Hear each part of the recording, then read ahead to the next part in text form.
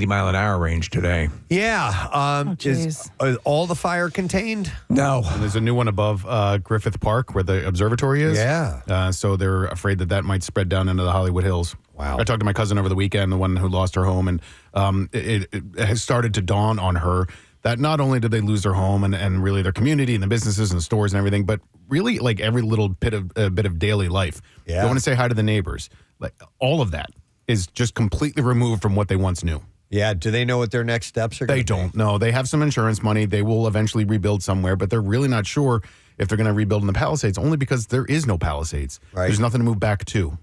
Yeah. And they're being very Pollyannish. I think about the turnaround in the house. Soon they'll be able to rebuild that. Good luck. Yeah. I mean, they're talking just a couple of years. The place is devastated. It's going to take a long time. Yeah. Exactly for the reason Nick just mentioned. You're not just replacing homes. You're replacing the towns, Yep. the infrastructure, everything. I would imagine the only thing that's safe is the like the piping underground, But not even that. Like some of that, they're afraid that there might be leaks here and there. Yeah, I mean, it's just like Steve said. It's just like a bomb went off in the entire area. Crazy. Kevin Costner honored Whitney Houston on his 70th birthday by resharing a behind-the-scenes photo from their time filming The Bodyguard. Did he bring us up? No, he didn't. He didn't have That time. probably would have been inappropriate. By the way, there's a great show in Philly. He shared some kind words. We miss this legendary singer. And if you're in Philadelphia. He shared some kind words for his co-star, saying, "This photo reminds me of how lucky I am to be getting another birthday. We lost such a light when we lost Whitney." Do you think they had a bit of chemistry? Not that they followed through on it, but I think there was a little... Yeah, possibly. Yeah. I think they... I know you fall in love with Kathy every day. It's just natural when you're working with someone. Ew! Oh, God. She's warming up to that idea, Preston. Sounds into it.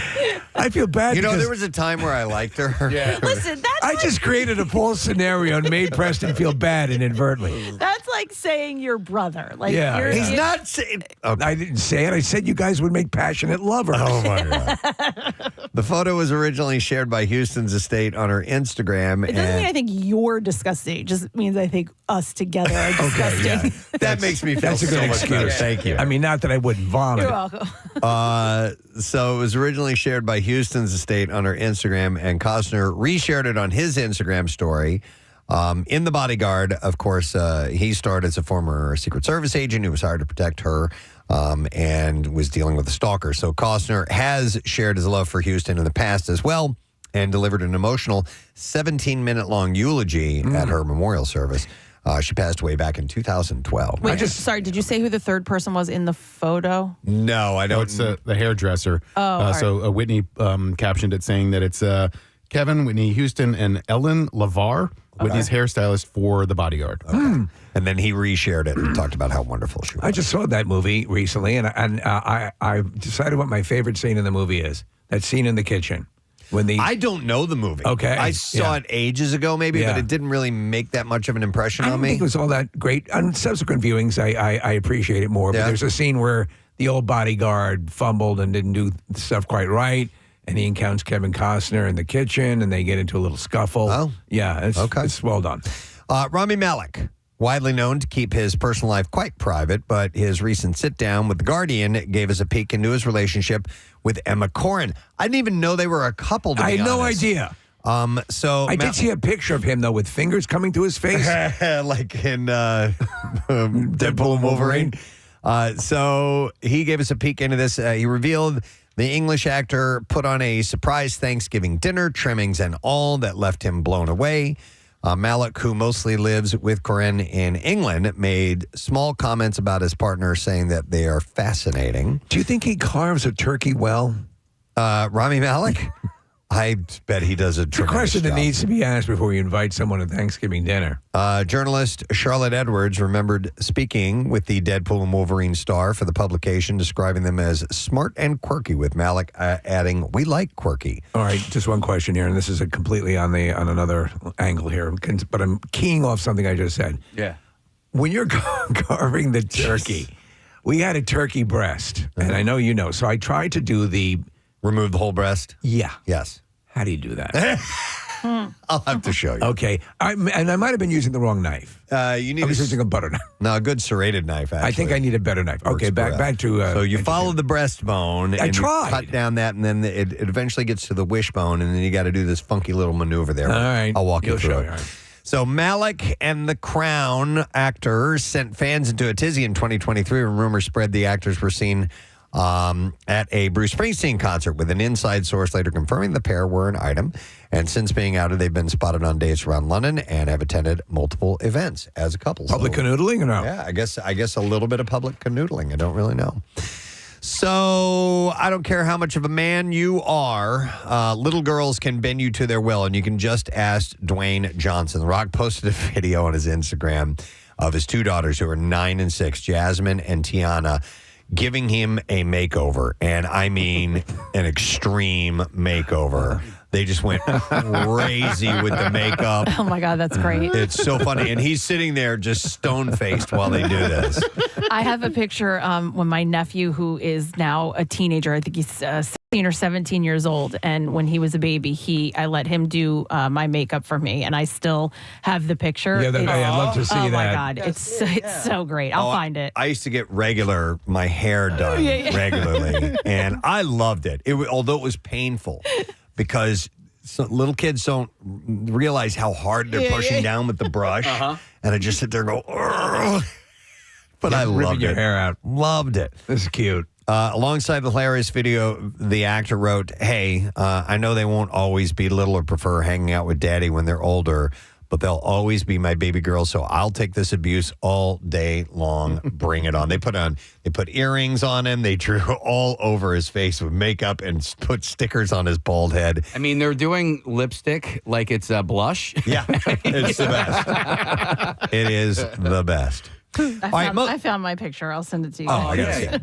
So most people would appreciate being teamed up with a nice person, but Cheryl Burke from Dancing with the Stars was exactly the opposite. She admitted on a podcast that when she was partnered up with a nice celebrity, they gave her the ick. And she explained that because of severe childhood trauma and abuse, she said, "I remember feeling so disgusted when I would have a nice dance partner, let's say, who would treat me with respect.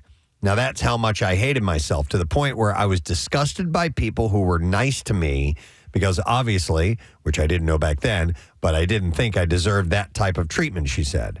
It's like I don't want to be a member of any club that would have me as a member. She said it was so foreign to me, it was like it gave me the ick. So when people were sweet and friendly to her, she hated it. Yeah, I can see that. Yeah, there are people. I mean, you get yourself in such a bad position that you begin to hate people who try to be nice to you, because what kind of fool are you to be nice to me? You know, what am I? I'm not worth anything. Yeah, I remember the very first Sopranos episode where he's talking to his therapist. Right, and he's like, if I see somebody who's walking around, having a good day, happy, walking through the grocery store, I just want to punch him in the face. Right. I just hate him. What are you happy about? Yeah, exactly. So it's, I guess that type of thing. She should have gotten with James Gandolfini. Speaking of being happy, Danny DeVito is overjoyed to be a grandfather and teach his kids lessons about parenthood. In a recent video that was shared by AARP, he, who is at 80, by the way, opened up about his experience being a grandfather to his grandkids.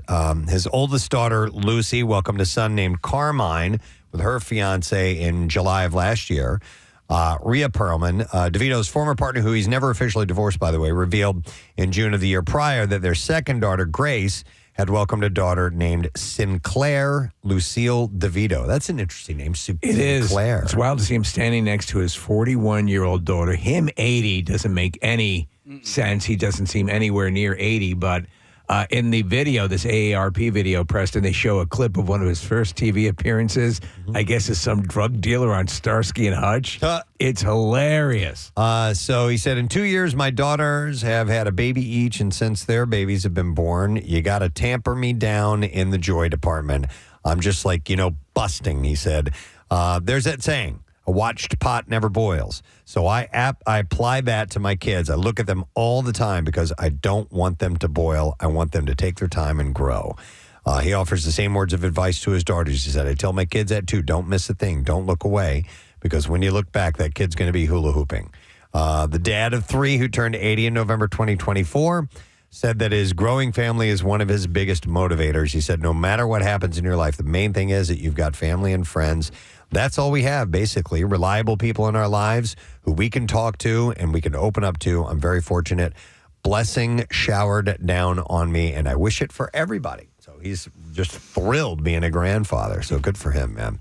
The Kardashians just dropped the season 6 trailer, and to many fans' surprise, it featured bombshells like Kim Kardashian teasing her new love and Khloe Kardashian's reunion with her old love, Lamar Odom. There's no bombshells. This stuff gets pre-reported anyway. I watched the trailer.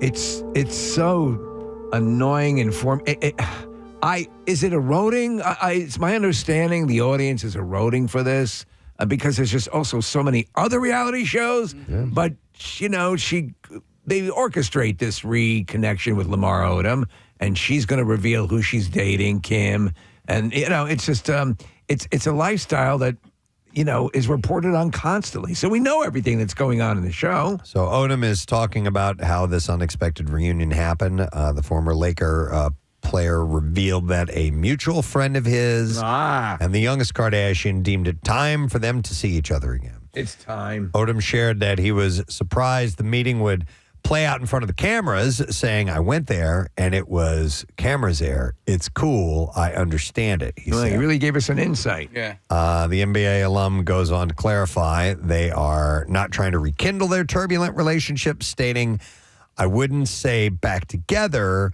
but it would be a blessing to be her friend, he says. How close are they, Nick? You know where they are. Are they in Brentwood? Where the hell are they? Which Kardashians? There's a Kardashian compound with Kim. Calabasas. Calabasas is north of the valley, so you have to go up through San Fernando, Steve, and then on the other side of that, that's where Calabasas is. So they're nowhere near the. No, it's like 2 hours from LAX. It's pretty far north.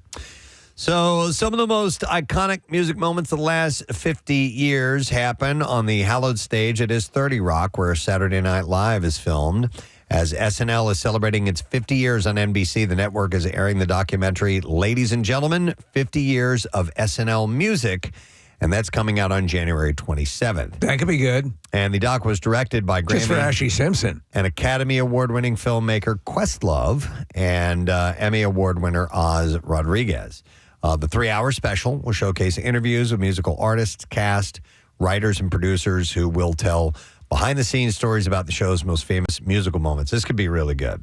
Ladies and gentlemen, 50 Years of SNL Music will air Monday at 8 p.m. on NBC, and we'll stream the next day on Peacock. One of the most famous musical moments never took place, as the story goes, Preston, with Paul McCartney and John Lennon watching SNL. Yeah. And in fact, they made a movie out of that. I remember that. Yeah. It was like a VH1 made movie where the two were actually watching on TV. They did a bit. They did where Lorne Michaels came out and said, we'll pay the Beatles $3,000 to come down and play one song. Right, yeah. And oddly enough, John and Paul were together in New York watching it, and they were like, what if we just went over there? Could you imagine what that would have been like? But a legendary story, but never happened, obviously. Yep. So the Brutalist director, Brady Corbett, came to the defense of his actors after news broke out that the production used AI tech to make changes to Adrian Brody and Felicity Jones's Hungarian dialects in their award-winning film. Corbett said Adrian and Felicity's performances are completely their own.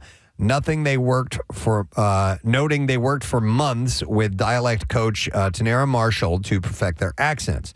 The Golden Globe-winning director goes on to explain how the re-speecher program that they used was strictly used to, quote, refine certain vowels and letters for accuracy in their Hungarian dialogues, and insisted their aim was to preserve the authenticity of Adrian and Felicity's performances in another language, not to replace or alter them. And they altered it if they used a program to alter the way they're speaking. Yeah. I mean, you look at somebody like Meryl Streep, who in Sophie's Choice does that insanely accurate Polish accent, So listen, to the casual viewer, would you notice imperfections in a Hungarian accent? No, So definitely. knock it off. So, and I'm wondering if it was in their accent or if they were actually speaking like robots. No, speaking Hungarian. Yeah. At some points, and they didn't quite get it exactly right, and they had to tweak it just a tiny bit. I don't know. So I used one of these, Preston. I used a low-rent version. I just wanted to take it out for a spin. I had myself speaking Mandarin Chinese. Yep. Not only did it translate exactly what I was saying, exactly correctly, because I checked it out, it reanimated my mouth to comport with what was being said. I don't like that. I know. I don't like any of this. Nah. It's starting to get scary. You're getting us scared, aren't you? Yeah, I'm getting scared, yeah. All right, moving on. Brian Cox has spoken out once again about his time on Succession. And a little spoiler here if you have not watched Succession yet, okay? It came out years ago, but if you have not watched it, he says that he should have been on it even more. Spoiler alert, his character dies in episode 3 of season 4, and the whole show revolves around people battling to take over his media empire. Speaking on the end of the series, he shared, my only caveat to that, though, I think I was happy being killed off. And I thought it was one episode too early because then you had more of those boring kids, he said. So you watched it. Yeah. Do you think he's right? No. Okay. I think it was fine. Yeah. But it did come out of nowhere. Well, what they did, Steve, since you didn't see it, is his death is unceremoniously, like you don't see it happen. Right. Like all of a sudden they say, he died. Yeah. He was there. There's no build up to it. And look, There's no dramatic. no, the name of the show is Succession. So you got to figure at some point or another, somebody's going to succeed him as the heir to this media empire. But the way in which they did it, it was especially when it came in that episode of that season, I was like, oh, all right. I actually kind of appreciated it because it was different than any death you've seen. I was still surprised of a by major it. character in other or shows or movies. Yeah. Like it just kind of happens. Stop and think about it. How many times in life do you hear about someone's death? They passed away. Exactly. And you're not there. You don't witness. You don't know the specifics. You're not able to talk to anybody who was there who witnessed what happened. Yeah. And that's the way we learn about a lot of death in life. Very much so. And so maybe that was their way of being accurate. Overall, he thinks the series ended well, however, and he praised Succession creator Jesse Armstrong for understanding that less is better than more and ending the show at the right time. When I hear of characters that people feel were terminated too early on in a series, Game of Thrones comes up. I think it was Sean Bean, right? Yeah. Yeah. Yeah, almost definitely. It was like, oh my God, they just killed the star of the show. They did that to basically all the stars of the show. And, at that time, you're like, no. Yeah. But then, it might take a season for you to go, oh, that was great. Like, that was totally necessary at that time. And nobody's safe. Yeah. Yeah, exactly. I love the kept you on nobody's edge. safe. Yeah. I love that. So I threw this in entertainment news. I was only going to throw this in if I had a little extra time, and I did.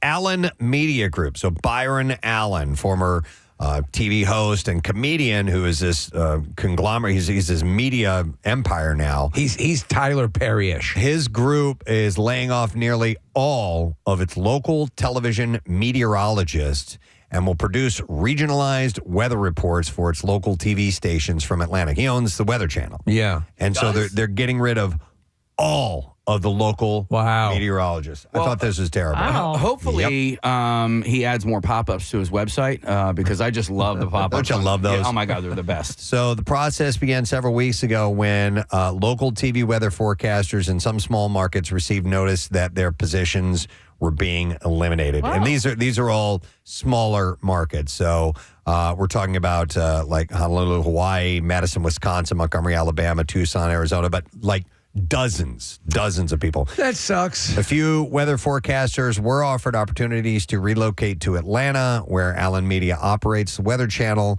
which will produce regionalized weather reports for all its local TV stations. So they're going to do them there at the main, and they're going to send them out to the.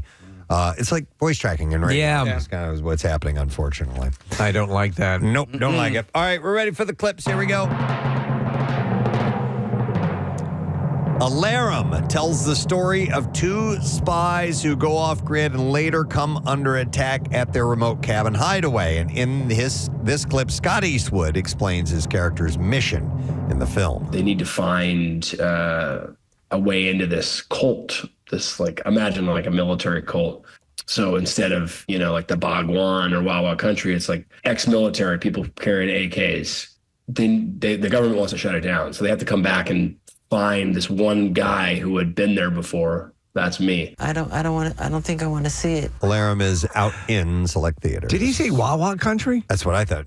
Wildwood Country, maybe, or wild? I don't know. Go back But it and sounded listen? like I didn't know like Wawa Country. I thought the same thing. Maybe So instead of, like the Bhagwan or Wawa Country, it's like sounds like Wawa Country. Wawa Country. I didn't know that they had their own country. Back that up a little bit more. What could he possibly? very cult. So instead of, like the Bhagwan or Wawa Country, it's like Wawa Country. The Bog It's One. Wawa Country. What's the Bog One? The Bog One and Wawa Country. It's the Wawa sequel to Country. Rogue One. I guess so. Here's our next. yesterday, by the way. Here's our next Yeah. next clip. 2024's Speak No Evil horror film added dark humor elements into the script. And here, actor Scoot McNairy Scoot explains how co-star James McAvoy would make the most terrifying scenes comedic. Every scene that James did, he would always want to push it so far to uncomfortability and absurd that, yes, in the playing with it and trying to find where that right spot is, he would go over the line, yes, and it would be comedic because it was so absurd. Speak No Evil is streaming on Peacock now, by the way. It was actually a remake of a movie that had come out a year before, a Dutch movie. And I've seen both, and they're both good. It's a horror movie? Yeah. Yes. Suspense-ish. Suspense, okay. Yeah. All right. I'm so stuck on Wawa Country. Wawa Country. All right, but you guys remember there was that documentary that came out a few years ago. It was a 7-part series about that cult in like Oregon or Washington. And it's Preston. I think it featured this guy, the Bhagwan. And what was that called? Was it called the Wild Wild Country? Or It might have been called that. It was really wild. Yeah. That's it. Wild Wild Country. Okay. And that's what Scott Eastwood was talking about. You know what? I never finished that documentary. man. I watched like the first 3 episodes, and it was like, whoa. It's messed up. Yeah. But so Love Scott cult. Eastwood is referring to not Wawa Country, but Wild Wild Country, because Wild he Wild also Country. referred to the Bhagwan earlier in that clip. And the Bhagwan is the guy that ran that cult. Oh, now it all comes together. Hoagies for everyone. Yes. So says the guru. The guru has imparted a message to the faithful. Free hoagies for everyone. I'd be on board. Of course you would. Yeah. All right, and there you go. That is our entertainment report for today. We have a concert announcement. We're going to be making that close to 10 o'clock this morning. Maybe we'll have some tickets to give away. I'll have to check on that. But we do have Tattoos Day taking place, and you can win a free tattoo from Floating World Tattoo and Piercing, 1729 South Street in Philadelphia. And all you need to do is text the word tattoo to 39333, and you will be in the running for that. Let us take a break on this extremely cold and dark I almost said Monday morning. It's Tuesday morning. Got to give ourselves that one day. We'll come back in a moment, try to warm it up a little bit for you. Stay with us. It's done so lovingly well in that movie. So it's cool. I'm glad he had noticed. I said, yeah, I'm wearing my Castle Rock shirt. He's like, yeah, I noticed. Very cool, man. Yeah, He was awesome. Great guy. Great guest. I'd love to get him on again. Our next guests are here to promote a movie of which the trailer is one that has made me laugh out loud. This morning, I kept watching this part over and over, absolutely cracking up. And we're going to ask these guys about it because I was just dying. And we welcome back a Philly boy to our studios. He's been here before. We love him. He's so great to this city. Kevin Hart is here, and Ice Cube is here as well. Hey, guys. What's your man? How you feeling? Doing great, man. Thank you guys for coming in. Oh, thanks for having us. Kevin, Hey, that's my line, homie. You didn't work this out ahead of time? Nah, man. See the problem I had to deal with? There you go. Something tells me this was a lot of fun to work on the movie right along.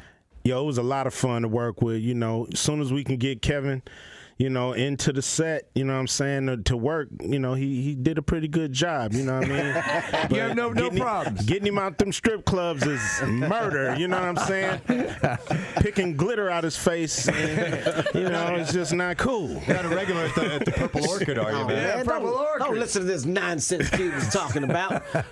Dude, let me tell you something. Right now, we couldn't be more excited about a movie in our life, man. You know, me and Cube got the opportunity right now to have a film film jump in the same conversations as these other buddy cop movies that have done so much. You know, when you think buddy cop movies, you think 48 Hours. Rush Hours, 48 Hours. I love them. There's a great dynamic, but the key with any movie like this to work is the chemistry, and it seems like you guys hit the ground running with it. Instant chemistry, you know, and that's kind of weird because, you know, with the other comedians that I've worked with over years, you know, we've had to build to a cool place, but it was instant with Kevin. You in the plot conceit here is that you're an actual detective. Yeah. Kevin, you're a pain in the ass school cop. Which you're going to marry your sister, who's your life. You're one connection through to the real world. Yes, you know, my character has taken care of my sister. You know, our parents are out the picture, and you know, so you know, she's almost like a daughter. You know what I mean? Yeah. And you're very protective, overprotective, and I'm on a big case. You know, I'm trying to track down the biggest drug dealer in Atlanta. So the last thing I need is this fly in my ear by the name of Ben bugging me trying to marry my sister, you know, and he's just not what I think he should be. So you decide to take him on a ride along, which might kind of scare him out of this whole thing. That's the plan, man. Just scare the hell out of him. Right. You're Denzel to his Ethan Hawke. Pretty much. Yeah. You know what I mean? Training day upside down. Yeah, upside down on his ear. You know what's funny though? There's an aspect to it. I'm a gamer, so you know, and you, Kevin, your character believes sort of in a way that because accomplished at video gaming, that would translate into the real world. Yes, I solely believe that this is a real thing. And I guarantee you, there are a lot of dudes, because you'll hear it when you're playing. I can promise you there are. There are a lot of dudes that think they could be dropped down in Fallujah and have no problem. I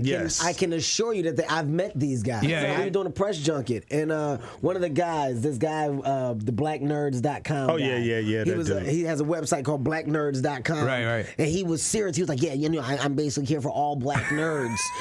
Give us a place to come, and we basically reside here, and we talk about things, you know. But as a gamer, he was talking about himself as a gamer. As a gamer, I'm a different type of person. This world that I'm in, you know, Kevin, I respect you for going there because it's me.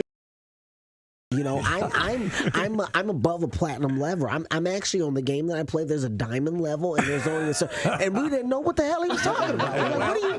Hey man, ask me about the movie, man. I don't know what you talking about, man. The scene I was referring to when I introduced you guys is you're both interrogating this guy, and Cube, you're saying, you know, you better tell me what I need to know.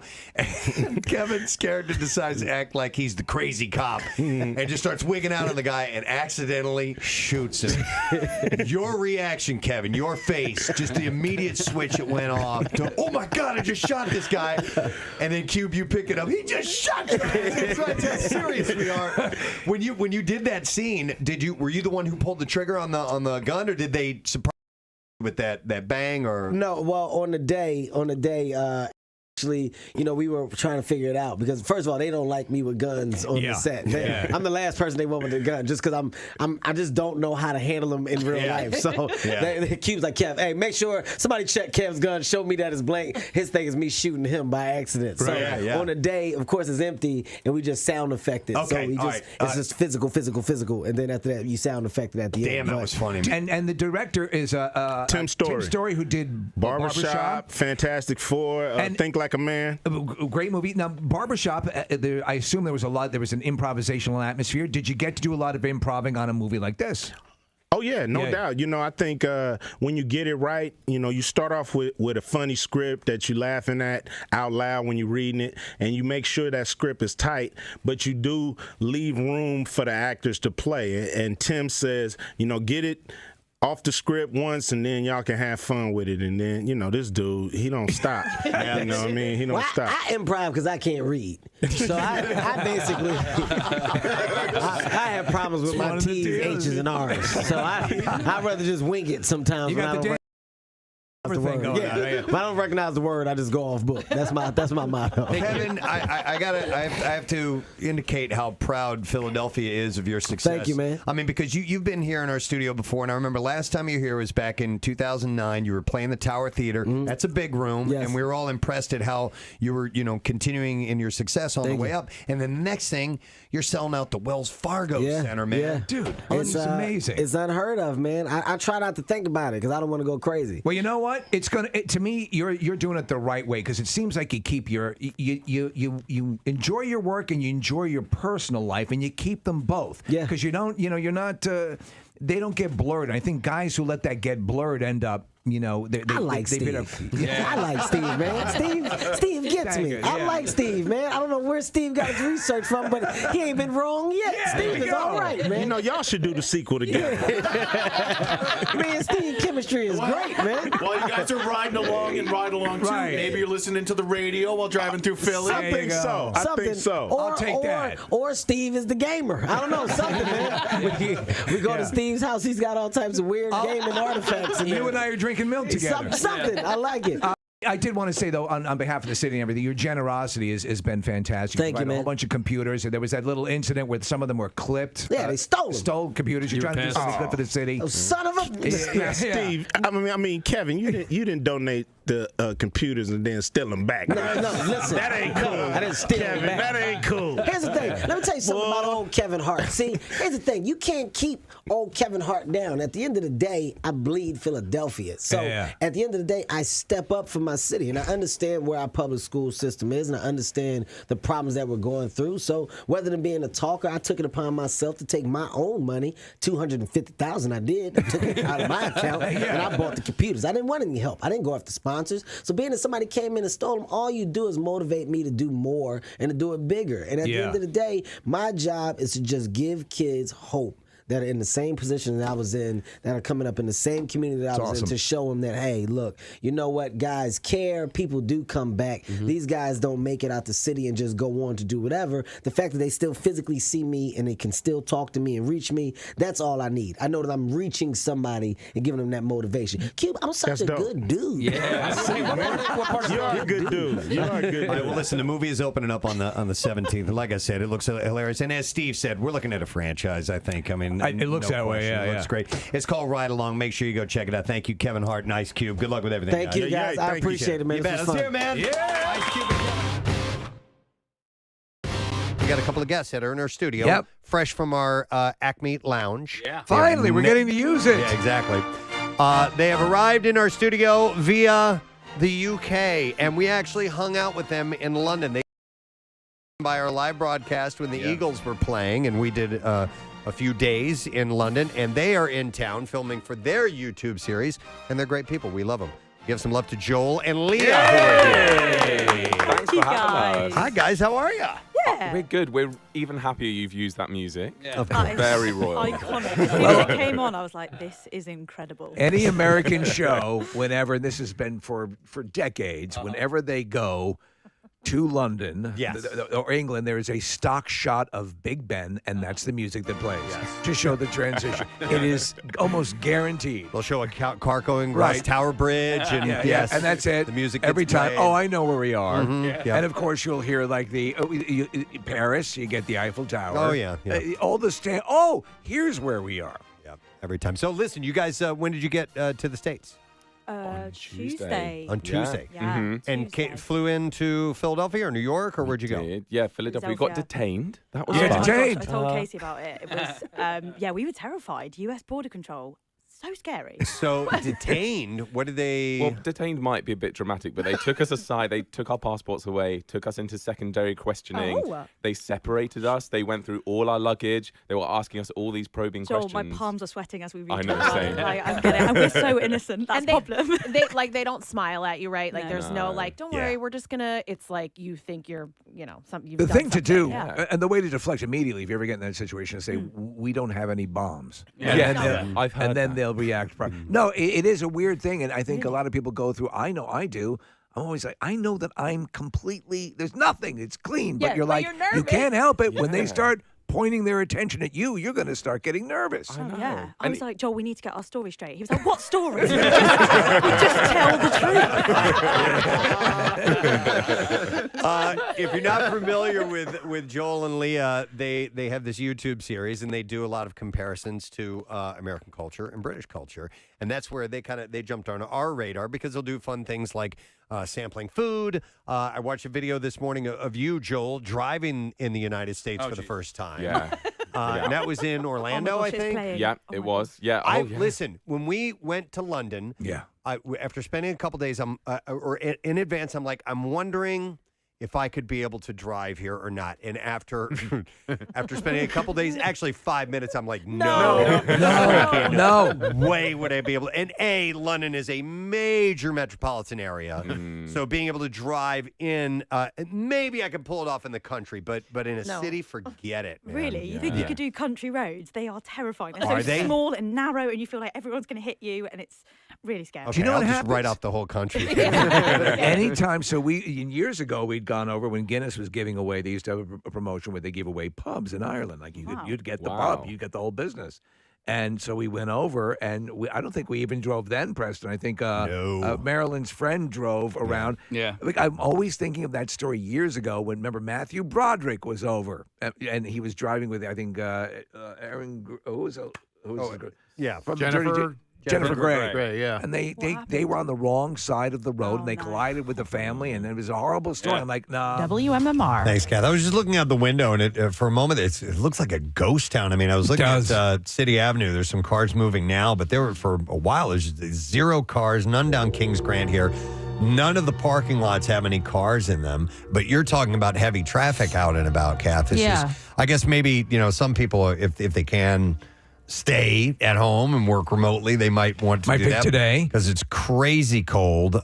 Yesterday was biting ass cold too. I didn't leave the house at all yesterday. I didn't step foot other than just like into my garage yesterday, which was fine with me. I was glad because on Sunday and then yesterday, my kids used the swim spa, right? Like really, like they picked these 2 days. They pick, and Press, I know that you're that way with when it snows. When it snows, I like to get in a hot tub. Yep. If you have access to one, I highly recommend it. It sounds great. It's a fun experience. But I saw this article about things that you should not leave in your car during sub-zero weather. Can I guess number one? Yes. A baby. No. Well, yeah. It's not number Come one. on, man. It's not number one, but I will. I was going to hold on to that one. Okay. All right. So freezing temperatures from a harsh Arctic blast are expected to affect nearly 300 million Americans across most of the continental U.S. And here are 6 items that you should not leave in your car when it's freezing cold out. It's funny because we tend to think of in the summer, what do you not leave in the car during this super heat days, but you don't really think about what you do in the winter during bitterly cold days. Can I guess one that you're not supposed to leave in the car when it's really hot? And I'm thinking maybe it's on the cold list as well, but water bottles, like plastic water bottles? Yes, canned beverages and foods. Okay. Yeah. In general. So the USDA says that cans can swell if the food inside expands when it's frozen or because of bacteria, so you should discard them. Cans that are not swollen but have thawed out are also unsafe and should be discarded. Didn't know that. No. So if you leave a can of anything in the car and it's super cold and it expands, you should throw it out? Yeah, beverages can also expand inside their containers when frozen, leading to cracks or a breakage, and especially things like soda. That can actually. Have you ever left one in the freezer? Yes. Put it in the freezer, cool it off real quick, and then you forget about it? Yeah, and then it detonates. Yep. So that can happen. Also, aerosol cans. Extreme temperatures can cause aerosol cans to become unstable and potentially break or explode. I always think about that for hot weather, not cold weather. So do I. Yeah, I would think it'd be absolutely fine, but I guess I'm wrong. I one time had a full gallon of distilled water. Freeze solid in the car quickly. I was surprised, but fortunately didn't no, burst it didn't, on you. and it was in a plastic container. All right, here's something you shouldn't leave in your car: Eggs. Eggs? You know how you go leaving your eggs in your car all the time? I leave eggs I don't. Because you're driving along. Who doesn't like to suck on a raw egg now and You then? know? And so I know you want to. Yeah. But hey, hon, hand me one of those raw eggs to suck on. eggs should not be frozen in their shells, according Preston. They're frozen. to the USDA. So they shouldn't be frozen ever. Ever. Why? Yeah. What happens? If an egg accidentally freezes and the shell cracked during freezing, discard the egg, the agency says. What if it did not crack? I wouldn't mess with it. Because then that's when the soul leaves the chicken. Keep any uncracked eggs frozen until needed. There you go, Casey. And then you can thaw in the refrigerator. It's okay. But if they crack, don't leave your eggs in your car. Don't go. That's an Elton John song. Yeah. Don't go leaving your eggs to freeze inside your car. Yeah, you know, the song, just think of the song. To be honest, the eggs are usually one of the first things I grab when leaving the car. Yes. Of these things I have stacked in my back seat, produce, eggs, things like that, eggs go first. All right, you should not leave electronics in your car, like cell phone, tablet, laptop, in a freezing car. Can impact how they function, according to USA Today. Which is why I don't have my computer on me today. Usually I leave my computer in the car. If I need it, I'll go grab it or whatever. But I knew it was getting really, really cold, so I brought my computer bag in. It also has something else on your list in my computer bag, and I left my computer at home. Well, okay, because you switched it out. Why? So normally why when I do you leave your computer just so you don't forget it? Yeah, because that's kind of it. If it got stolen, Nick had remember Nick, you had the computer stolen out of your car. All your stuff is on that. I do it because of the heat or the cold. I know that my computer functions poorly, especially in the cold. So I always bring it in. But I use this computer when I get at home. When I get home to do it for work. That's what I was going to ask. Do you use it at home? I use my phone mostly. Oh, then why ever take it home? Just in case I need it. Okay. Yeah, just in case I need it. And don't you rest it on the cartons of eggs so they don't slide forward? I try not to. But like usually, I'm usually good about not forgetting things. Like I'll put my car keys in my, if I bring my computer into my house.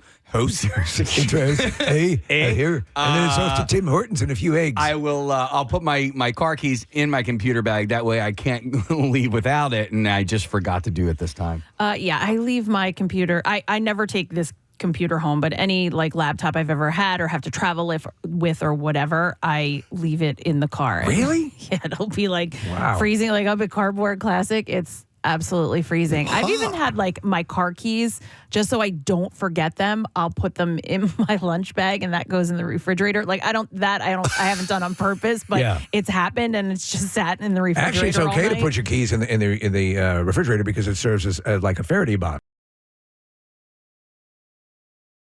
If you do that and someone comes with one of those signal boosters to rob your car, the refrigerator will stop that from happening. It will. Well, and my key fobs to get into the building, they go in the refrigerator every night. Why? Because I keep them in my lunch bag, and so I don't forget them. They stay in the side pocket. Yeah, but you forget them. No, not when they're not in the lunch bag. All right. That's why I keep them in the lunch bag. I put mine in the door of my car, so every time I get in and out of the car, I know exactly where they are. The key fob. Yeah. Am I the only one that brings in like a bag, like a case? I do. Okay, but besides you. Yeah. Well, I kind of, my lunch bag is kind of that. Like it has my lunch in it, right? It has my cell phone. It has the key fob in the one side. Yes, but it's not a briefcase. It's a lunch bag. I'm just on a security basis leaving your computer in the car. The car gets clipped. I mean, Well, do you park on the street? Yeah. Oh, okay. Yeah, I wouldn't do that. Well, I do it, and I'm good so far. Okay, all right. It's been 25 years and 27 years. My computer bag hasn't been stolen out of my car yet. That's what they said just before the London Blitz. We've been good so far. So anyhow, but yes, obviously, in cold weather, it can be funky. Everything. I know that definitely in warm weather, and you've seen it. If your phone sits out and you're in your car driving and you it's get an exposed alert to the sun, it'll let you know. It is similar. I don't know if it does that, if it'll alert you of the cold, but it's not good for your phone. So Steve and I have been talking a bunch over the last couple of months about me getting a new computer because I always go to Steve for computer recommendations. And I love this MacBook Air. I've had it for probably a decade at this point. But Steve, it's reached the point now where if it gets a little cold, it does not function very well, and the battery life is pretty poor. So when I take it home, even if it's like slightly chilly in the room, I quite literally sit on my computer for a little bit to let it warm up. That's adorable. You're like a mother duck. I feel like a robin. Yeah. And then I can, but then it functions better for like, I don't know, a good half hour. No, I hear you. Yeah, that's sit on your computer if it's acting wonky. Another thing you do not want to leave in a frozen car is your medications. Yeah. Yes. And All right. I usually have that in my computer bag, and so I left my medications at home as well. Especially your enema. Yeah. Enema fluid. When medications do freeze accidentally, there's no visual indicator that they're still safe to take, according to Massachusetts-based Bay State Health. So certain kinds of medication, like prescription drugs and things of that nature, are rendered useless? Well, some may have be liquid inside of. Oh, I see what you're saying. Pill Yes. form, Okay. Yeah. or inside of a capsule or something along those lines. So Like it says, an egg. It says even if they thaw out, it is best to get it replaced than to take the risk that is ineffective or even dangerous. I don't know what for regular pills if it has an effect. Right. I wouldn't think so. No. In general, any liquid medication is in a suspended state and will likely be negatively affected if it is a frozen. So you want to be careful with that. And then the last thing, this is a list of 6 items that you should not leave in your car when it's freezing outside. The last one is your loved ones. Oh, so there you go. There we go. I was close. I was close. Yeah, baby is a loved one. Yeah. Well, it could be a baby that pisses you off now and then. So it's worth noting that children and elderly people can be more susceptible to let me out? hypothermia at cold temperatures with symptoms such as shivering, confusion, and exhaustion. What'd I tell you to do? You're staying in there and you watch the eggs. According to the Centers of the Disease Control and Prevention. I'm sitting on Nick's computer and the eggs. So even limited amounts of time in an unheated vehicle could be dangerous, and the same goes for pets as well. It's funny because we got the snow on, what was it, Friday night? Sunday night. Sunday night.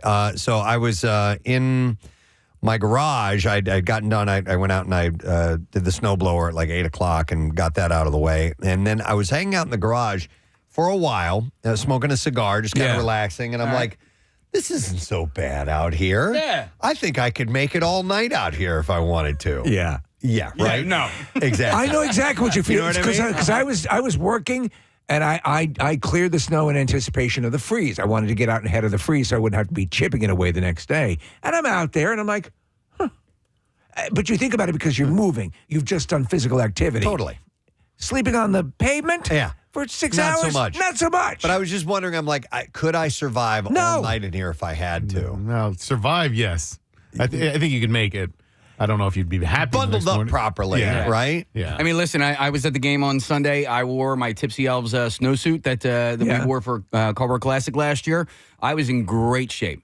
Really great shape the entire evening, and it was cold. It was bitter out there, and obviously it got worse as the night went on. Nick, the really good sleeping bags, the ones that are for extreme low temperatures, like literally rated for 0 and whatever. Yeah, are there some that you could definitely get out and sleep all night in? Yeah, even in the summertime, I've used those like when camping at high altitudes or whatever. And they're great. Like it'll get down to 15, 20 degrees or whatever if you're hiking up in the mountains or whatever, and they work. That's something that should be kept in the car all the time, right? A sleeping bag? Like one that's rated for. Where are you going to put your eggs? Cold temperature. That's true. In the sleeping bag. It keeps them nice. That's true. Yeah. I actually fell down, and I was telling Nick you about this YouTube hole of these guys who go out. It's their thing. They'll go out and they will dig snow cabins or whatever the hell you call them. I mean, all this stuff in very austere weather environments. And there's sort of some of them are sponsored, some of them are just independent reviewers.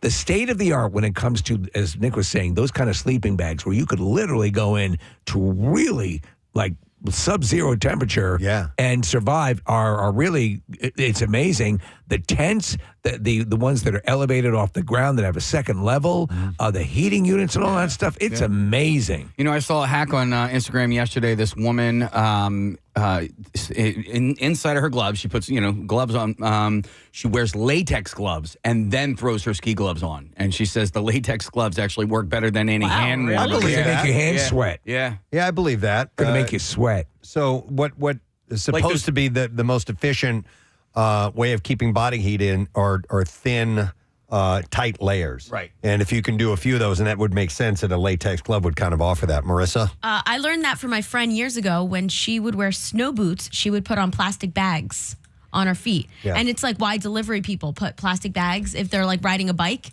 There's like plastic on the inside of their gloves. Interesting. Because plastic We used holds to- it in like that. We used to do the plastic bags, like the Ziploc bags, on our feet when it snowed out and just wear our sneakers And that's- outside. I think that was just because We didn't have snow boots. No, we didn't have snow boots, and the snow gear back in the 80s weren't as good as the. You guys we have both today. used to do that? Oh, yeah. We used to do it too. really? That's how Plastic you'd go bags over your sledding. boot. Yeah. Oh, we had boots. Do you remember those old kids? My parents went and bought boots. Preston, you probably do. The old snow boots for kids that had 1,400 clasps on it. Yeah. It was ridiculous. Yeah, it was all I remember about going out and sledding in the snow was the plastic bags on our feet and the freaky freezies. Freezy Which is freaky. what now? Freezy freakies. What is that? Whatever. They were the gloves that changed colors out in the cold. You know what one of my all-time favorite words is? Galoshes. Yeah. Galoshes. Well, that was the thing. Like we had. I'd like to purchase some galoshes. Be sure to wear your galoshes By today. the way, do you sell pudding? Yeah, the snow boots that I had as a kid, I had boots, Preston. They just weren't waterproof. Like, the hell what's even the point? And that's why we had to wear the plastic. Dude, I got frostbite one time out because I had no idea. I on my left foot, I'll still occasionally it'll rear its ugly head if I get too cold. But because I thought exactly that same thing. Case socks were sopping wet, everything was wet. Yeah, they were snow boots technically, but useless. Here's a text from somebody says, played an outdoor hockey game last night, used surgical gloves under my gloves. It helps you once you get moving, it says. So interesting. What heated stuff or stuff do you have in your car right now? Do you have a blanket? Do you have eggs? I have my winter golf apparel, which actually will keep you very warm. And I have a shovel and and a brush, and that's pretty much it. But I don't have an omelet maker, full on survival kit. But I maybe I'll throw one of those blankets in there. You never know. Or I mean, sleeping bags, because I do have one that's rated for very low temperature. I've just never had the opportunity. They're great. They're awesome.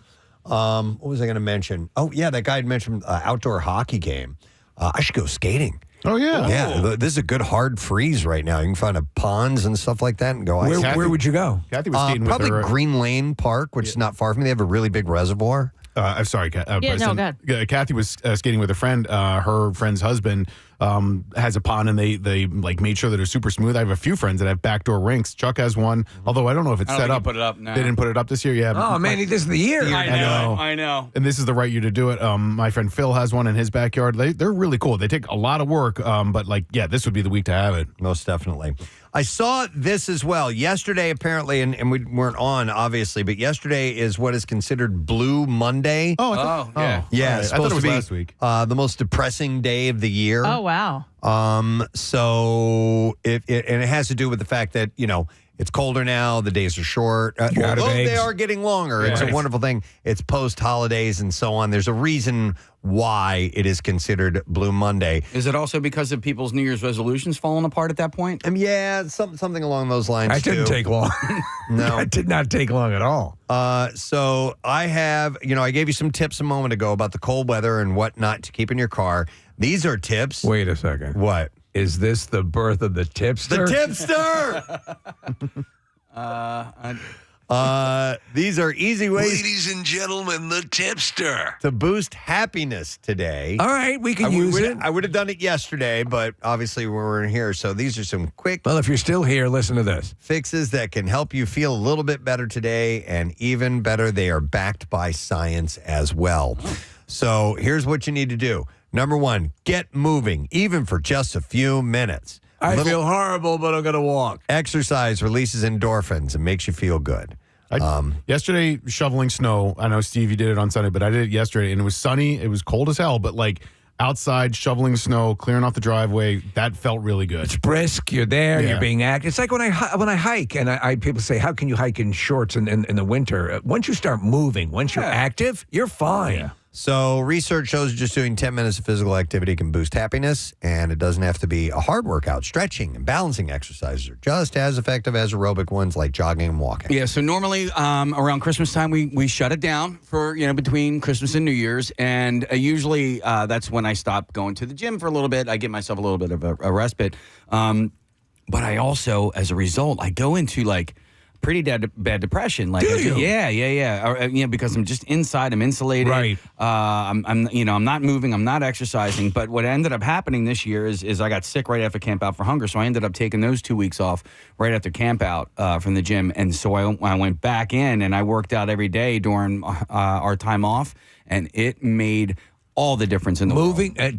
To the point also, physical activity, just moving, just getting out, just going for a walk, cleaning the house, taking those eggs out of the car. Please. Yeah. Anything will get you feeling better. When you're sedate sitting there with a cheese doodle, dust on your fingers, with your ninth home improvement show in a row, you're going to feel depressed. Now, besides, I know this seems the antithesis, but also taking a nap can help you out. But do it in an active way. Yes, please do. So take a nap on a treadmill. If you're cranky, you may not be getting enough sleep, so you need to take that midday snooze. Power naps can boost your mood. Power! Don't sleep too long, as one study finds that people who take short naps are happier than those who took long naps or didn't nap at all. Average length of your nap?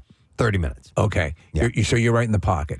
Dr. Mike has pointed out many times that if you take excessively long or longer naps, it can be, and Mike, if I'm misstating this, please let us know. But I think people who take lots of long naps, it can actually work against your health. You're always tired, and for a while there, I used to basically sleep in shifts, especially early on before kids and stuff like that. And I, had a little bit of a nightlife. Yeah. While you like to boogie while still trying to do this show. Yeah, I would sleep basically in like 2 4-hour shifts, but I was always tired. Yeah. And so I think my son started to fall into that. He was coming home from school and taking a long ass nap, and then as a result, can't get the sleep until a little bit later on. And I was like, dude, it's just a cycle that is so hard to get out of. You know what I mean? So if you can force yourself, you got to break it. Yeah, that's eventually what I did. Yeah, to break it. All right. Other things you can do on this one of the most depressing days of the year is get outside. Look at that. Out there. Don't you want to get out there? Help me! Help! Help! If you can get those, I'm depressed and cold. 10 minutes of exercise in a green space with grass and trees. Yeah, if you have a shovel, you can find some. You'll double the benefits. According to several studies, spending time in nature can reduce stress, and one finds being in a green environment can have a bigger impact on happiness than money. Let me ask you, would an atrium with fake plants work just as well? Probably. Okay. Yeah. Play some music or watch a show you love. So go watch TV. Yes, the Kardashians. Listening to music that makes you feel good or watching a comfort TV show can help you shift your mood quickly and help you feel happier. Oh, my God. Nice music. I'm feeling happy already. Get ready. Here we go.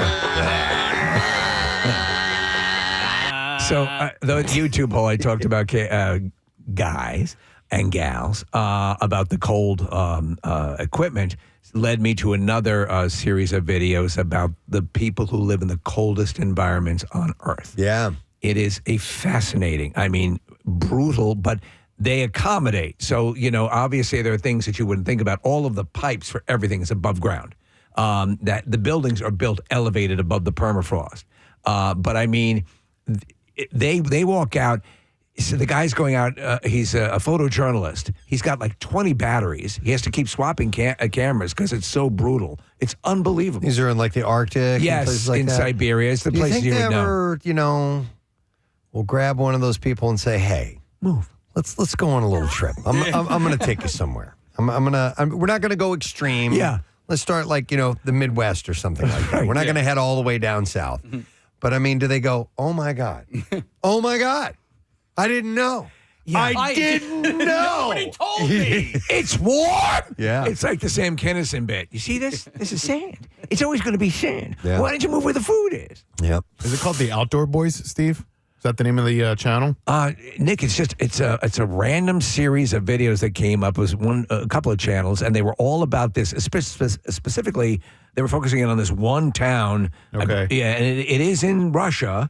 and the average temperature is 30 below. Here, this guy is apparently camping. It says winter camping in hot tent, negative 60 degrees Fahrenheit.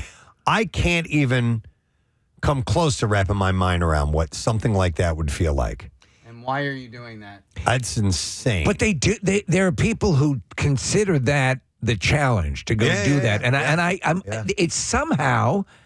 It's romantic in a way that you're like, oh, I'm going to try to do this, and there are guys who try to do it with the new equipment, sleeping actually out and doing a lean-to and setting up a heat situation to see, if they can make. I mean, it has no fascination for me actually trying it, but watching it is pretty amazing. This guy brought his 4-year-old son. This is the guy. I'm sorry, Nick. This is the guy that I've been following. Yeah, so that's called The Outdoor Boys. That's the name of the channel. Then that is it. I'm sorry. Yeah, and so in this one that I brought up for Preston, where it's 60 degrees below Fahrenheit, below zero in Fahrenheit, 51 Celsius below, he brought his 4-year-old son to be in the hot tent with him. Jesus. I wouldn't do that. Yeah, but I mean, why not? I guess part of the reason why they do it is he's got 12.9 million subscribers on YouTube, and people like Steve fall down the hole, and they watch it. I found it fascinating. I was sitting, Nick, I had a nice big mug of hot chocolate with a blanket on the sofa. All right. And the last thing that you can do to make yourself feel better, to boost your happiness, because yesterday was Blue Monday, is practice gratitude. You've probably heard it before. I'm not good at this. Shut up. I'm not good at this. But I'm grateful for nothing. Being intentional about what you're thankful for has real benefits. Agreed. Research shows that people who wrote letters of gratitude were happier and enjoyed more life satisfaction. So it's worth a try. Dear Egg Company, thank you for making sure I always have eggs in my car. Dear Egg Company. To whom it may concern. So letters of gratitude, Dear this just chicken. means writing down. Does this mean sending a letter to someone and saying, I am grateful for you? Or is this like doing like You a should be journal grateful entry? for me. Just like a journal entry I think of, it's a little I am both. grateful for. I think a gratitude journal can go a long way. I try to do one, and when I do, it helps remind you, like the physical act of writing something down or typing it in your phone or whatever, it does make a difference. So like when we talk about being depressed, you like sometimes when you're depressed, you don't want to hear anything to get you out of a depression. You think, F you, shut up, I don't want to hear it, right? But then you actually do any of these things, it does make a little bit of a difference. I've heard this before. I've never really tried it. The most I've tried is I've thought about it for a minute or two. Yeah, that's and then I'm like, That's but enough. as I'm thinking about it, I'm like, I can't think of anything. Yeah. This is And then the stupid. pressure makes you regret. Yeah, but like it's sometimes it just needs to be the smallest thing, right? It's that warm cup of coffee in your hand, or you know what I mean. Just But it seems like I might. But what if you're doing that every day? write it I'm down. so grateful Then for you this end up coffee. like Brendan But I mean, Fraser and if you- if you're Bedazzled. Don't you need to change it every day? No, if No. you're grateful for that cup of coffee every day, write that down. Like that's what a gratitude journal can be. Like and it really can start. It's like going to the gym. The hardest part about going to the gym is going to the gym, right? Because I might look. I'm sorry to interrupt. No, but Nick. once you start, it makes a difference. I might look down and go, man, I am so grateful for coffee that I'm pathetic. Now, No. that this is all I'm grateful for.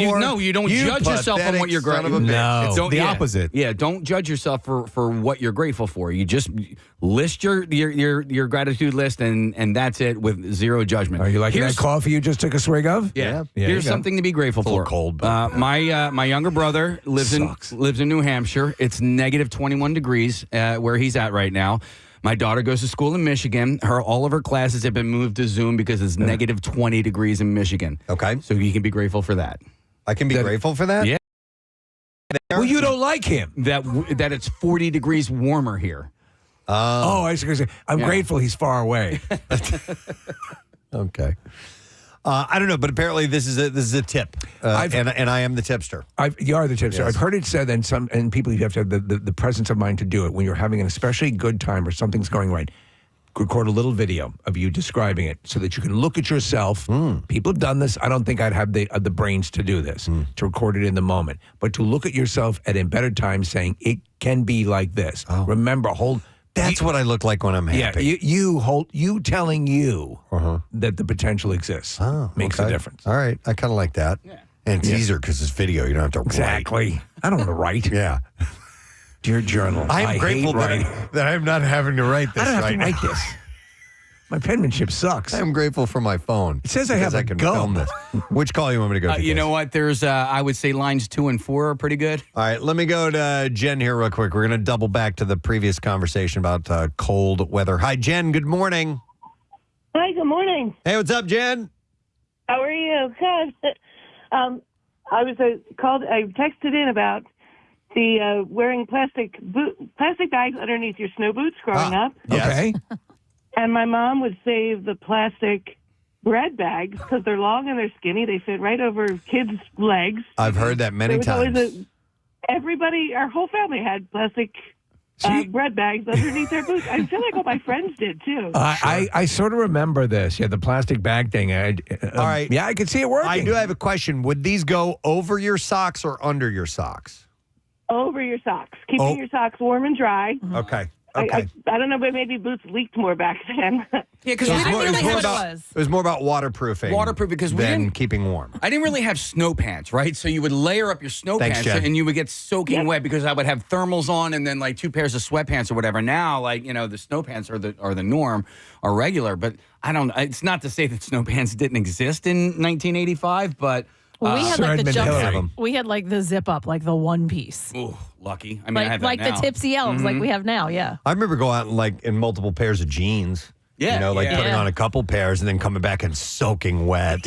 Absolutely. Oh my God, you'd spend so much time out in the snow with woefully inadequate protection. Oh, yeah. You'd be sopping wet. You'd be peeling it off like a wetsuit. Yep. I will go to John next. Hey, John, you're on the air. Good morning, bud. Good morning, Ed. Hey, good morning to see you, man. What's going on? So just like the last caller, we also use, so anytime you wanted to go out into the snow and play and you wanted to keep your feet dry, we use the Wonder Bread, specifically Wonder Bread. Wonder Bread. Specifically Wonder Bread, okay. Yeah, specifically Wonder Bread. All right. To keep our feet dry. No bunny bread.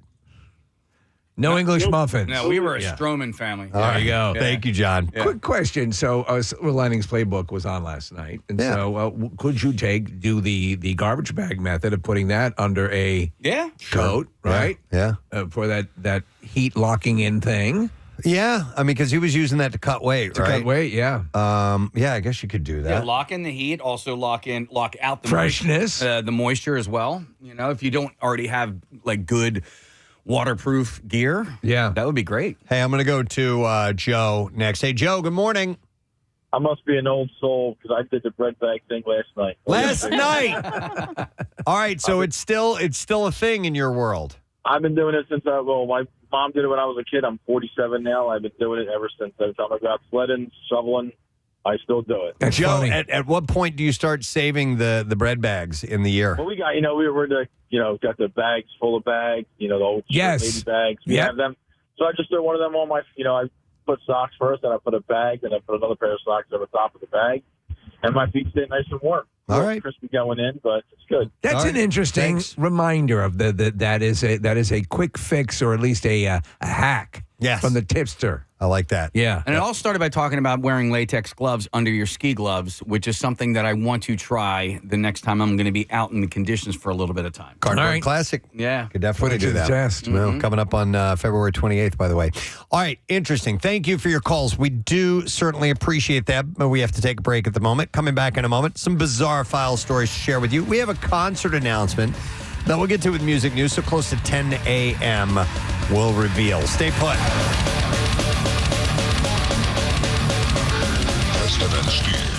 It's such a you've been driving so long here. Yeah. You've trained your my whole fear life. is I would just lapse back into the wrong side. You like driving on the right side of the road? It was scary, and I did start driving with one foot on each pedal because I drive a manual, so an automatic. And Leah was like, "Why is it so jerky?" And she's like, "Have you got a foot on each pedal?" I was like, "Yeah."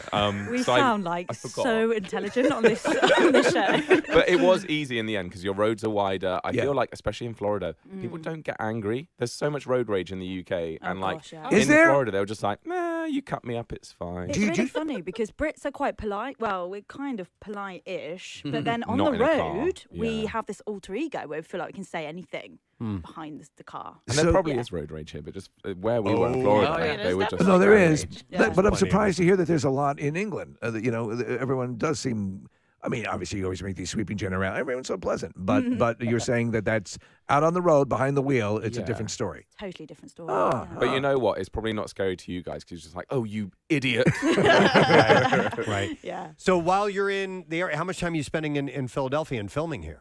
So yeah, we have 6 days in total. Yeah. Oh, wow. Which is kind of short, but we're hoping to just do all the touristy stuff, and obviously we're going to try a Philly cheesesteak as well. So we haven't First done that yet. time. First time, yeah. So A excited. Philly cheesesteak, you got to try several of them. Yeah, Several. all of them. There's, it's you can't. I mean, they're all over the place. And so, Oh, wow. But we can point you guys in the direction if you need some places to go to. Yeah. When you travel, because when we came over to London, you sort of feel compelled to do the touristy Yeah, stuff. yeah. But you don't necessarily get a taste of the city or the country when you do that. When you guys travel, do you bang out the touristy stuff and then dive a little deeper, or what's your approach? It's really funny. Tell them about the love thing. Oh, Well, yeah, so everyone was banging on about the love sculpture here, and like, you need to see it. And then we got there, and it was just like this tiny little love Yeah, sign. right. we looked at it and we went, no, surely not. Surely not. Surely But we do try to hit all of the touristy stuff. Wait, so you didn't like the love statue? We just I went, thought it'd no, be we've not huge. come halfway across the world for that. No, come on. Like, Make it's all it make very sense. cute. Like, oh, it's nice. Love's great. We love love. Oh, we love love. It's just a very small sculpture. You're right. It's not. It's unimpressive. Yeah, it's not like an art masterpiece. As in, wow, how did they make It's the that, word love. Yeah. Yes. Yeah. Yeah. It's But like it's a nice positive message. It's, Yeah. We thought, no wonder they detained us at the airport. They don't believe we're tourists. There's nothing to see. right. They're just bored. But it's like the Liberty Bell, which whenever somebody comes here, I never say go see the Liberty Bell. It's underwhelming. It's a crack bell. I get it, but there's a lot of stuff down there that and we did a thing years ago about people have lived here all their lives and have not seen it. It's just so you will leave, I'm sure, seeing more than a lot of Philadelphians have seen in your 6 days here. Okay. Do you guys do all the planning of what you want to do while you're here, or do you? Yeah, you do it. So loose planning, don't we? And then most of it's just like make it up as we go along. But we will have a few. And we get recommendations from our viewers as well. We rely heavily on that because we want to make videos for them. So we're like, well, what do you want to see? Yeah. So most of the times it will be all the touristy stuff. And we would like to go off the beaten track, but we don't often have the time to do that. Well, I think that's the charm, is that you're doing the stuff that everyone says initially would say, I'd like to check that out. So these recon trips where you're going and you come here, and obviously most of what you do is predicated on the differences and similarities. How many times a year, outside of a COVID scenario, would you make the trip to the States? Yeah, we used to do quite a few, didn't we? Yeah. And then COVID just sort of meant that couldn't happen. So, Maybe what we're 3 aiming trips for. a year? At least 3? 3 or 4. Yeah, 3 or 4. That's cool. Yeah. I feel like 6 days, you can get like everything done and then some in 6 days here. Yeah. Like, no doubt. I don't even know what you've done so far and what you have planned for today. So, what have we done so far, Joel? You're the map. far- Joel's the map. I'm just the wandering follower.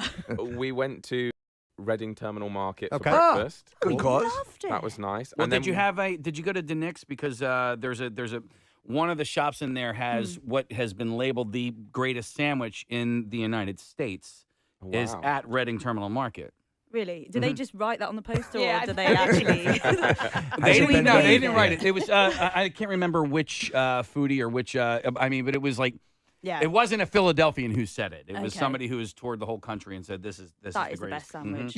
You will bet. I mean, there's a lot of great food here. That's one thing. I mean, Philly, over the course of the time that we've been doing the show, has become a real foodie city. Yeah. So there's a lot of great stuff to check out. And as Preston was right, you can't do one cheesesteak. You're going to have to do a Okay. couple. Okay. Yeah, well, That's fine with That's us. interesting. Yeah, I can see the title now of that video. We tried the best sandwich in America. Yes, That'd be right. quite That'd good. be Yeah. good. We also talking about soft pretzels. Apparently, that's a Apparently Philly that's a thing. Someone It said is. tomato pie. And then I Yes. told that to someone, and they were like, "What is Yes. that?" That's Is what we that- call yeah, it what is too. that? Tomato pie. Oh, tomato. Tomato pie. Tomato pie. Yeah. So yes, it's kind of like pizza. Okay. But Without the cheese. Without the cheese, Oh, and it's cold. usually It's served cold. cold. Yeah. Yeah. So it's and really it has a nothing like sweetness to pizza. it too. It's sweet. It's yeah. You're sweet. really Yeah. selling it, guys. Yeah, it's unique and it's good, but Corporalese. You have to go Corporalese. Corporalese. Corporalese to get there. They're our favorite tomato pie for sure. And the sweetness, I think, is what will surprise you. Is that it definitely has that taste to it. And it took a while for me to acclimate to it. You probably also have to do crab fries, right? Ooh. Yeah, Chickies and Pete's. Oh, Yeah. So crab fries. Why do you call us? We will give you a whole list. Listen, I choice, put her. I put Leah in touch with Marissa. I said she is Philadelphia, and anything and everything that you need to know. And actually, because you're Greek as well. Yeah. One of her best friends owns a Greek restaurant, and it's what's it called? Hopa. Oppa. Yeah. Oppa. Yeah. I love and that. so she owns a nice restaurant in the city of Philadelphia. But if you awesome. really needed to consult anybody about anything you needed to see and do in the city, Marissa's your person. Is there a Sixers game while they're here? There's a Sixers. And LeBron James is in town. Is LeBron. that, wow, you're joking. Yeah. Wow, I thought I pretended to be a fangirl then, but that's quite impressive. Isn't it? Is that like the Wells Fargo? Yeah. Look at you. Yeah. Well, I did do a little bit of research. Where are you guys staying in the city, downtown? Okay, cool. So we won't say where. No, exactly. Last time we said where we were in a hotel, we just got so much food sent to the hotel, so maybe we should say it. Honestly, We got they kept Cuban calling sandwiches, us. we got cheese, deliveries of just cheese, because we said on a live stream how we We wanted said we were hungry. cheese. They and started then- sending food. Yeah, Oh, it So was amazing. that's very cool that your viewers are that nice and that look out for you. Yeah. We got to send them to Italian Market. Take a Yes. look at that down that way, because you mentioned cheese. DeBruno Bros is down there, right? Yeah, DeBruno's actually all over the place. Are you guys museum people? We've got a cool one. We've There's got one a called super cool one. The Muter Museum. It's written like Mutter, but it's pronounced Muter Museum, and it's oddities, and it's weird like medical anomalies and stuff like that. And it's a really cool building on top of it. So if you want to go see some weird, gross stuff, Philly's your place. They have a gigantic colon. Yeah. I mean, As a literally, matter of fact, weird. They have the skeleton of.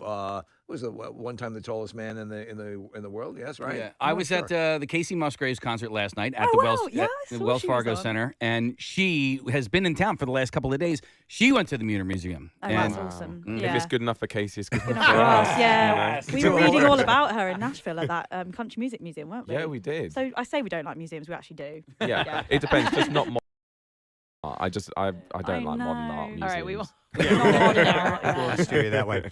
Well, I see that our callers are getting on the line, and I think I want to take this out for a spin, because one of the things that always surprises us here is when we'll be watching a show, a movie, something like that, and you get to know a character, even sometimes over a few seasons, and then we'll hear an interview with them, and it turns out this person who we thought was from America is a Brit, and they have mastered the accent. And in fact, Kate Winslet, a show called Mayor of Easttown, which took place in this area, had to master not only just the American accent, but specifically, she took it from where Casey is from, Delaware County. We call it Delco. Yeah. So it's got a very specific accent, and she said it was the most difficult accent she ever tried to master, and she nailed it. She nailed it spot on. I mean, she's Amazing. winning awards right and left for it. Yeah. That's incredible. So we wanted to do a game with you guys called Brit or Not a Brit. Ooh, fun. Gosh, okay. We have a series of callers Okay. that are going to speak. We've given them something to say. Oh, gosh. Some of them are British and some of them are American, but they're all going to be attempting a British accent. Okay. Or just You talking. have to determine whether they are legitimately British or not. 100% Joel's going to be really good at this. Oh, yeah? I'll think, try. yeah. I did a degree in Particularly- linguistics, Yeah. so Well, there you go. That's I love good. accents, but I say that I probably, I'll be terrible. Okay. Well, the funny we'll thing find is out. that, as you know, because as you know, you're obviously spent a lot of time in the States.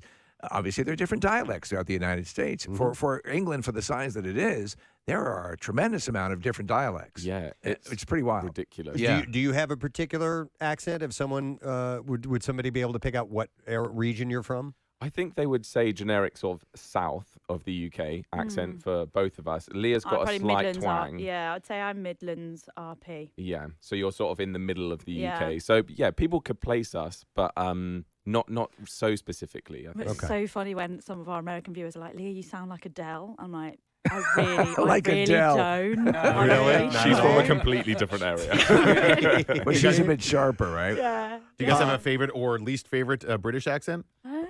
Oh, I love Welsh. Oh, I love a bit of Welsh. I do. And I heard that Philadelphia's got a Welsh bit of history here. Well, in fact, Sure. yes, where you're at, Balakinwood is it's a Welsh name. Yeah. It's spelled Balacynyd. That's how you spell Balakinwood. So that's clearly a Welsh derivation. So. When you mock, when you are trying to make like a classic stereotypical goofy British accent, which do you target for it? What region do you target? You'd probably end up being Birmingham, wouldn't you? Yeah, you like Birmingham. Yeah. And Birmingham has been voted as like the ugliest UK accent for years and years, which is so sad because it's a quirky accent. Yeah, nice. But no, I think love we them just go all. for posh, like us, but times 10. Of course, I'm always doing when we do the royal family. That's how he speaks. Yes. Pretty good, Steve. Right, but I mean, so and everything that I do is a very over exaggerated thing because that's how it resonates with people. But I love the subtleties, so we'll see how you guys do with it. You kind of do a little Cockney thing sometimes. Yeah, too, yeah. He goes, It's funny though. What is amazing? We learned about Cockney, and I was just watching To Sir with Love again when Sidney Poitier passed away. That Cockney speak, that jumbled that word. rhyming. Yeah. Can you follow it, or do you need to be from the neighborhood to know what some of that stuff is? It's almost like speaking in metaphors. Yeah.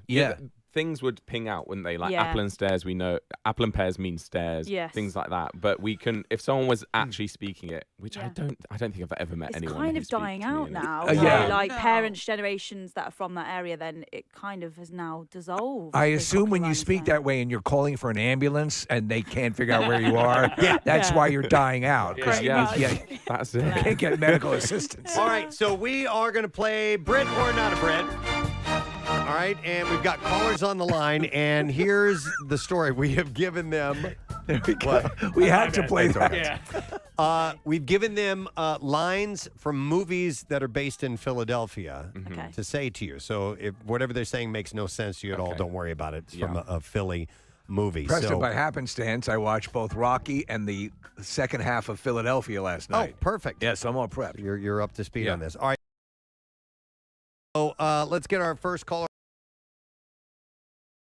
Is this the order that we're going in? Yes. Yeah. All right, we're going to go to Jen. Jen, good morning. Morning to you. All right, Jen, you are going to read a movie line for Joel and Leah. Let's see if we can figure out if you're a Brit or not a Brit. So go ahead, please. You know what crazy is? Crazy is majority vote.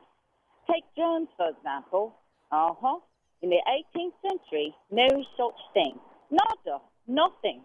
No one ever imagined such a thing. No sane person, anyway. Hey, look at this doctor. Can't give a straight face. No, she was good. Okay, all right. Let's find. Quite good.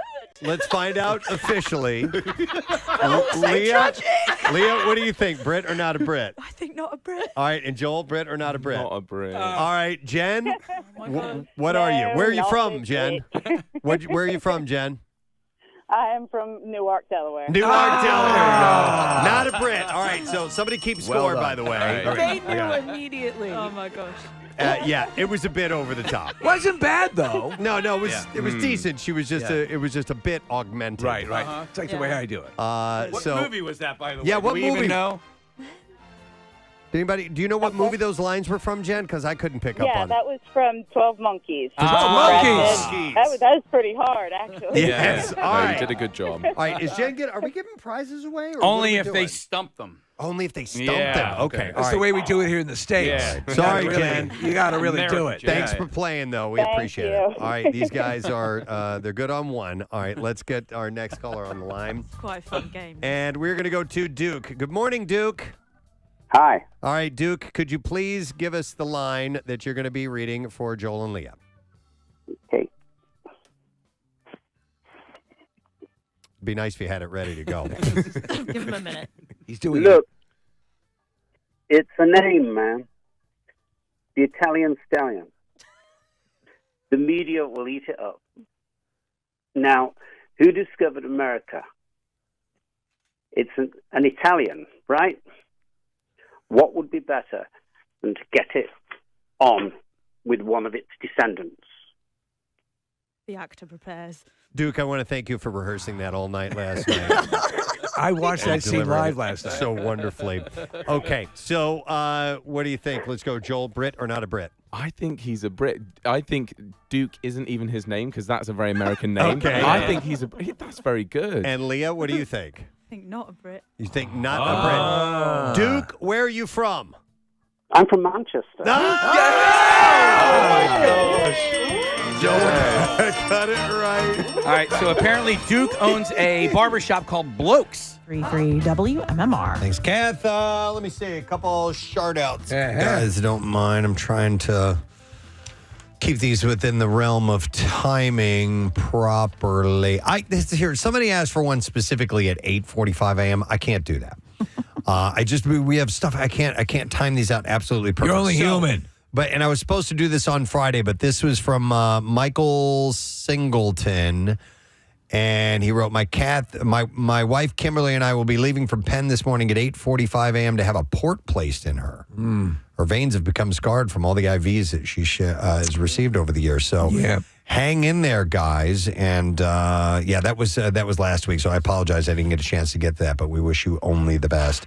Here's another one. It says, hey, I'm requesting a shout out for one Becky Free Tober of Bordentown, New Jersey. Becky is part of the Pineland Preservation Alliance, a power lifter. Says she kicks ass on Be Joy Free on Insta. Okay. A mom, a Philadelphia sports fan, go Birds, married to farmer Jeff, and most importantly, a huge fan of MMR and the Preston and Steve Show. And she is always smiling and is such a positive person. That is from Bill Meekum, the gym rat yoga guy. There we go. There's a lot going on that, but I'm glad they're listening. And then I want to mention this butt plug, if you don't mind. I got this email from Laura Carbone. She says, hey, Presbo, Steve and the gang, I'm hoping you can help if it makes it to you in time. In summary, I never really had a lot of girlfriends growing up. I kind of always did my own thing and got used to doing things alone. But when I met my boyfriend and now fiance, one of his friends' girlfriends, Natalie, welcomed me with open arms. I've never felt such love and immediate acceptance before. She's one of the kindest, sweetest, energetic, nicest women I've ever met. That being said, her mom was recently diagnosed with stage 4 stomach cancer. I've been asking too many questions because I know how hard it is for her, and I really want to help as much as possible. The family's hosting a beef and beer event honoring her mom. I've attached a flyer and hope you can spread the word. She said they are wonderful people. So the event is going to be Saturday, February 8th, and it is to benefit Anne-Marie Bryan Gallagher. And this will be I had to write down the information from the flyer she sent over. Saturday, February 8th at Local 107 Union Hall, Townsend Road in Philadelphia. Nick, did I send that to you? I'm not sure, but if you did, I will get it and get it posted. Okay. All right. Please do. So I just wanted to give that a mention. So there is a butt plug for you. And we now have time to share some bizarre file stories. WMMR presents Preston and Steve's Bizarre File. All right, we will start with this. A Colorado mom was appalled when she discovered that her sons might have eaten their grandfather's ashes. As detailed in a macabre TikTok video with more than 2.4 million views on it. She wrote, she said, the boys got pawpaw. She exclaimed in the clip while describing their alleged breakfast. You little idiots. Single mother of 3 claimed that she left her 2 toddlers, ages 3 and 2, alone for a moment in early January so she could use the bathroom while prepping for a birthday party. The Coloradian was only in there for several minutes, but when she turned, she saw the boys were playing in what looked like white dirt. And during the 4 minutes she had been gone, the 2 hellions had managed to smear the soot all over their faces, bodies, and the floor. And she said, I was like, where did this come from? And then days later, she discovered the empty container. She had vacuumed up the mess, by the way. Yeah. So she discovered the empty container that had housed their grandfather's ashes, and the horrifying truth dawned on her. The dirt was his cremated remains. She said they got him and they dumped him out all over my carpet. And I didn't realize it was Pawpaw, and I vacuumed him up. Oh, Pawpaw. Listen, you got to admit, it looks like regular dirt. He even speculated that the tiny terrors may have engaged in some postmortem cannibalism, claiming they may have eaten some of him too because one of them had the cap in his mouth. Jesus Christ F, she said. And she said they're just getting into everything these days. And she said she didn't know whether to laugh or cry after the whole thing. That is disgusting. Jesus. Wow. Papa. A science teacher has been hit with a lifetime ban from the classroom after downing half a bottle of wine during her lunch break before going back to class. Needs to take the edge off. Ryan Williams is her name, and she was the head of chemistry at Isgul Giffen Gimberbro Miridin in Carmarthenshire, Wales. That's exactly what it looks like when you're reading these words. She spent her break in the... bro. It's Friday. We haven't done bass backwards in a while. We got to do that. She was out in the parking lot. A principal rim job. She had gone to get some flowers, but ended up buying a bottle of wine, too. She downed half the bottle in her car before going back to school to teach her 8th grade class who needed extra help learning. Her odd behavior was spotted by colleagues who told the assistant head teacher, Ryan Carruthers, who found Williams overly happy and got a surprise cuddle when she told her to leave the classroom. You're a little monkey. Williams admitted that what she had done, and the half-drunk wine bottle was found in the car. Mrs. Carruthers said Williams was a wonderful person and a top-notch teacher with a cracking rapport with the rest of the crew. I wonder how many teachers have driven a drink now and then. Oh, dude. I know for sure we had a teacher that got drunk every now and then back when I was in high school. So they slapped her with a probation period of no less than 2 years, effectively banning her from teaching indefinitely, and she said she's going to give up the profession, believe it or not. All right, how about this story? We talked about this while we were reporting on the insurance CEO shooting that happened a few weeks ago. Right. So listen to this. The teen heroes who nabbed subway arson killer Sebastian Zapata Khalil, have been denied the $10,000 reward promised by the NYPD, allegedly because they called the wrong phone number to report it. Oh, my gosh. Wow. The trio of Eagle-Eyed High School basketball players who spotted the firebug on a Queens-bound F train hours after the alleged burned a woman to death were told by the reward administrators that they were ineligible for the cash because they called 911 to report their sighting instead of the Crime Stoppers tip line. The father of one of the boys, Naveed, said, I think it's such BS that you have to call this exact number. Most people call 911. Yeah, that's a bad precedent to set. He said getting the money is not why they did it, but it would be nice. This was a heinous crime, and this man was caught right away because of them. Before Zapata Khalil was busted, the NYPD highly publicized it was offering $10,000 to the capture. Naveed's father, who asked to remain anonymous, had attempted to secure the sum shortly after his son and two pals, Kingston and Christos, made that fateful 911 call. A detective with the 60th Precinct was adamant that police had nothing to do with doling out the $10,000 prize and referred the Brooklyn family to its partners at Crime Stoppers, which advertises cash for a tip that leads to an arrest and an indictment. But a representative for the anonymous tip agency dashed the family's hopes by allegedly claiming they were not entitled to the funds because they called 911. So there are times when the police are offering a reward. Is it always a third party that is funding that reward? I don't know. I'm not really sure. You'll often hear the rewards go up, and it's because other third parties contribute to it. But like that initial at the initial time, Kathy, do the police? Are they directly offering a reward, or is it always a third party? I mean, like there's times I know I've reported the FOP is offering a $5,000 reward. So my guess is that's coming from the Fraternal Order of Police. You would think, right? So City Council member Susan Drang, who this month honored Kingston, who lives in her district, for his bravery, called the NYPD to step up. He said they made good faith effort to call the police, who immediately caught the suspect. That is all that should matter, and we should be encouraging this type of behavior. By the way, the foundation sometimes can offer a partial reward if they're kind of talked into it. Yeah. So I would think they need to cough something up. All right, this is messed up. We'll probably end on this one. An Ethiopian restaurant just outside of Atlanta has distanced itself from a flyer commemorating Martin Luther King Jr.'s holiday by disrespecting the martyred hero and another iconic civil rights figure with a digitally altered image that could result in serious legal issues for the flyer's creator. Atlanta entrepreneur Arthur Watkins Jr. posted the image showing King and Rosa Parks dressed in revealing, sexy, modern outfits while apparently engaging in a sex act. Wow. This is going to be great for the sale. Watkins wrote, the use of this likeness in this context is deeply disrespectful and warrants attention. While King is a public figure and his image can be used freely for nonprofit remembrances on, for example, Instagram or church bulletin boards, commercial use of King's image requires permission from the King estate controlled by his surviving children. That protection lasts beyond the grave. This is outlandish. It's really disrespectful, but it's kind of funny. So I cannot help it. I'd be less than honest if I said it didn't make me chuckle. Well, it's so ridiculous. Yes.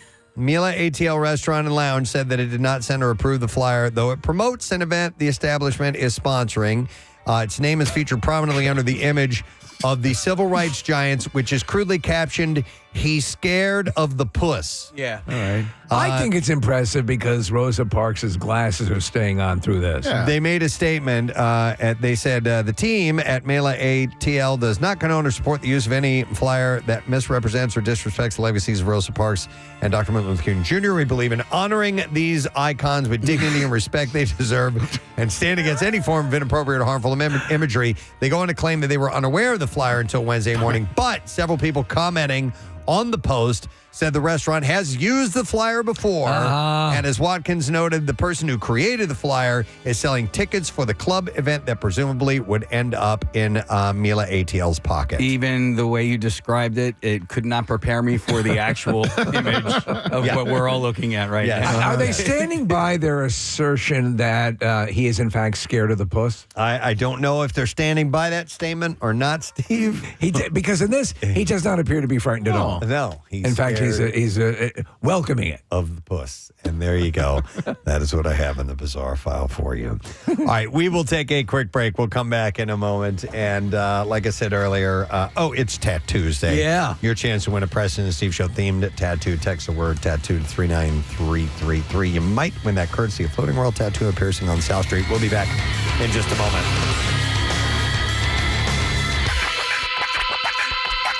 Old City. No kidding. Very nice, Duke. How long have you been in the States, Duke? 10 years. 10 years. Okay. Wow. Originally from Manchester. Were you a barber there as well, or is this a whole new life? I was, yeah. Okay. Oh, no. Nice. I was a barber and a musician. All right. And reading the info that you sent us, what other countries do you get mistaken that you are from? Oh, I get Irish, Australian, Kiwi, South African, all sorts. All of them, yeah, I believe it. And that's a common refrain, by the way. People are like, "Are you South African?" Oh my God! Yeah. To me, Australian and Kiwi, so different, and I don't know. Oh, you use bloke.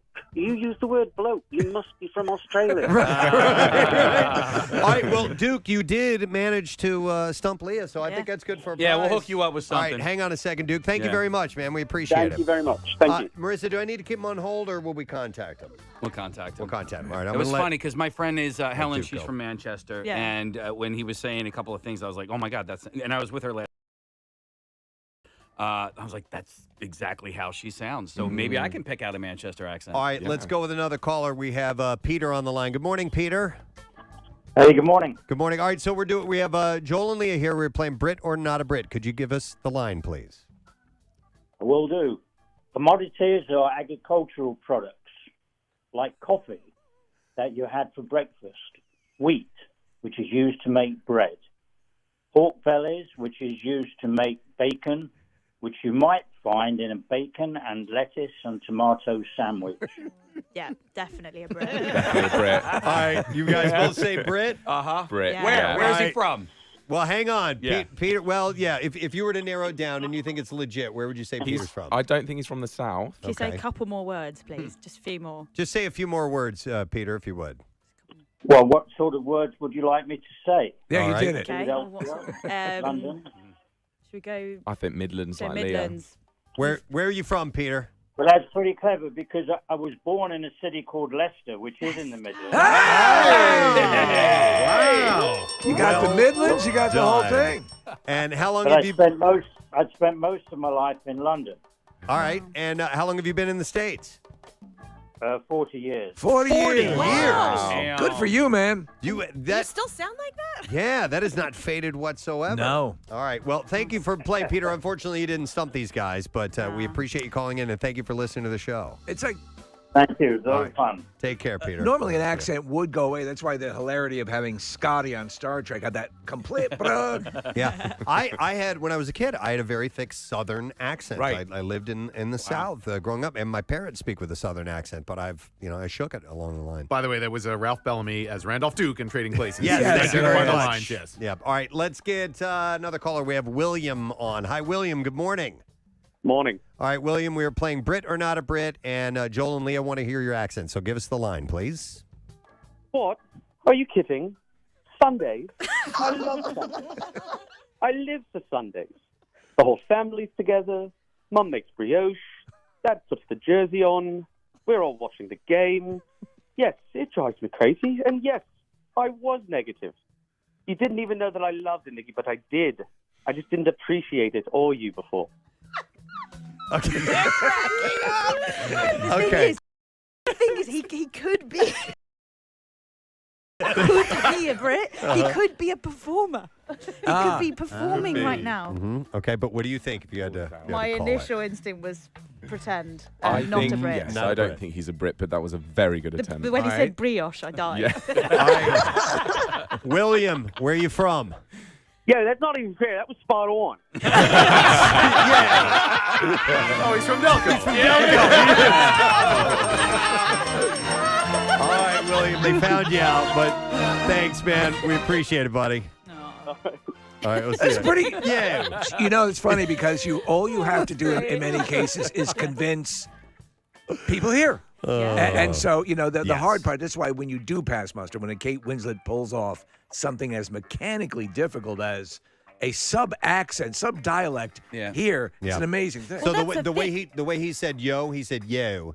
That's how you say it in Delaware County. In Delco. Yo. But you can, so far, you can hear them trying. Yes. You know what I mean? Like the Brits are just natural. And That's why, like when Meryl Streep pulled off the Polish accent in Sophie's Choice, you'll have dialogue and dialect coaches on set. Right. That's how hard it is. And by the way, you should visit some of the places that are named for English cities. Like you should definitely go to Chester and Camden and Kensington.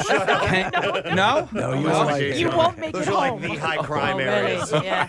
That was that was a movie set in Delco. That was Silver Linings Playbook and Bradley Cooper's character. Ah, thank Well you, done. Nick, for the clarification. All right, we have another caller on the line. It is Susan. Good morning, Susan.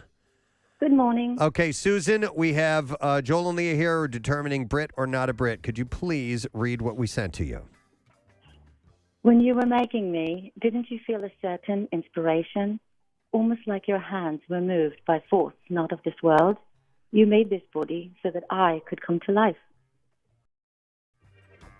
Okay. The accent was good, but the intonation was all off, wasn't it? What do you think, Yeah, Joel? I don't know. I thought that was that's really hard to tell because I think it could just be that she's reading a quote that made it sound slightly off. Do you but want her to still say really brioche? Just say brioche. No, All right, Joel, we're going to ask you. No, Make a you know what? decision. I'm going to take a risk. Say she's a Brit. She's a Brit. All right, Okay, and what do you let's say think? Leah? Brit then. She says Brit. All right, Susan, where are you from?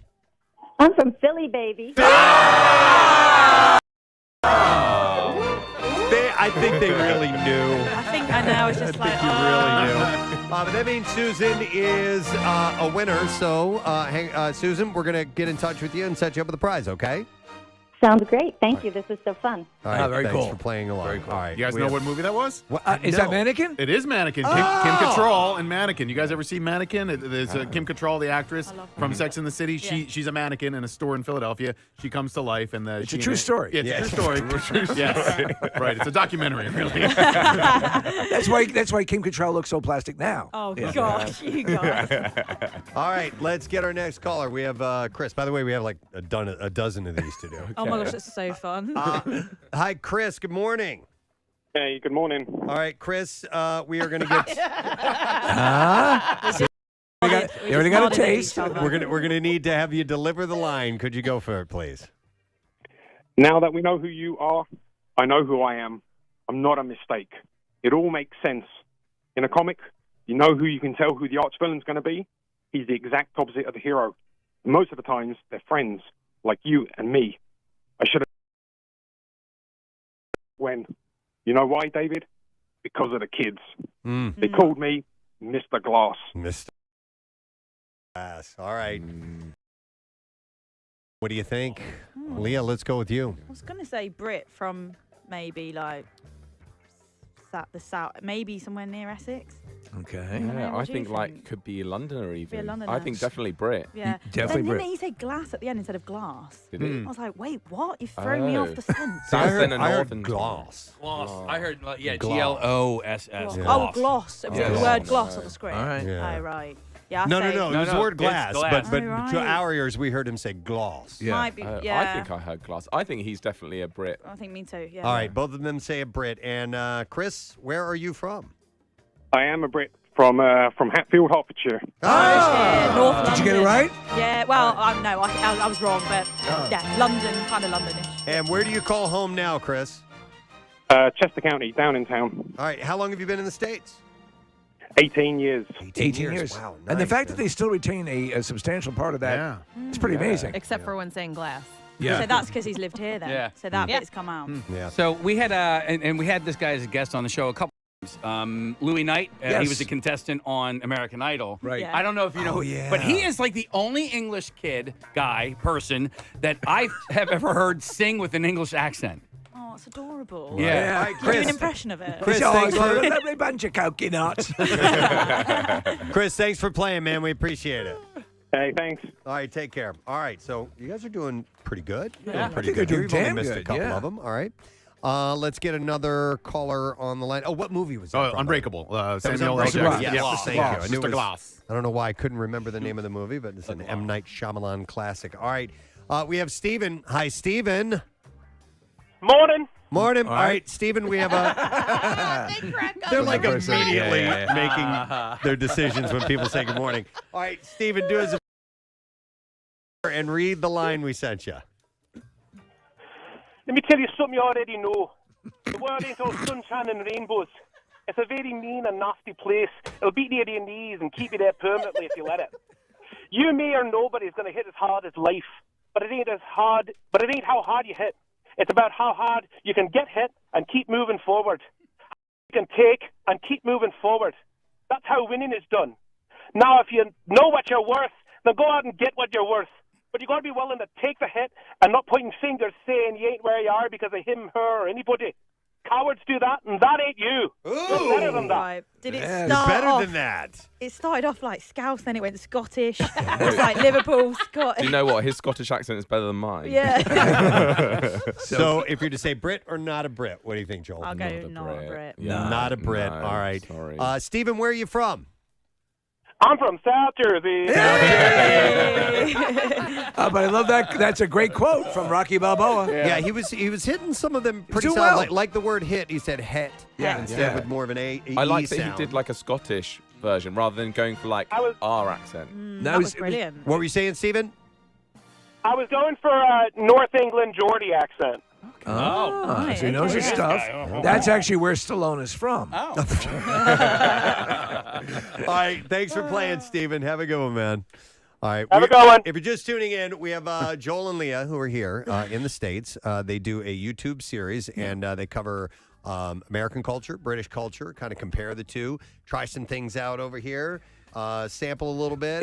It's wonderful watching, and they're very much likable. So and people love to see the differences. Yes. And by the way, I saw BuzzFeed has all these great lists that pop up all the time, and there was one that was showing American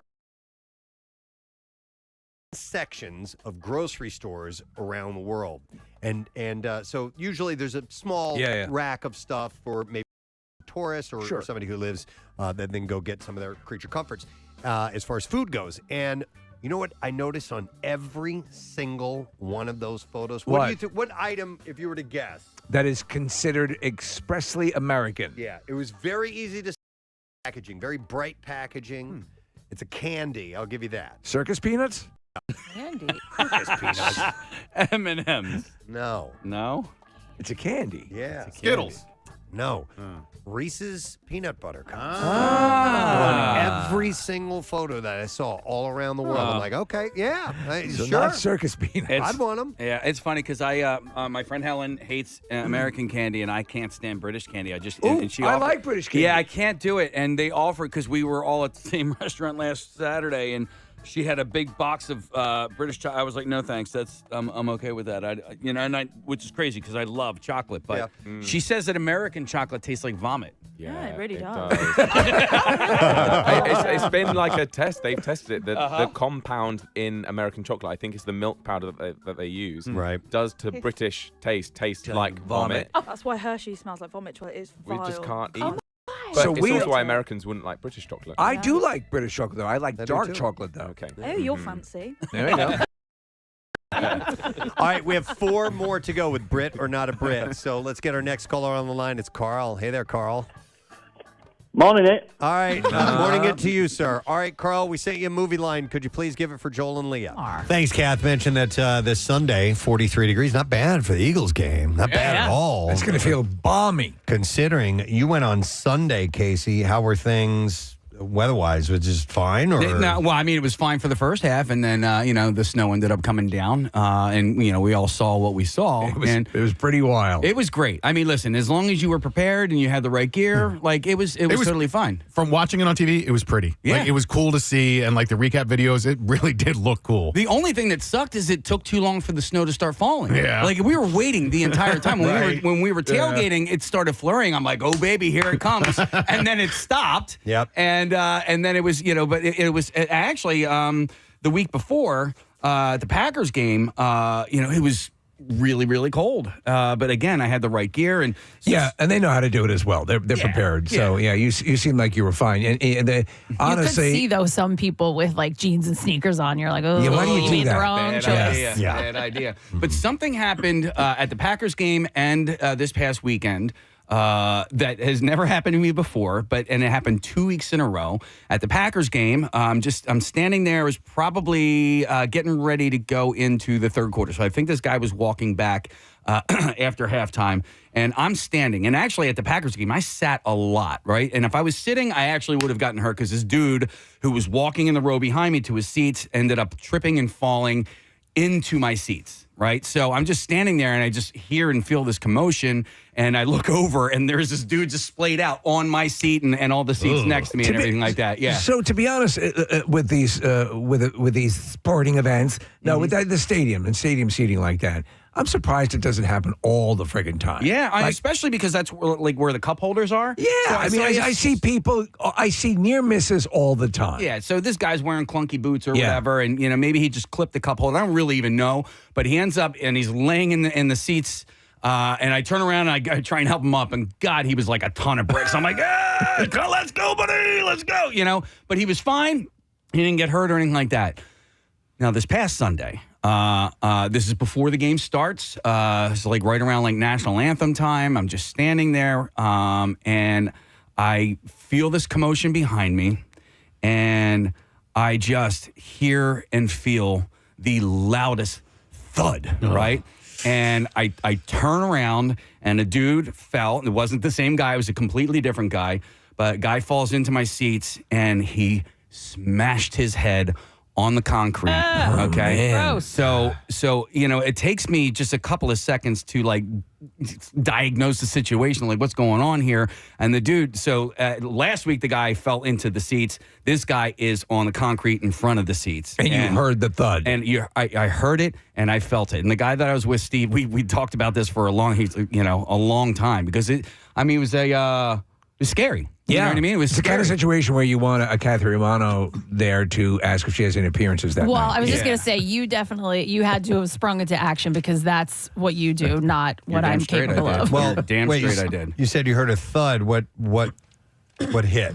His head. His head. Okay, so he smashed his head? Yeah, because, and the way he was laying, like his feet were kind of still in the seats next to me, right? So I guess maybe his feet got caught up. Maybe, I don't even know if he had drinks in his hand. I think he had drinks in his hand, so he wasn't able to really like brace his fall. Guys, when I turn around and I assess the situation, this dude is out cold, right? Oh. He's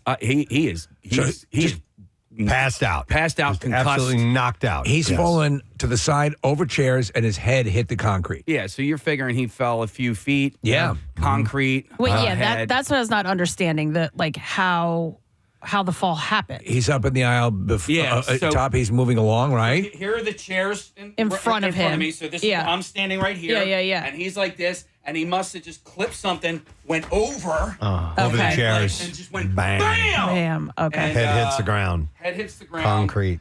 And I'm still a little shook by it all because I thought for a moment, I'm like, I think this guy's dead, like, because he wasn't coming to. And You said you let out a half-hearted Eagles chant. Yeah. He ain't I'm not into it now. I'm kind of glancing around. I'm like, is this guy with somebody? And so there's nobody there. So I'm like, okay, I just need to like. Listen, I took first aid and you know, I was a lifeguard, but I haven't had first aid in a long time. So what I don't know is there a brain injury? Is there a spinal cord injury? I'm like, what's going on here, man. right? So Where'd your head go? Like, what was your first thought? I don't even know. Help. Help. Oh my God, I left eggs in the car. No, help. Like, make sure that this guy's okay. Give him some space, right? And let's get him conscious again, right? Because he's unconscious at this point. You know, we're seconds going on minutes at this point. Yeah. So eventually, he opens his eyes, okay, and he's not there. You know what I mean? Boy, Hang on. Let me back up a second. Yeah. So this is minutes. Where's the staff? Okay. So this is another point of contention. I am very, very disheartened by the way the Eagles medical staff and security team handled the situation. Well, and we can get into that a little bit later on. Okay. But because minutes are going by here at this point. I assume he's surrounded by a group of people who are now tending to him, correct? I'm kind of the only one tending. You're the only that's one the thing. tending to a guy Yeah. whose head is ricocheted off the concrete? Well, somebody's got to alert them. Did So, anyone alert them? One of the first things I did after, I turned, once I realized, I'm like, oh, this is a really bad situation right now. This isn't a guy who just kind of fell and like, nicked his head or whatever. Like, no, this dude is knocked out cold, right? When eventually he opened his eyes and nobody was home at this point, I turn around and I'm like, we need to get security in here right now. So I waved down the red coat, the guy who was standing in my section. He's not like medical personnel, so he's got to get somebody else, right? So while I'm waiting for, the authorities to arrive, I'm trying to tend to this guy. And so, I'm like, hey, buddy, hey. And I don't want to shake him too much because, again, I don't know if there's a spinal injury here, right? Like, I don't know where his head hit, how it hit, or whatever. And so you really need to be, tender in these situations because you could end up doing more damage than help. So I don't know how much time has gone by, but I'm tending to this guy. I'm asking him what his name is, and then I look up. I'm like, does anybody know this guy? Because if I ask him what his name is, sure, he could be like, it's Bill Weston. I'm like, okay, Bill. So. It's kind of like Steve when you passed out. You know, when you finally came to him, like, hey. Briefly, I was Bill Weston. No, but I asked, I'm like, I just need to know what your cognitive capacity is. When Preston asked Mr. Peanut. Yeah. How many fingers am I holding? But he's fine. He's close enough. But again, I'll never forget. You said Stephen Michael Morrison. Yeah. That's what you said to me as you were coming to. And so this guy, I'm asking him questions, right? And he's laying like on his side, right? And his eyes are so scary. Oh, because they're open and I'd be he's freaking the hell out. And he's not there. Yeah. Now, I also don't know if he's not there because he hit his head, or if because he's hammered. Totally intoxicated at this point, right? Now, eventually, this guy's friend or brother, I feel like they were probably brothers because they looked alike or whatever. He comes down into my seat, and now he's getting in the way. Okay, like I've already at this point established that, like, all right, You're the point person. I'm the point person. Yeah. And so I'm doing all the things that I've been taught, years ago, but I've been taught in first aid and lifeguarding. First, we have to get him into the shallow end. Yeah. So I'm asking him all these questions. And so his leg is like all like kind of dangled up on the thing, and so I want to get him down in a plank, straight position, right? But I don't want to move him too much because again, spinal cord. I don't know what's going on. You don't know, here, and he's not answering my questions, right? So now and just this other guy is the only other guy who's jumped in, and you're surrounded by people. Right. And so I'm trying to, assess the situation. I'm trying to find out if this guy is okay. Yeah. If he's dying, I don't know. Right, yeah. And then this guy jumps in and he's getting in my way and he's like trying to move him. And I'm like, what are you doing? I'm like, what is this guy's name? And he's like, I don't want to say his name. Yeah. But and now he's in my way and he's being an a-hole. And I go, are you a healthcare professional? Yeah. Right? Because I actually have a little bit of training. Yeah. I'm like, and he's like, yes, I am. Okay. Good. You don't believe it? I don't believe it for a second. I'm a dental hygienist. But at this point, he knows the guy. He tells me that he is some sort of healthcare professional or whatever. Okay. So maybe he has some sort of knowledge in I'm some sort of healthcare professional. How to assess the situation, right? So now at this point, I back away. Mm-hmm. All right, this dude is not coming to, right? And I'm telling you, when he was knocked out cold, he was knocked out cold for minutes, not seconds. You could have brain damage. Okay. Yeah. So I step away for a second because I'm like, okay, I'm going to let this guy handle the situation. And he starts to move him. And I'm like, no. I'm like, you're out, bro. You can't do that. Like, because he's trying to, like, pick him up. I'm like, do not do that. Don't move this guy. We don't know the situation. Can he be awake for just a couple of seconds? Where's the medical professionals at this point? So he's trying to move this guy, and I'm like, don't do that. Do not do that. He's trying to pick him up. I'm like, you are such an a-hole. Stop it. Stop this You said right that now. to this guy? No, I'm just thinking it. Like, I'm trying to. Right now, I'm thinking you're an a-hole. Yeah, I'm also trying to diffuse the situation because it's not about that guy. It's about the dude who's passed out cold. You don't want to make it worse. Who smashed his head. Eventually, the red coat comes over. I try to let him know the situation, right? I'm virtually invisible to this guy, right? And I'm telling you, hey, he's been knocked out for a little while. I'm like, don't move him, blah, blah, blah. And then eventually a guy in a black coat comes over. And again, this guy is not doing his job. I'm trying to, he wasn't there for this. I was there for this. I was the first on site. I'm trying to let this guy know what happened, that he's been out, like knocked out cold for minutes at this point. And he's telling me to get out of the way. And I was like... This is the guy that works there? This is the black coat, right? So the red coat is the first guy there. Black coat, who the British are coming. I would imagine is, more of a EMT type of... I don't really know because they weren't talking to me. And I was trying to help this guy out. They're picking this guy up. I'm like, why are you picking this guy up? The dude, I'm telling you, you could see it in his eyes. I'm like... He's not home right now. Yeah. His eyes are open, but this guy is not home. So they're picking him up. They start to move him away. All right. I want to tell you how long this took, okay? This all started before the game started. Yeah. All right? I missed Jalen Hurts' touchdown run, which happened 3 minutes into this is 3 minutes of football time. This is going on for quite a long time. Like, this guy's not okay. You shouldn't be standing him up. You shouldn't be walking him out. Like, I mean, honestly, you really need to, like, I don't know. Eventually, after the touchdown scored, I mean, here's a guy who I thought was... Are you okay? Yay! After the touchdown scored what? Here's a guy who I thought was dead. Next thing you know, fly, Eagles, fly. He was up? Yeah, no, he's not up. We're all dancing around him, right? You all were, yes. So eventually, after the touchdown is scored and everybody goes, fly, Eagles, fly. Oh, is that guy dead still? Yeah. Fly! Is he dead? Flying! They escort this guy out, right? So it's Guy, his friend or brother, and then, red coat, black coat, and they walk out. And, I'm talking to my buddy Steve. I'm like, dude, that was really scary. Like, that wasn't, this is a serious situation. And then I don't know how much time goes by, but I notice, people kind of moving behind me. And so this is I don't know, sometime during, mid first quarter or something like that.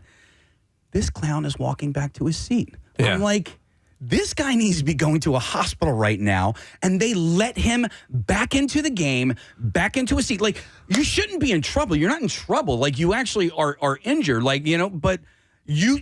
Did you say anything to him? No. He was conversing? He seemed fine. No, he did not. He did not? No, he did not. He looked like he had been knocked out cold for 5 minutes, and his buddy didn't want to leave the game because, Eagles. Yeah. I don't know why, but the medical personnel shouldn't have allowed him back into the game. Like, no, and his friend or brother, if you really care about this guy. So I said to Steve, and we're laughing about it because I'm like, this guy should be on his way to the hospital right now. No ifs, ands, or buts about it. This guy shouldn't, and there he is. He's standing there like, oh, why don't I take a 5-minute break? I swear to God. How many fingers am I holding up? So that's the end of my story. It was scary, and I thought I thought that the medical team dropped the ball and was totally negligent in this situation, especially since I was trying to let them know what happened. Sure, not this clown's friend or brother who's like, dude, he's fine. You know, he just had a couple too many beers. So let me ask you something. In that point, when if you fall down, I'm sure they say it all the time, and you say, I'm fine, you would have the right to refuse. Yeah. They could suggest you seek medical attention, and they would even, I'm sure, offer to call an ambulance or whatever.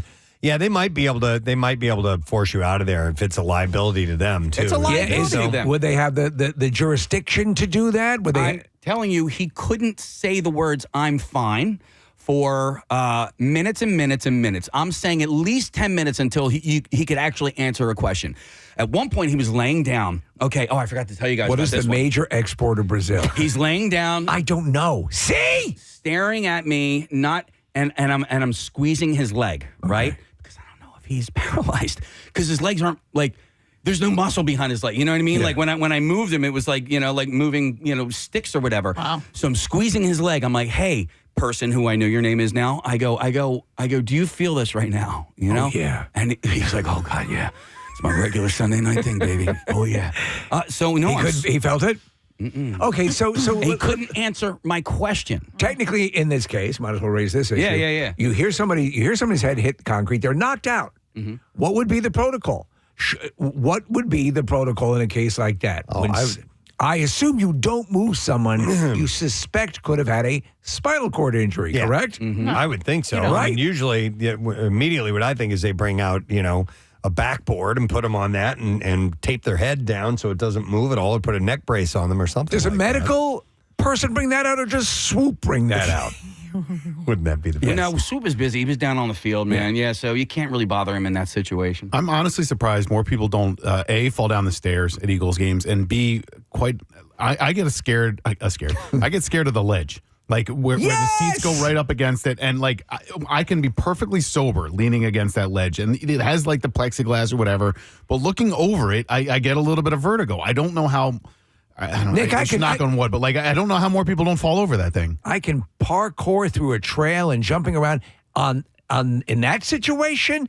I get like with the steps and everything. Yes. I get disoriented. Man, I went to a game at Yankee Stadium, the old Yankee Stadium, years ago, and when you got up into right field, those seats were so steep. It was like, it was jarring. And I know the link is probably a little bit better, but in case you're 200 level, right? Where your seats are. Yeah. They're pretty steep up there. They're really, really steep, yeah. And if you fall forward, like you were describing from the row behind you or 2 rows behind you, you can go down fast. You can go down, and like this guy did. You know, he had no opportunity to brace for impact at that point. Can I ask for a description, age, height, stuff like that? Was he a bigger guy? No, he was actually thin, about my height, maybe so short, right? In fact, I feel like he might have been a little bit shorter, but he was skinnier than me. And age-wise, I would say definitely 40s. Okay. Yeah. Callus on his right index finger indicates that's what his hand he writes with. Yeah.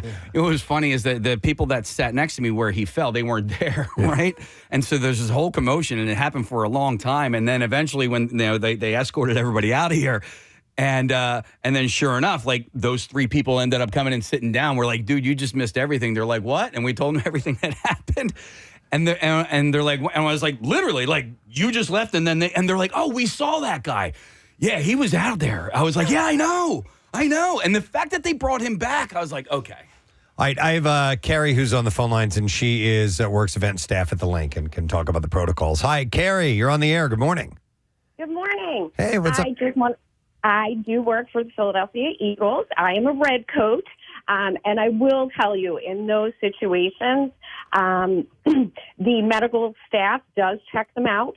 And as long as they determine that, they can stay, and that they are not in danger or anything like that, they will make them sign a medical waiver. Okay. And then pretty much you're on your own. So I didn't want Casey to think that, they were just being cavalier. The old how many fingers and then, send him back to his seat. They definitely give them a once over. So they give them the medical check over, and then they give them the do you present the option to get an ambulance or whatever, and then or.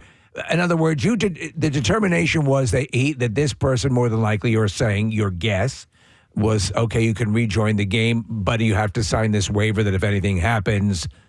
But I mean, if you just had a massive head hit, yeah, Carrie, what's your capability of signing a document? Carrie, I don't disagree with you in the least. Yeah. But if they refuse, there's nothing more you can do. And if they're not being unruly, if they're not, yeah.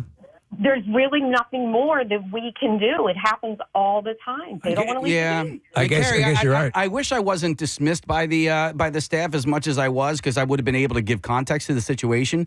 Because I mean, this guy was out cold for minutes, right? Not seconds, and that's terrifying. And the guy didn't want to hear anything from me. I would have been able to give him context, and not for nothing, but like this guy signing a medical waiver, dude. In the situation that he was in, he would have signed over his life savings to you guys. You know what I mean? Think about how much they deal with. All the time. You can't force somebody if they're awake and conscious. You can't force them to go to the hospital? No, you can't force them. It's the same thing on the street. If you get hit by a car and an ambulance shows up and you refuse to get in the ambulance, you're refusing treatment. You can leave a hospital, right? If I mean, you have the autonomy to do that.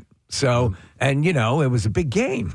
So yeah, it was a big game. All right, I forgot to take that into consideration. It was divisional round. That's right. So Carrie, if you were to give an estimate during the course of an average, then the stadium was packed, obviously. Can you expect how many of these sort of tumbles can you expect? Well, just the ones that we might see or hear about, as opposed to the ones that you don't. Right. I mean, there's dozens. And especially on a day like Sunday. It was wet, it was slushy. Right. People had been out. The lots open at 6 a.m. Yeah, true. So, and then everyone's drinking tea. Yeah, right. Yeah. Exactly. With honey. Exactly. Yeah, I hear you. Well, thank you, Carrie. We appreciate it. Casey. I just wanted to let you know that, the staff is trained, red coats, black coats, all of us, and they do take it seriously. So I just didn't want Casey to think that's what happened. All right. Well, that's comforting. Haphazardly let them go. Yeah. Right. Well, then this guy's friend and brother also did him a disservice. Like at this point, you got, let's go, game's starting. If this was my friend or brother, I'd be like, dude, we got to go. We got to go get you checked out, man. I got a text from a buddy of mine, Jim, who is both a neurosurgeon and a lawyer. Yeah. He's an underachiever, totally. Yeah. And he writes this, Casey. He writes, brain surgeon Jim, way to go, Casey. You did everything right. Okay. Uh-huh. Attorney Jim, did you get everyone's name? No. So the medical lawyers that they have working there as well, they wear not a red, a black. They wear an amazing Technicolor dream coat. That's right. Correct? That's how you know it's them. Hang on. I have Steve who works security at the link. Hi, Steve. You're on the air, bud. Hey, Preston, hey guys, how y'all doing? Good, man. So you wanted to comment on what Casey was saying? Yeah, I know working down there, I've seen situations where people, especially you get those beer vendors that walk up and down the aisle serving alcohol and stuff. Yeah. I know some of them should be aware of how much somebody's being served. You can obviously see when somebody's over intoxicated. Yeah. And at that point, they're not supposed to be serving anybody anymore. And then I know if there's a situation where somebody's usually over intoxicated, I've always seen the orange shirts, the Apex guys. Mm-hmm. They'll group up and they'll escort the individual out. Mm-hmm. Or if somebody falls, usually Apex will show up and then medical will show up. And medical will assess the situation. They usually take the individual wherever and, look him over, and it's either he's good or he's bad. But Casey's situation, as me being a first responder as well, I'd say Casey did everything right, because I would have done the same thing. I would actually probably have argued with the individual who was trying to move the guy that was down. Yeah. But, if you see somebody that's down like that, obviously had a head injury, you have no idea if there's any type of spinal damage or anything. So trying to move the individual and being unconscious for minutes, is a very serious situation. Correct? Hey, Steve, how long have you done security at the link? I've been doing it for 3 years now. And what's like the worst situation you've seen? Worst situation I've seen. I mean, I work games. I work concerts. I mean, I'd say the worst situation I've seen was working a concert, a Luke Combs concert a couple years ago. Oh, that's terrible. And I mean, just what was going on stage was disgusting. Well, I bet a lot of drinking. Yeah. On top of it, you got like everybody who's drinking. Then, like the first night, like Luke Combs was originally supposed to be in for one night, but being the tickets sold out quickly, he made it the second night. First night was a complete shit show. Yes, crap show. Complete crap show. Yep. And then, like with the rain and everything, and that all came in. Everybody who's drunk, everybody's sliding on these floors that have like the guys who put them floors together. They don't usually. Some of them won't make the screws all the way down. Did you see an injury in particular that stood out that used that? Okay, this is at the top of the list of things I've seen go on here. I've seen some bloody, I've seen some cracked skulls and, seen some fights that end up in some gashes above the eye and shit, or stuff like that. Hey, where'd you develop the potty mouth? That's all you get. Once you see Luke Combs, you have a harder edge. We got to let you go, brother, but thank you. We appreciate it, man. There's just a lot goes on in that. I saw literally, it was two guys at blackjacks beating the crap out of each other at an Anne Murray concert. Wow. And they both had blackjacks? Both of them. Wow. Apparently that's an Anne Murray thing. Oh, okay. So. All right. Don't forget to get your commemorative blackjack on the way out. It's her thing. There was another thing. It's a Fish concert 2 or 3 years ago in Atlantic City where I just watched this guy go down face first. Thankfully, he fell into soft sand because the concert was on the beach. Yeah. And it was one of those situations where I was waiting for, I don't know, somebody that he was with to tend to him. And so a few seconds goes by and he's face first in the sand. And I was like, okay, I guess I'll do it. I'll do it. So I go over and I try and turn him over, right? Because I knew this at this point. Put your legs up. You're crowning. I saw him go down. I knew there was no or at least I assumed there was no spinal thing. But again, man, I got him to open his eyes and nobody was home. And I'm like, I'm not ready for this. By the way, listen, for you, you're just listen, luckily for the people, you're the one that's there because you care. Yeah. We've seen you jump into action. Unluckily for you, you're going to see things you really want to see, and it keeps effing it up. And I missed the Jalen Hurts touchdown run. Let me ask. Yeah. Is the idea now to stay at home and watch these things? No. You're less likely to have someone fall down your steps. No, playoff football. I know. Live in the stadium. I know. Is so Are you going Sunday? I'm going Sunday. Do you think there's any chance that this guy's going to be sitting behind you again? That's a good. I'll keep my eye out for him if he's not in the hospital right now with a brain bleed or something. You know his name. I do know his name. I'll walk up to you and say, Hey, I'm Bill Weston.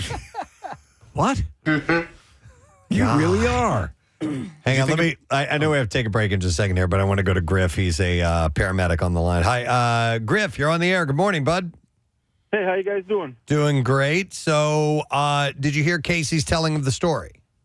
Yes, I did. I've been a paramedic 20 years now, running 911. Mm-hmm.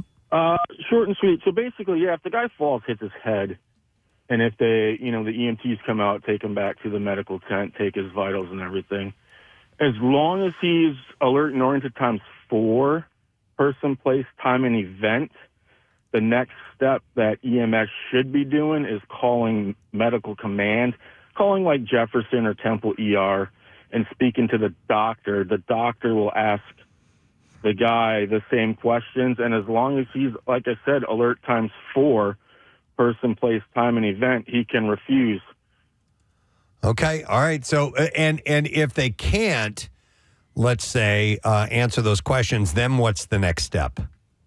The next step, if they can't answer any of the questions, the medical command doctor can get, or EMS can get orders to transport. So the command doctor will say, he can't refuse, you can't refuse. Oh. You got to bring him in. Okay. And if he still refuses, And if it's like life or death situation, the police can get involved and they can do an ED, an emergency detain him. Okay. And then it's basically, no, dude, you're going to the hospital. Okay, no guarantee that will happen, but they do have the authority to do that. Yes. Yeah. Okay. Yep. It seems to be the case. Yeah. It's weird though. Thanks, Again, Griff. you'd have somebody out. And by the way, Griff is a cool name. If you're out for a couple of minutes, I think it should just be. There should be a Jeopardy board back there. You know. Yeah. You've got to. But not like opera or Shakespeare or anything like that. One of this one of the three tenors performed in Eagles players of the 21st century. Right, there you go. You got to do something like that. Yeah. Who's number one on the Eagles right now? She was the mother of Odysseus. What Eagles game are you at right now?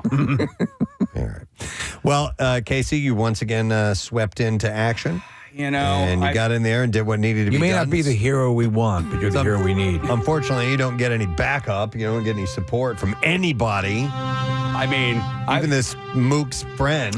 We were laughing. I'm like, I would glance over. I'm like, that guy should be in the emergency room right now, but he's chanting Eagles. Eagles. Yeah. Yeah. Isn't that the funny? Yeah. That's the one thing that got 4, 8 Eagles. Potato. I mean, certainly at that point, when you're in a coma, if you can come out of that. Oh, my God. Yeah. Eat that food, bagels. Bagels. Wow. All right. All right.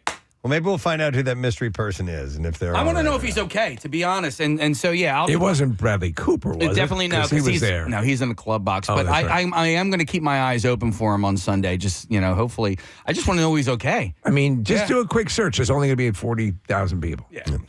All right. Well, let's take a quick break and come back in a moment. Don't forget later on with Lesson Question, we're giving away Metallica tickets. Yes. And you don't want to miss that opportunity. So pay attention to what we've been talking about. You might grab that. And we're doing that every day this week. We're going to be back in a moment. Stay with us.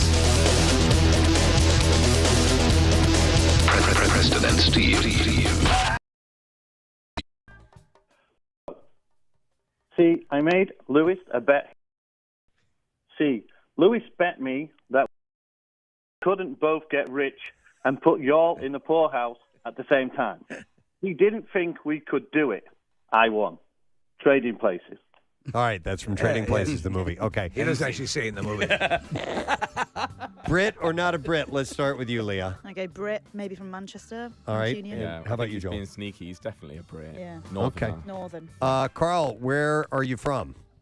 I'm from Harrogate, North Yorkshire. Okay. All right. They got it. They got it right. Well, you guys are good. Did you nail the region? Is that anywhere near? Well, No? yeah, Well, it is Yorkshire north, is north, but we thought North is Mancunian. very generic. Yeah. So, What I is don't the think he deserves a point. TH is an F?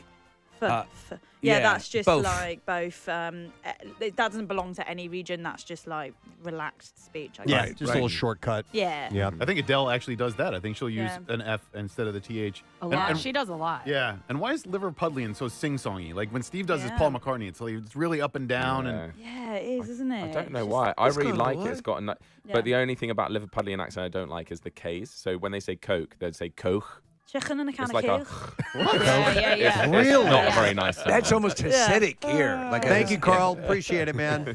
This is my rabbi. Yeah. How about, speaking of pronunciations, a popular one in slang is bruv. Ah, bruv. With a V on the end, which Ted is Lasso? short for brother, right? Yeah, I yeah. suppose so. Or you Brother, can say bruv. it to anyone. Yeah, bro. Yeah. Yeah, bruv. It's Or- like a bro here, like we say, Yeah. "What's up, bro?" You know. So, Yeah. but we don't do the V, but that's one I've found that's very, very common. This is my brother. Yeah. Has anybody made you aware of John yet?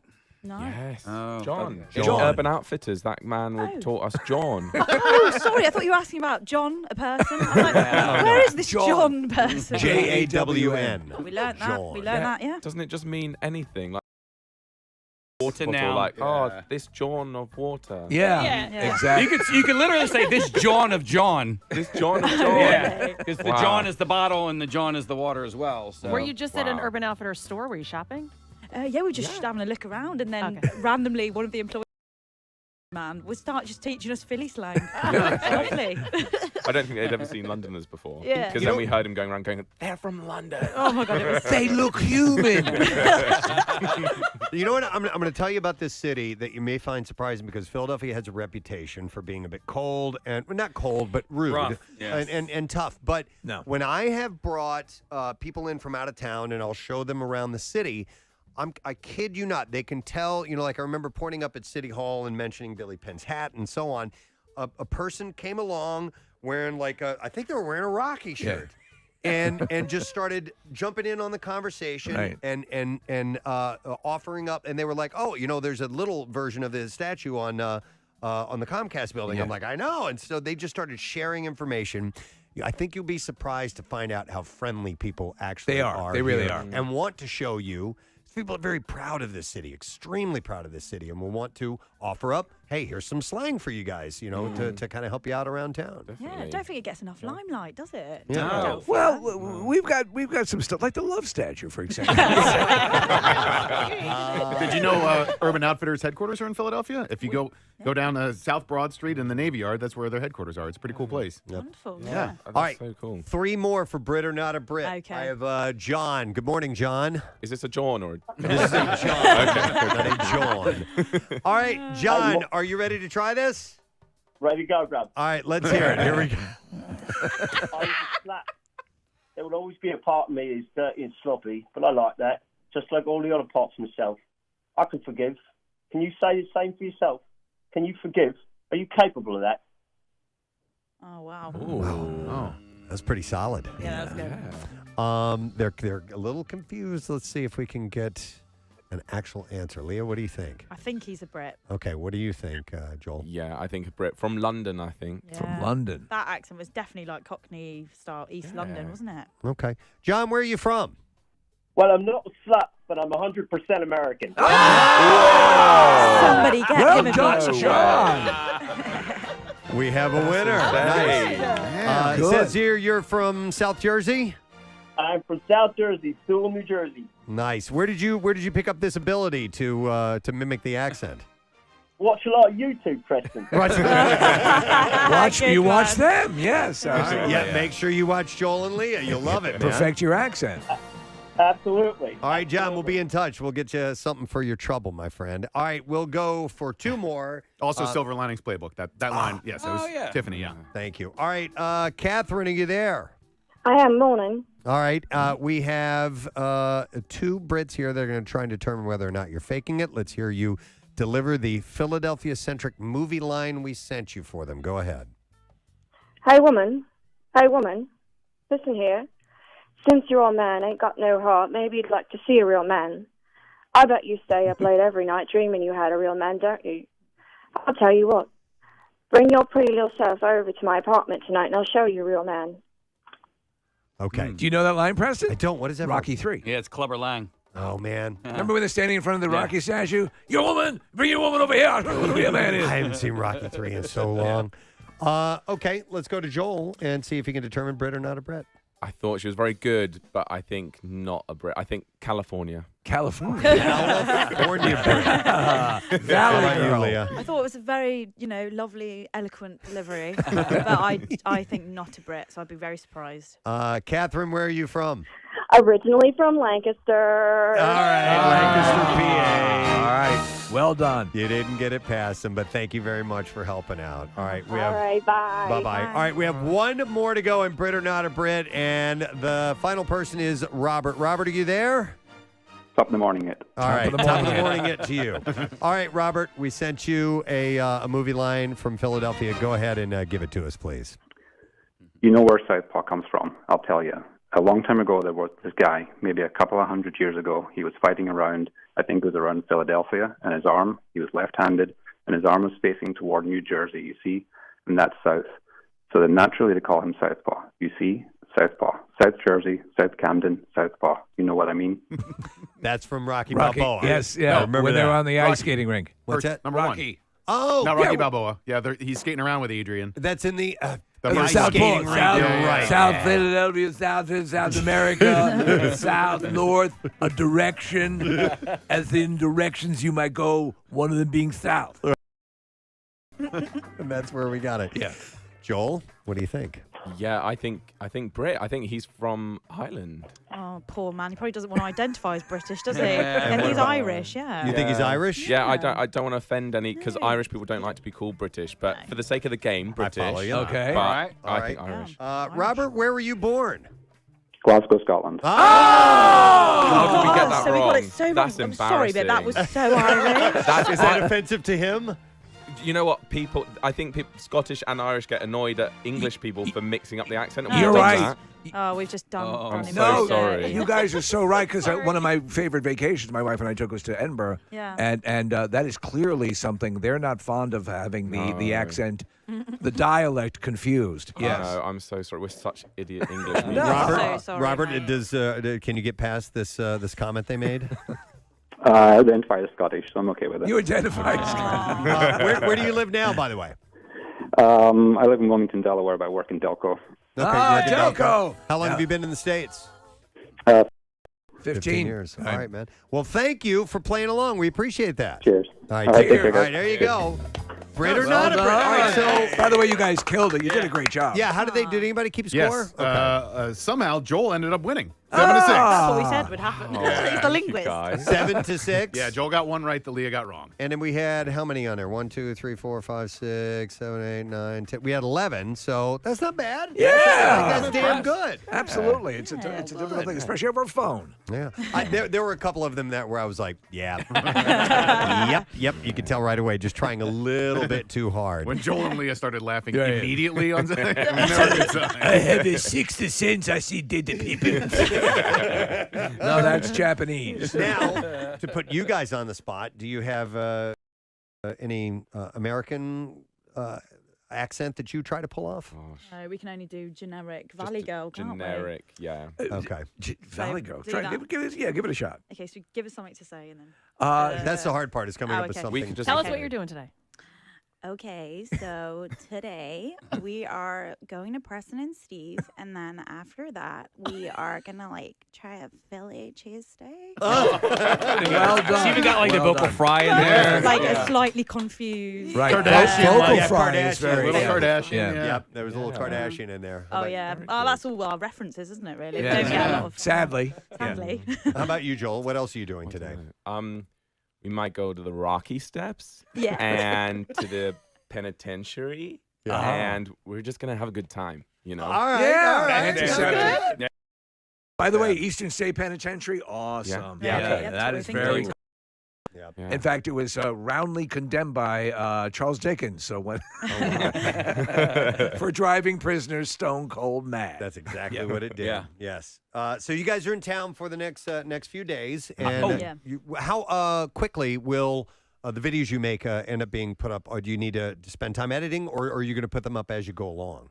So the first Philly videos will probably be out this week. Okay. Maybe next week. So yeah, if anyone's just wanting to jump on our channel and have a little watch of us, Yeah. You guys then are you can. so much fun, and I encourage people who haven't checked you guys out to check it out. It's very likable, and it's a great distraction and diversion, and it's Yeah. Thank wonderful. And so I was telling these guys off air that we're supposed to get a bunch of snow on Friday into Saturday, and they really should. If you have the right gear, try and go sledding down the Art Museum steps. It is a real thing that really happens when it snows out. It's Would worth, definitely give that a it's go. worth getting the gear for, isn't it? All the gear, no They'll idea. set you up. Yeah. And give out your social media and YouTube channel and all that stuff. Yeah, sure. We are at Joel and Leah, JoelAndLia, on everything. Okay. So you can find us that way. Perfect. All right. Excellent. Well, thank you guys for coming by. Thanks for having us. It's great to That was see fun. you, Thank and you so hopefully, much.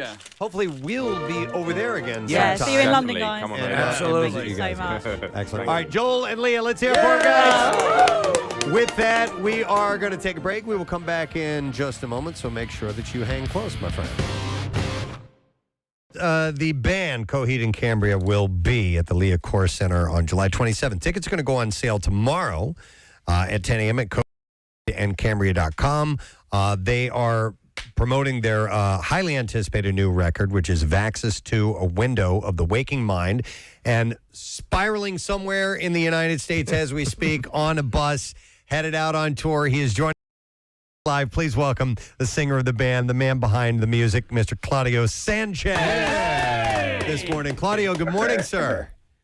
Good morning. Thank you for having me. It's our pleasure, man. Listen, I'm going to be straight up with you from the very get-go because we're excited about having this interview, and I just have the smallest amount of knowledge of Coheed and Cambria. I've been aware of you guys for a long time. I only know a few songs, and I was like, man, do I kind of, BS this guy and just pretend like I know all of his music and do the interview that way? But then I thought, like, you know what?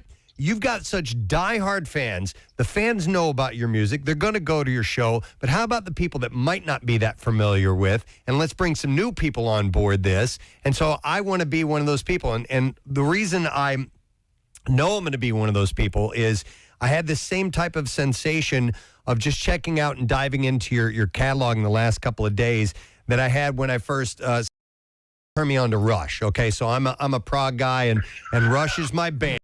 And when somebody played 2112 for me the first time, that was my first dive into conceptual music. And I was like Pinto in Animal House when he finds out that there's an atom on your fingernail could be a tiny little universe. I was just like, I can't handle this. I was blown away. So I'm really open to diving. Thank you, Kathy. Nice day for a swim, right? Absolutely. It's a beautiful day to head out and take a dive. Well, we'll see if it sticks around this cold weather for February 1st. That's when the Polar Bear Plunge, it's the 2025 Philly Polar Plunge, is taking place at Citizens Bank Park. Nick McElwain will be on hand yet again. Nick, how many times have you done this? This is my second year at the ballpark, but I did it where Steve has done it a few times. They used to do it up in Chamonix Creek, and so 2 years in a row at the ballpark. It was so much fun last year. I'm hoping it's a little warmer than it is today, but it's a great time. I will not do these. It's just not. No, and I get it. It's wild, and I see people do it, and I'm like, hey, good for you. But I'd have to draw the line somewhere. And that's where I do it. But thankfully, a lot of people do get involved, and a lot of money is raised for a great cause. And the Special Olympics are the beneficiary. We would like to welcome the Special Olympics Pennsylvania Chief Operating Officer, Mr. Nate Garland, to our show. Nice to see you, Nate. Thanks for coming here this morning. Casey. And along with him is the manager of athlete leadership and young athletes and an athlete himself, Jordan Schubert is here. Nice to see you, Jordan. Thanks for being here. Thanks for having us. We're excited to be here. Now, what do you think about the cold water and jumping in that stuff? So I was hesitant to plunge myself. If I more or less had my arm twisted into it from some colleagues of mine. Nate wasn't one of them, but I know he fully supported it. But it's been fun. I've actually had more fun on promoting my campaign, raising money, than I might actually plunging, which is pretty fun. It's cold. It will be cold, but it's well worth it. And there's a lot more control over this situation. Nick mentioned in the Chamonix Creek, which I did as well a couple times.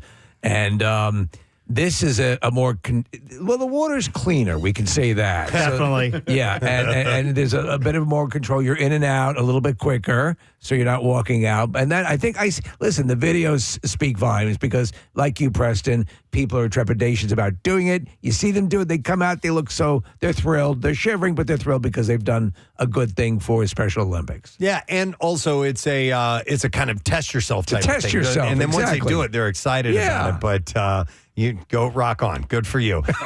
So can you tell us, Nate, a little bit about the event and how things are going to play out that particular day on the 1st? Yeah, well, like you guys were talking about all morning about the frigid temps, and I'm not sure a Wonder Bag over your feet going to keep you dry. Right. I heard one of your listeners this morning talking about that. This is one of our largest fundraisers around the state. We actually have 10 plunges around the entire state of Pennsylvania. But here in Philadelphia, there's already almost 3,000 people signed up to plunge. We've got close to 100 area schools who will come out on Friday morning, and they'll be plunging all day Friday. Friday afternoon, we have our business bash plunge. So when's the pool? So, okay, just technically here, the temperature is going to be warmer. It'll be in the 30s, 40s. Well, I don't know. We're still a ways away. It's February 1st. Oh, February 1st. It's not this weekend, Steve. It's next weekend. Okay, I was confused. Yeah. So all right. So you could have a wonderful situation. Look, you want that badge, right? If you're going to go do it, you want to go do it, right? So this is, this right. This we'll keep our fingers crossed. Okay. But those pools get set up. We've got close to 3,000 people that are going to come out to plunge. And wow. I do think if you are going to do it, you may as well have to break ice on the top. You know what I mean? You're going to go. Right. go all in on this. And I think that would be, So it feels like Preston's coming around a little bit. Oh, no. I'm not going to do it. There's no way. If you're going to do it hard. You got to be hardcore. You got to live hardcore. That's right. To be hardcore. Well, this event is Philly, right? This is, probably the greatest sports town, right? City of Champions, right? Well, what do City of Champions do? They come out and support our champions, like Jordan and the 15,000 athletes in Special Olympics Pennsylvania. And it's down at the ballpark, like Nick just said. It's got that sports environment. There are teams out there that come back every year. They come out, they set up in the parking lot, they tailgate. It's a tradition, It's right? a big party. It is. Yeah. It's a tradition. And lots of coffee. All right. Well, Wawa is going to be offering up coffee and hot chocolate and stuff like that. And so, do you slate a specific time that you're going to do this if you sign up for it? How does that work, Dan? No. So if you're a school or a business, that's a different program. You sign up and you get those times. But if you're Saturday and you're coming down with your family, your friends, the group that you're going out to see the Eagles this weekend, you want to come over here and tailgate, come on out. Register online at phillyplunge.org. It's actually free to register. You can register today for $0 and then send that email out to friends and family, raise enough money to come down. And then you get there and you get in line, you manage the crowds, you hear the tunes, you have a good time. You're like, you know what? We've got the courage. We're going to go get in line and go plunge and do your thing. Have you had to increase the size of the pool because it just keeps getting We've bigger? added pools. I think we're definitely, last year we were at two pools. I think we might be close to adding a third pool. Wow. And so we just manage the lines and get people in and out and get them dry, etc. If you got 3,000 people coming out, And it's just kind of nonstop. Once it starts, it keeps going. Jordan, I want to talk to you a little bit about your favorite sports. So we got floor hockey, bowling, and basketball. Which of those three is your favorite? Basketball is by far my favorite. I also played floor hockey for a handful of years. Loved that. Actually, plunging in memory of my coach. I was going to be wearing my old jersey, so excited about that. And then just took up bowling a couple years ago, and loved it. Basketball is still my favorite sport. Hope to play for many years to come, but I have a good sport to fall back on whenever the legs go. You have to have a plan, right? Yeah. But it's cool. Like the greatest thing about this event is it just helps raise funds for such a wonderful cause. And Nate, we can talk a little bit about the fact that the athletes don't have to ever pay anything. That's what the Special Olympics is all about. They do these events and then they don't pay any fees for any equipment ever, right? Yeah, our commitment to both our athletes and the families is that this will always be free. And we've got athletes like Jordan who, like you said, are going down to a local bowling alley or their gym to play basketball. But we've got athletes. And roughly about 3 weeks, I think we got 4 athletes who are going to Italy to participate in World Winter Games. It's amazing. So we have, 26 Olympic type sports here in the Philly market. I think we're offering 11 sports right now. 15,000 athletes around the state, roughly around 1,500 so in this particular region. And for every athlete like Jordan who's participating, there's still 29 on the sidelines. So these funds are not only supporting Jordan, but they're getting more athletes off the couch and on the field of play. So that's what this is all about. We've got an ambitious goal to raise about $750,000 this year. Which is about half the budget for the program in this region here. So it's a super important way to start the year off for us. And, one of the things that's amazing about this event, Nick, you probably saw this out there last year. There's so many families out there. Athletes are out there plunging. So it's just a wonderful environment for families, for teams, for companies.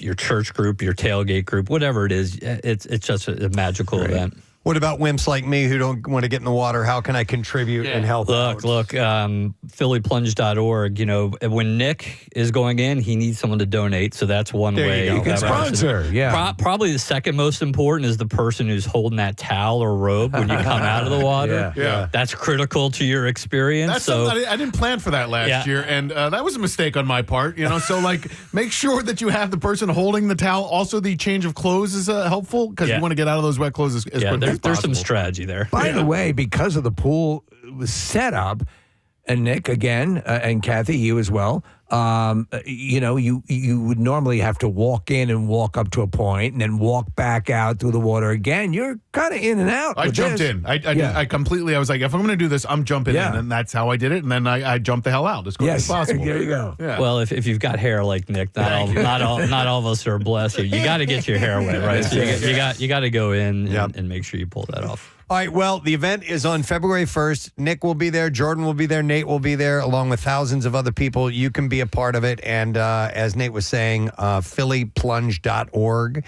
All the information is there. You can get signed up. But it'll be a great event all the way around. This is one you'll look back on and go, I'm glad I did that. Except for me, because I'm not going to do that. But That's all right. You'll be there. I can make a donation for sure. And you can too, phillyplunge.org. All right, good luck with everything, guys. Anything else, or is that all we need? Nah, Preston, we appreciate it. Steve, Nick, everybody, Kathy. And you got it. Yeah, I appreciate you having us. And go Birds. Go Birds. There you go. Absolutely. All right, let's hear it for Jordan and Nate this morning. Thank you guys for coming by. We wish you the best of luck at that event, February 1st. And by the way, you can check the community page at PrestonandSteve.com. We've always got information on events like that for you to dive in and get the details. And pardon, see what I did there? Dive in, and you can get the details and be a part of them in person.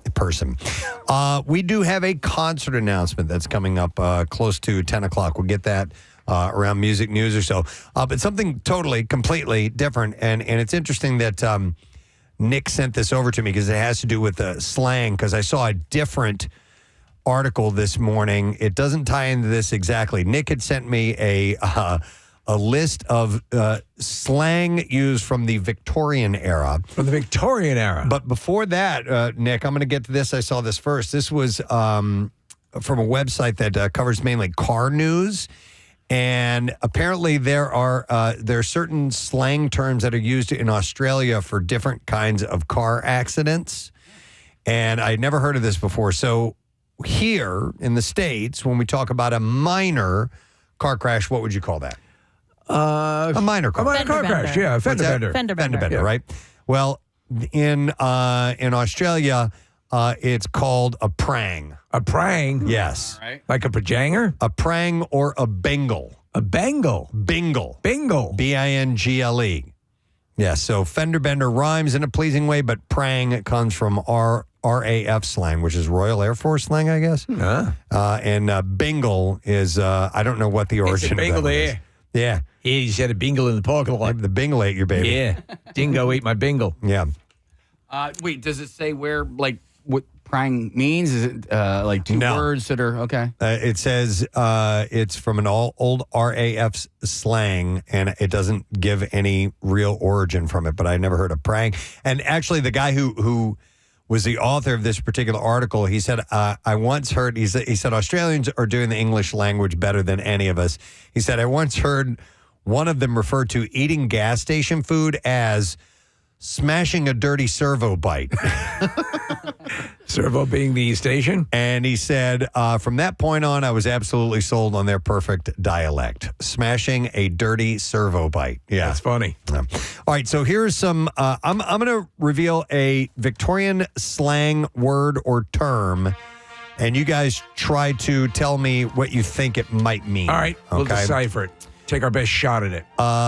So what if someone is a giggle mug? A giggle mug? Yeah. A fool?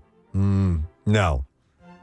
A giggle mug. Like a chatty Cathy? No. I was Ugly? Thinking, no, because I'm going giggle mug, like somebody who's smiling. I don't know. Casey, always smiling. Ah, there we go. Nice. All right. If you were to bitch the pot, what would you be doing? Bitch. Bitch the pot. Bitch the Bitch the pot. Bitch the pot. Okay. You guys will never get it. Well, I'm thinking, well, bitch is a female dog. Right. Right? So you're preparing dog. You're dogging the pot. Oh, yeah. Okay. Yeah. Are you eating without your hands? Oh, that's pretty good. But no, it's you're pouring tea. You're pouring tea. You're bitching the pot. Bitch the pot, please. All right. What if you've got the morbs? You've got the You're morbs. depressed. Yeah. Yes, temporary sadness. Well done. Tight as a boiled owl. Tight as a boiled owl. Yeah. I'll let you take this one, Steve. Cheap? No. Anyone else? Tight as a boiled owl. Steve, you'll recognize this as a fairly antiquated term, but it means drunk. And back in the day, when you said someone was tight, they were drunk. They were drunk. Yeah. Yeah. Poked up. Poked up. Okay. Poked up. Victorian for docking? Poked up. To me, it might sound poked up. This one doesn't. Hyper agitated? No, you're embarrassed. Oh, no, there's no. All right, what is a sauce box? A sauce box? Yeah, it's a body part. A sauce box? Yeah. Box. Your mouth? Testicles. What's that, Kathy? Your mouth? Yes. That's your sauce box. Nice. Yeah. It's not your testicles? You're being saucy. Yeah, okay, you know what I mean? yeah. Your sauce box. That's where you Yeah. keep your sauce. Yep, okay. Cupid's kettle drums. Cupid's kettle drums. Yeah, it's a body part. Now it's testicles. No. Boobs? Boobs? Yes, Kathy. Hey. Look at you Victorian honey. All right, if you're not up to dick, what's wrong with you? You prefer vagina. I was going to This say. is- He's not up for the dick. This is Victorian slang, not up to dick. He prefers that. I am so not up to dick today. No. Not up to doing something, going somewhere? Nope. Not up to dick. Wait a second. What's a spotted dick? That's a pudding. Yeah, it's a dessert. You're not hungry. No, you don't feel well. I am just not up to I'm dick really today, feeling guys. it in my dong. Yeah. All right, here, this says Victorian slang with Gen Z definitions. Okay. Victorian slang with Gen Z definitions. Yes. Afternoonified. Afternoonified. What the hell? This is a Victorian? Yeah, Victorian slang. So we're going to require two translations on this one. Yeah. Because We are. Yeah, right. So the second, the one that'll make sense to us, Preston, is then the second half of this list. Hopefully you got that part. Oh, okay. Yeah. Yeah, now I see it. All right. So it's fleek. Fleek on point? Smart. Oh, wow. And I guess the smart meaning looking nice? Smart dressed. Yeah, Smart like dressed. Yeah, Steve is right. On point, yeah. Okay. Oh, well, then here you go. Thank you. All right. What's a chuckaboo? That's when you frighten our program director? Yeah. Chuckaboo. Chugga! I like it as a term of affection. Come here, my little chuckaboo. Get over A here. chuckaboo. A chuckaboo. Chuckaboo is your BFF. Okay. And that would work out for you, Case. Yeah. Very close Chuck- friend. you better- Chuckaboo. Chuckaboo. You're my little Give me the monkey. No, chuckaboo. All right. What if you are off your chump? A little crazy? Yes! Yeah. Like off your rocker. Yeah. And chump is your rocker. That's Victorian chumps. Right. All right. How about this phrase? Dash my wig. Dash my wig. Yeah. Suck my. No. Dash my wig. So to dash one's hopes, to ruin someone's desire to have hair again. No, this is more of an exclamation of sorts. Oh, dash my wig. Golly. Well, dash my wig. Well, spit my pudding. Anybody? I think. Okay. I don't know. It means, oh my God. Oh, all right. OMG. You're surprised. So in Victorian, on a Victorian text, you would have DMW. MW. Totally. DMW. We need to start using that. Totes. Me too. DMW exclamation point. By the way, Kathy, speaking of using slang, and I will segue that into emojis. I love your three dancers Yeah. thing. Does that become your thing? Yeah, I've used it for a while. That's sort of my I'm hyped. I'm ready to go. I'm Okay, happy so about Kathy something. sends these three little dancer emojis. This girl in a red skirt, like throwing her skirt Yeah, up in the kind of air. looks like a salsa dancer. Yes. Have I ever gotten that? I don't really pay attention to emojis. The first time you sent it to him, I'm like, what the hell does this mean? I use the written language. All right. What about this one? What is a mutton shunter? A mutton shunter? Okay. Mutton shunter. I know mutton and I know shunting. What is muckampates? That's the pivotal creek. Mutton shunter. I get no dancers. Mutton shunter. Mutton shunter. Yes. One who shunts muttons? So mutton is That's like lamb. Yeah. Mm-hmm. And then a shunter of said mutton. This doesn't make any sense. It means the police. No. Oh, okay. Mutton shunter. Yes, because they used to call the police mutton. You remember? These are Victorian. Quickly get the mutton. Slang terms if you're tuning in. How about this? Skilimalink. Skilimalink. Is that like skibbit? Or would it be skilimalink? Is it like Skibbity? Skibbity Ohio toilet. Skibbity. What did you say? Skibbity what? Skibbity Ohio toilet. Say it again. Skilimalink. Skilimalink. Skilimalink. Skilamalink. Is that? You'll never get Country of origin? it. It is Victorian. Okay. Can you use it in a sentence? Yes, I was very skimmalink of the guy that was with the dude that fell over onto Casey's seat. Related to? Worried? Upset with? Suspicious. I might opt to just say suspicious. Yes, Kathy, sus would be the better word. Yeah. All right, then you have a nanty-narking. A nanty-narking. A nanty-narking. Yeah, what are you doing if, you're accusing your nanty, you're ratting out your nanty for using drugs. No, not nanty-narking. It's not like a narc. Okay. It means having a good time. That was, yeah, I'd be curious to see where that comes from. All right, I've only got a few more here. Nanty-narking. All right, how about this? To shoot into the brown. Oh my God. Anal. Come on. Anal. It's got to be. To shoot into the brown. Shoot into the brown. Shoot into the brown. Yeah. Come on. That's right. No, it does not mean that. All right. Shoot into the brown. I'm going to say you're planting your flag. Oh, that's pretty good, Casey. Yeah. I mean, it someone's does not. ass. It's not anywhere near, but it's Claiming an interesting. yeah. It's an interesting. I heard what you said. It's In an someone's interesting butthole. interpretation. No, it means to fail. Shoot the brown. To shoot into the brown. Is that? I wonder what the brown refers to. Well, I was thinking like a target. Right. You know, the brown would be missing, maybe into the ground. Possibly. If you were shooting an arrow at a target and you shot into the brown, you completely failed. Okay. That would just be my guess as to the origin. The what do you call that? Etymology? Etymology of that particular The term. edamame? The edamame. I do like some good edamame. Oh, so do I. Steamed with a little salt. That's really good. All right, here's just a few more things. What is scandal water? Scandal water. Gossip? No. It means tea. So I assume over tea, you will would gossip. Scandal water. There you go. Oh, like spilling the tea. Yeah, maybe.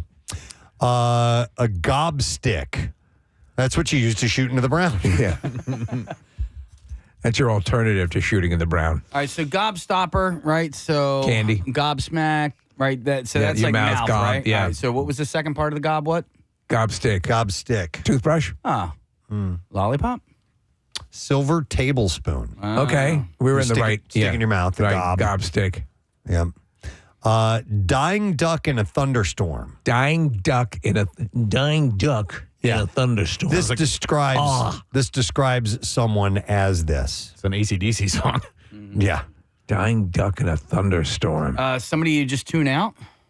No. Dying duck in a thunderstorm. This is God. I'd like to know where the entomology. Etymology. Edamame? What is entomology? Study of bugs. Oh, okay.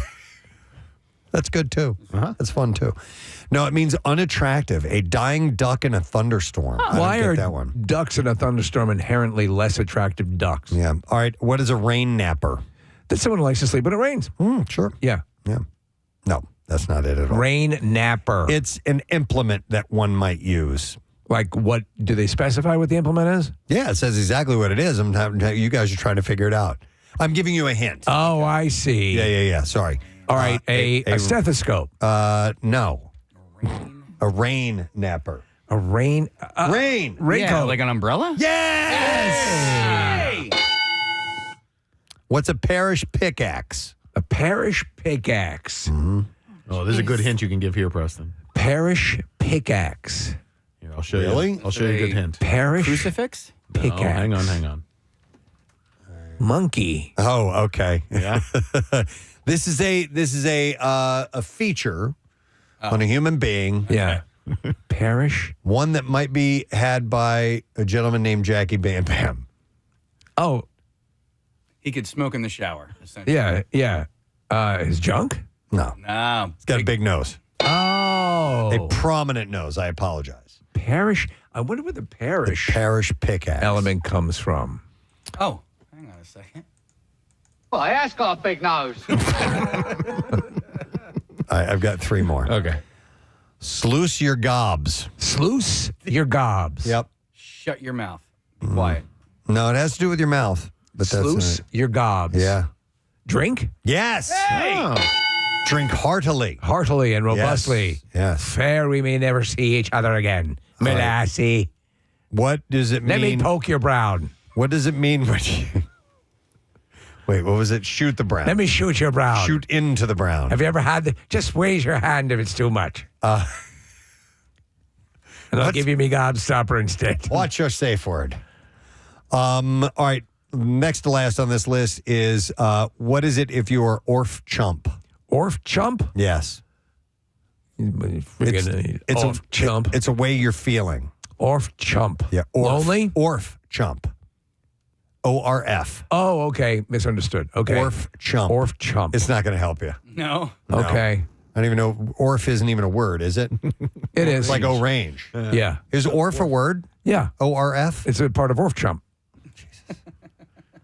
No, it means you're not hungry. Oh, okay. Wow. orf chump. Wow. Sorry, old chap. I'm off chump right now. Yeah. Soon I'll be on chump. Yeah. Now, ORF is... no, ORF is a radio station in Austria. Yeah. Yeah. That's all. Yeah.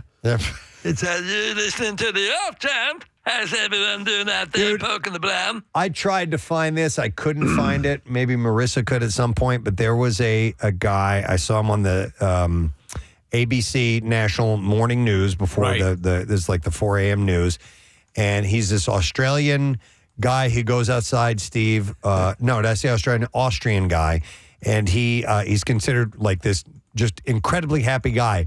And he talks like that. Just like this. Oh, my God. What can I say? I want to go outside now. Come with me. And I could not find it. I really wanted to locate. Nick found him. What? The happiest person on the internet. What? Happy Austrian guy is what else he's labeled as. That's me. The happiest guy on TikTok in Austria. Oh, you got to get the audio. Yeah, Marissa, if you don't mind, I'm sorry. She's very happy. She's going to She's very happy too. see if we can find some examples of him. She'll be happy too. Just Your by fingers are typing on the keyboard. listening to him. All right, and then this last piece of Victorian slang is Irish apricots. Irish apricots. What would those be? Well, potatoes? Yeah. Yeah. Hey. That's pretty easy. Wow. You get one of these, Steve. Thank you. Thank you very much. I think our favorite is shoot into the brown. Right? Shoot into the brown. It has, I mean, I immediately thought anal, right, Victorian? They were a little more prim and proper. Mm-hmm. Yep. Why did That you and hang up your skirt? Cupid's kettle drums, boobs, and sauce box. Those are all pretty good. I do like your little sauce box. You'll shut your sauce box. Yep. And that's all I have. All right, I like it. Oh, this we point. have the happy guy. Let's hear him. Okay. It's only like 5 seconds. All right. Oh, that's it? Yeah, we'll get more. All right, here we go. Beautiful is this mountain looking right behind me.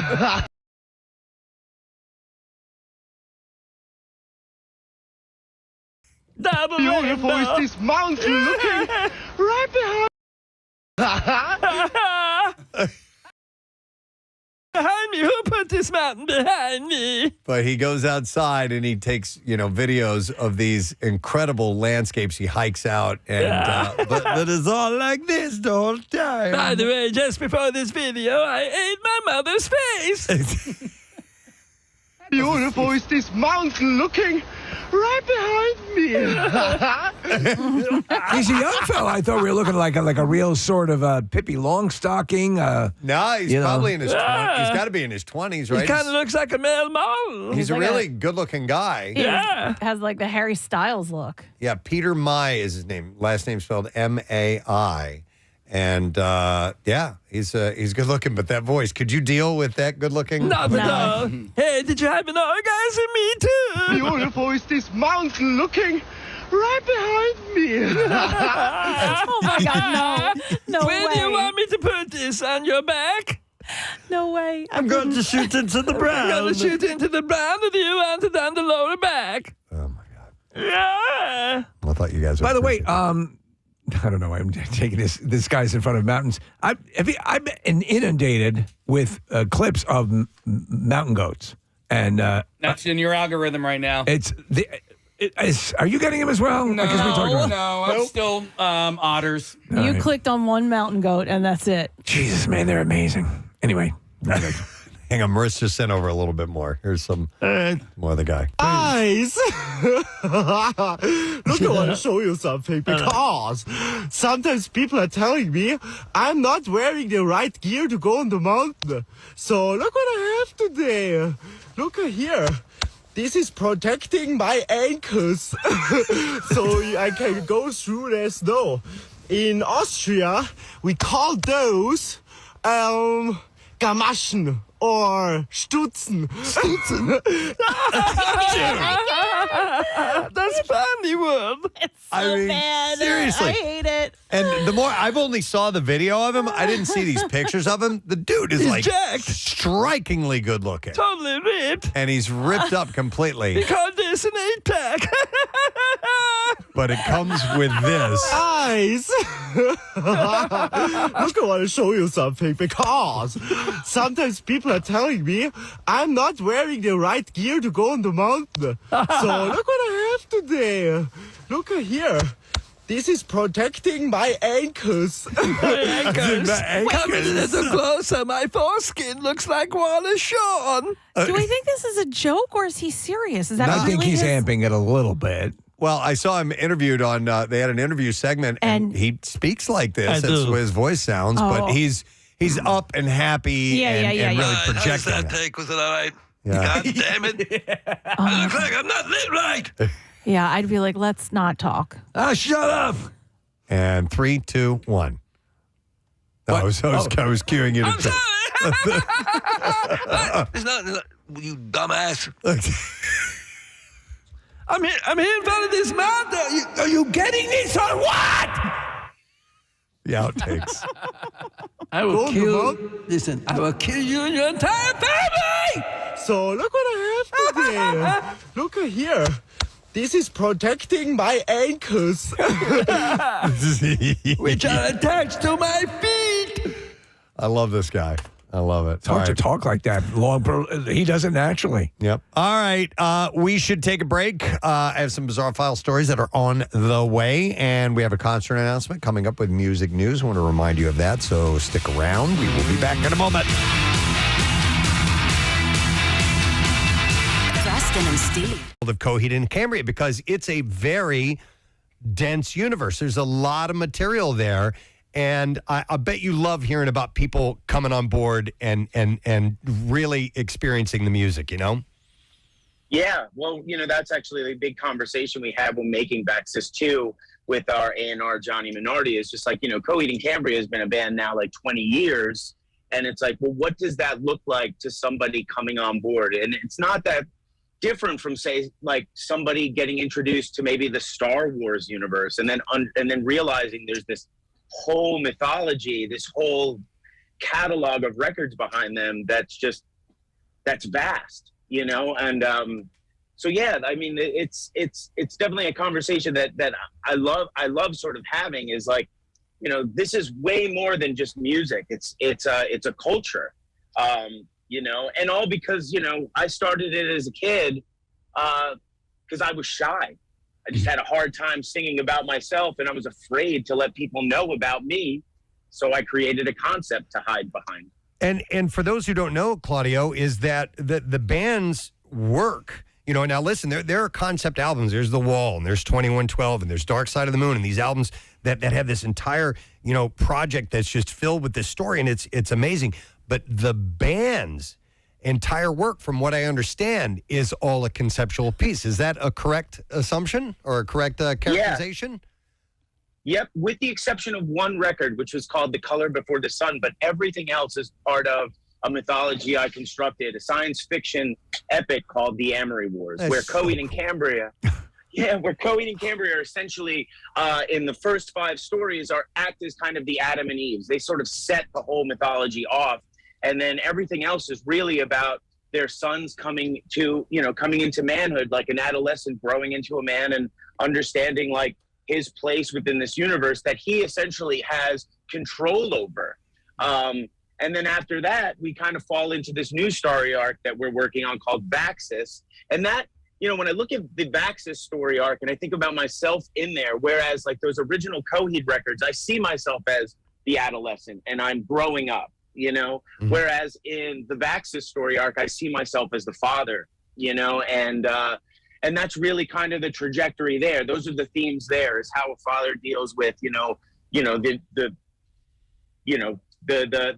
a man kind of coming into his own as a dad, basically. I love this notion. I would have been, and I am now going to, because I just as Preston said, we're both fans of this kind of approach to music. It's few and far between these days, and it used to be the norm, and you would just get there and you would immerse and you would look at album art and you would be, what's the message? And you talk about album art, you've got the comic series. I mean, you've got all of this stuff that's dovetailing. Preston, at 16 or 17, if you found this band, you'd be outside the tour bus. Oh, yeah. Yeah, bugging the crowd. I mean, because honestly, I heard so many people that I respected and respect, Claudio, the band's name would always come up, and I'm like, well, I love this stuff, and so circuitously, I would experience and go, yeah, that's good. Not understanding, what is a very rare situation where it's not just simply a thematic concept album, it's a concept band. Mm-hmm. That is awesome. That's a mind blower.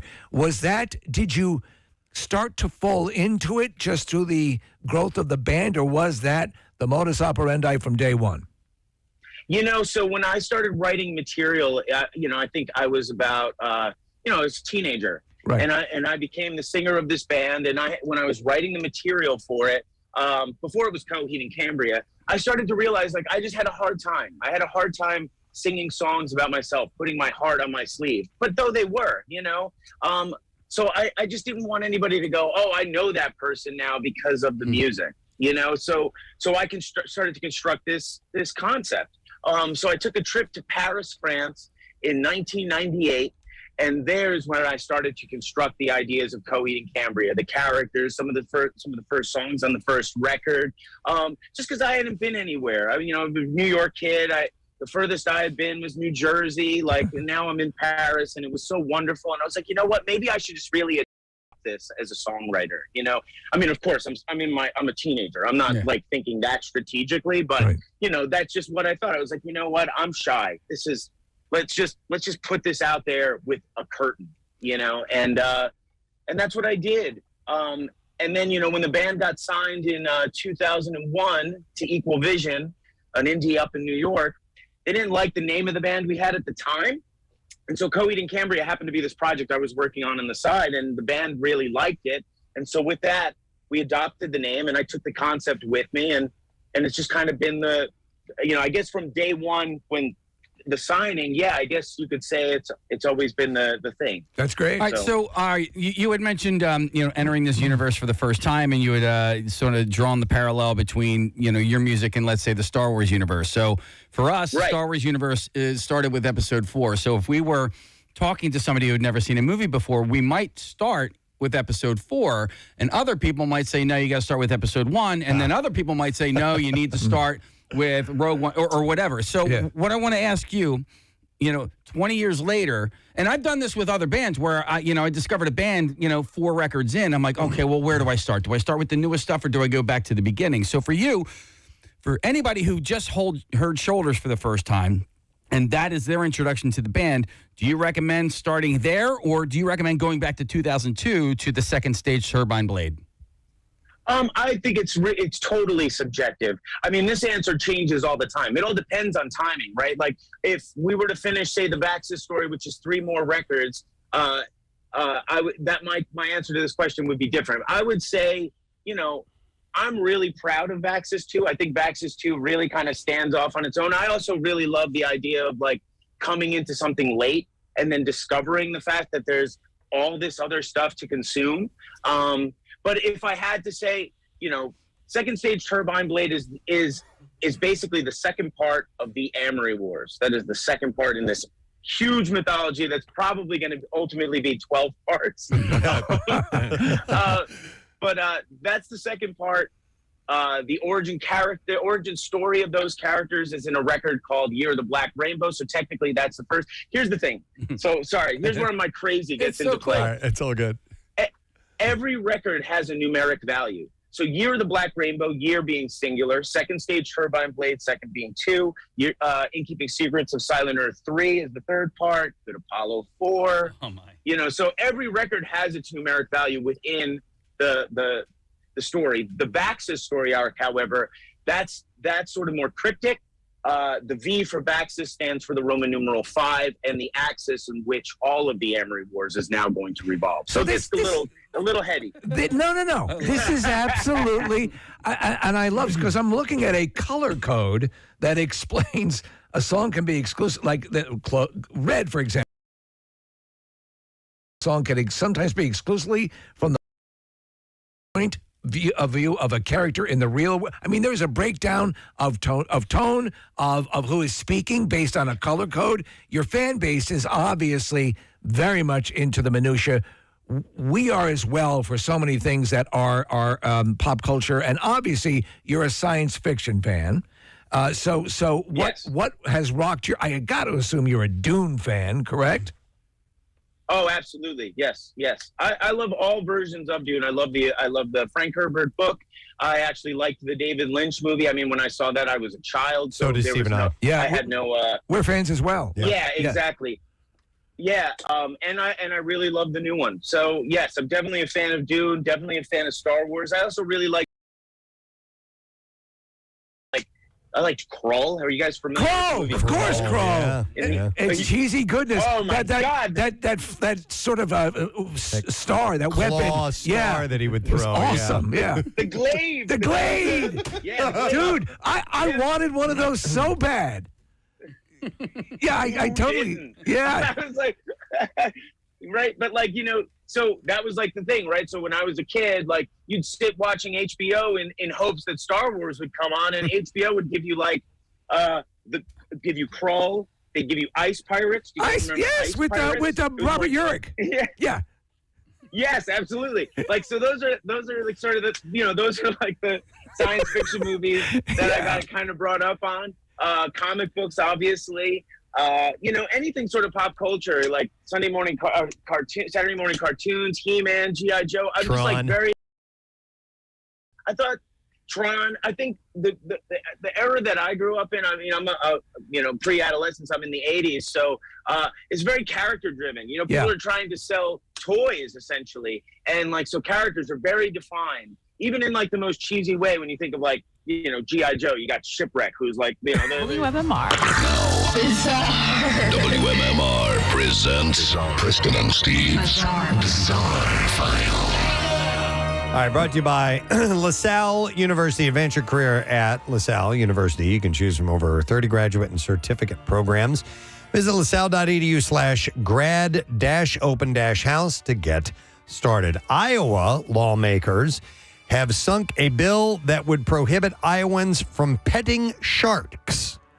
But it's possible it could resurface. This is in Iowa again, folks. Yes. It's a terrible problem. Representative Ray Bubba Sorensen introduced the bill in response to a July incident at Blue Zoo Aquarium in West Des Moines where an 18-inch bamboo shark bit an employee's hand. See far too many people out there petting sharks, and something's got to be done. I yield back to the senator. Bubba Sorensen's bill, House File 24, seeks to add sharks to Iowa's list of dangerous and wild animals. Anyone who allows a member of the public to have contact with a dangerous wild animal or intentionally allows the animal to escape, would face an aggravated misdemeanor punishable by up to 2 years in prison. We'll move on to Bill 292, needless aggravation of a unicorn. Sorensen told a House subcommittee Thursday that his bill doesn't shut this place down. It doesn't. It shuts down them having people pet a damn shark. That's what he said. To pet this damn shark. God damn it. Blue Zoo. What did you just do? For-profit interactive aquarium opened in May. Patrons are allowed to feed and pet stingrays and bamboo sharks in a shallow pool at the aquarium. It also has parakeets, reptile habitats with tortoises, lizards, and frogs. Does this cover the stingrays? I don't know. No, I think just well, it's a good question. What's the problem? Representative John Wills said he has a tough time signing I off. don't like stingrays. Signing off on a bill that would restrict just one business in the state. He said, we govern the state of Iowa, not West Des Moines. Right on. Let me take a look at it and see if there's something we can do. The bill did not advance Thursday, but Sorensen, Bubba, said he is interested in moving forward with it after gaining clarification. A Central Florida woman was arrested over the weekend on drug possession charges for the second time this month. Her name is Taryn Acri, and she was booked on several drug-related charges, including trafficking meth. I tell you, I'm addicted to the stuff. Now, deputies arrested Acri after pulling over a vehicle in which she was a passenger. The driver consented to a search of the vehicle, asserting that nothing illegal should be inside. However, deputies discovered that Acri had several bags with her, one of which had a label on it that said verbatim, "Definitely not a bag full of drugs." That is what the text said on the outside of this bag. Have we become so cynical that we believe that might be misleading? Among her belongings, including the ironically labeled bag, deputies discovered methamphetamine, needles, Narcan, digital scales, small baggies, cut straws, and other drug-related items. I believed you. This arrest came nearly 2 weeks after Acri was detained during another traffic stop on similar charges. Definitely not an illegal gun. She is currently being held in jail without bond. I'm definitely not a hooker. 2 people from Oregon were arrested for reportedly impersonating firefighters. Back home to Oregon. And I was giving you a little pause there. Impersonating firefighters and using an illegitimate fire truck in the Palisades fire activation zone. Oh, that's horrible. Yeah, how illegitimate was the fire truck? It was an older one, so police officers patrolling the area on Saturday noticed a fire truck that did not appear to be legitimate. Sheriff's deputies then made contact with the individuals in the fire truck as they attempted to enter the evacuation zone. The occupants claimed to be from Roaring River Fire Department in Oregon. Back home to Oregon. Take a flamethrower to this place. See, they're getting it all wrong. An agency deputy says that was not legitimate. Deputies also noted What a sham. that the individuals were both wearing turnout gear and CAL FIRE T-shirts. They also had helmets and radios in their possession. Both suspects, Dustin Nell and Jennifer Nell, were both arrested for impersonating a firefighter and entering an evacuation zone. So they're a firefighting couple. The truck looks legit, at least too legit to quit. I mean, it looks like a standard fire truck. Steven, they're both Nells. They're both Nells! The truck, which was purchased at an auction, was also impounded. Dustin Nell has a criminal history in Oregon for criminal mischief and arson. The case will be presented to the Los Angeles County District Attorney's Office for filing consideration on Tuesday. That's Jennifer Nell. Calling it a fire. Yeah. What was that? And then we'll do one more story and we will wrap it up. A hunky male model was attacked by an aggressive octopus who clasped onto his body and dragged him underwater. Wow. Italian Federico Colla was enjoying the Indian Ocean on a holiday to the Seychelles when he was preyed upon by the tentacled beast. Footage shows the ripped Milan-based influencer walking around the crystal clear waters before he's suddenly pounced upon by the octopus. It wraps its 8 limbs around the man's leg before pulling him under.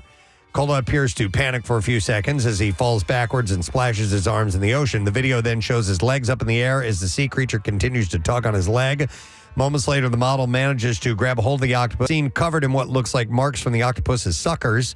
A follow-up clip reveals how instead of being overwhelmed by the interaction, Cola decided to become friends with the octopus He carried it out of the water and onto the beach before showing it to the camera. I think we become friends at this point. I'm very happy. The pair played around for a few minutes with Cola splashing it with water. Wait, you're a male model. And even letting it climb up onto his back. The octopus even appears to squirt water out while Cola holds it near the surface. I got you. In one short clip, Cola even appears to let the octopus act as a backpack as it slowly crawls up his upper body and stretches its tentacles around his head. Yeah, So- it's pretty wild. Did you see the My Octopus Teacher on Netflix? I did. Yeah, it's great. Yeah. But that was a little one. This guy's like That's the a big size- one. This is like the size of the guy's torso. It's like the size of a backpack. All right, and that is what I have in the bizarre file for you. All right, we're going to take one more break. We'll come back in a second with the aforementioned concert announcements, trash and music news too. Stay put.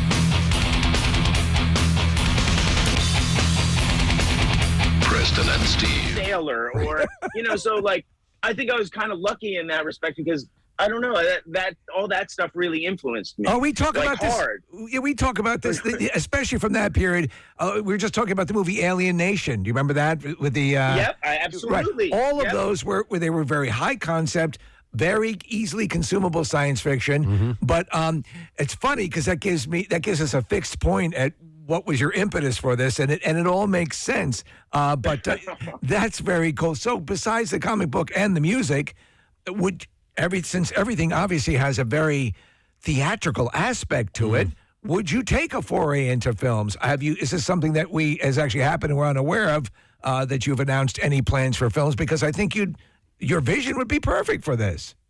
We've attempted it, but on a very grassroots sort of small level, not in a very serious way. Like, no one's really come to approach us essentially. Like at one point, Mark Wahlberg tried to get involved, his company Leverage, but it wasn't really. I mean, I think it was like the wrong time because now I got to tell you, like, I get asked this question way more than I've ever. And I think it has a lot to do with maybe the Vaxxis story arc because a lot of the accompanying art, the story is very photographic. It's very photorealistic, and it's easier to see, I think, than it ever has been. Right. So I get asked it a lot. So I have a feeling it's gonna it might happen. Nothing right now, but it just feels like the wave is pushing in that direction. All right, so Claudio, to that end, in 1998, when you're writing in Paris, essentially you're story arc, but the constant from 1998 until right now is the music, right? The music sort of is at the base of a lot of this stuff, and a lot of what your career has become. However, in 2022, you're sitting on a tour bus and you're Zooming with us, and we're in completely different states. So obviously, and in many ways, the technology over that amount of time has changed vastly, which allows you to tell the story in many different ways. Which part of the technology advancements that we've had over the last 2 decades is most appealing for Coheed and Cambria? Which part of it is just kind of a distraction? Like, what have you guys really embraced? And you're like, oh my God, this is a really great way for us to tell the story in a way that we really want to. I mean, I always want to see it kind of get played out in a live action, just in the simplest form, whether it be television or movie. But there's so many other things now we have VR, we have metaverses, we have all sorts of stuff. And I think there's a lot of source material for us to draw from, and again, like that was never really my approach. It was really just to make, comic books essentially, just to tell these stories in a different way, watch them get up off the record and come to life. And now it's like, yeah, sure, movies and television, but there's so many other places to stretch. Yeah.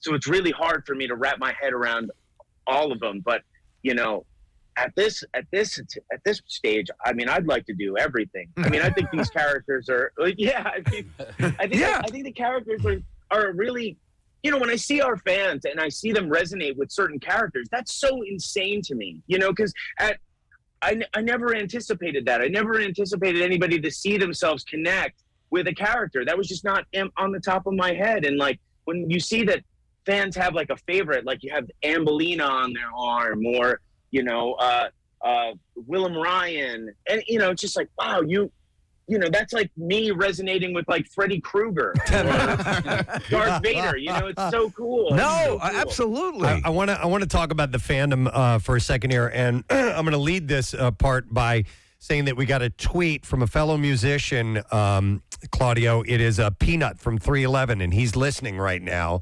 So he tweeted at us. So I wanted to give a shout out to Peanut, who's listening this morning. But you mentioned the fandom, and I'm going to give you an example. And this is a killing two birds with one stone, because I want to thank this listener. This morning I came in and there was a box sitting over here in the studio, and I'm like, well, what the hell's that? And I open it up, and first of all, it is a 4-pack of the Rush beer. All right, that was sent to me. All right, and it came with a letter. It says, Preston, a beer to share with a fellow Rush fan. These are not for export in the USA, so I coordinated a delivery from Henderson Brewing Company in Toronto to an associate in Ontario.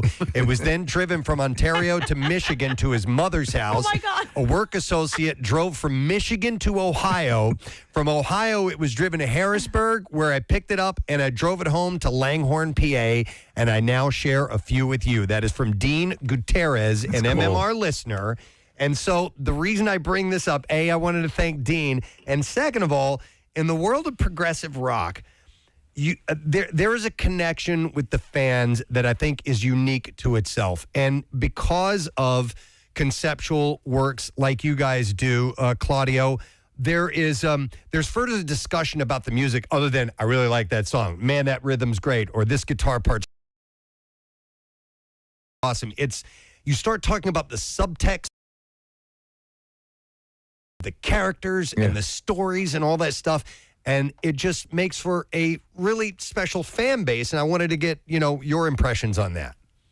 Yes, we are so fortunate. I mean, our fan base is just amazing that they get into all of those sorts of things. Like last fall, we did a cruise that sold out, and everyone was super respectful. It was just, it's more of a family. We see the same faces a lot of the time. We've created relationships with our fans. It's something that, again, like I just never thought I could only have dreamed of. Right. And it's like it's like happening. I wonder, we're lucky in it. I wonder, Claudia, how much of that connects to, and you come from a point of being shy.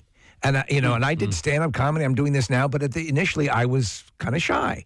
And there's something that draws a certain. You don't want to make blanket statements. Everybody, obviously, if you enjoy, but I think you're probably connecting in a way, because that's well known about you and your impetus for starting all this. That the people who don't feel that there's something quite for them, you're providing that. I mean, on a basic level, we can sense your joy over being able to do that. Would that be your greatest accomplishment, you believe, touching people who maybe up to now haven't found that thing that resonates for them? I think so, absolutely. I mean, it's also like, it also provides something for me. Like, again, going and being shy, it's like it's hard for me to walk into a room of people I don't know and be a personality. I tend to kind of cower off, and that's the whole idea of being, the Coheed line of one among the fence. I'm the one at the dance, like I'm the wallflower.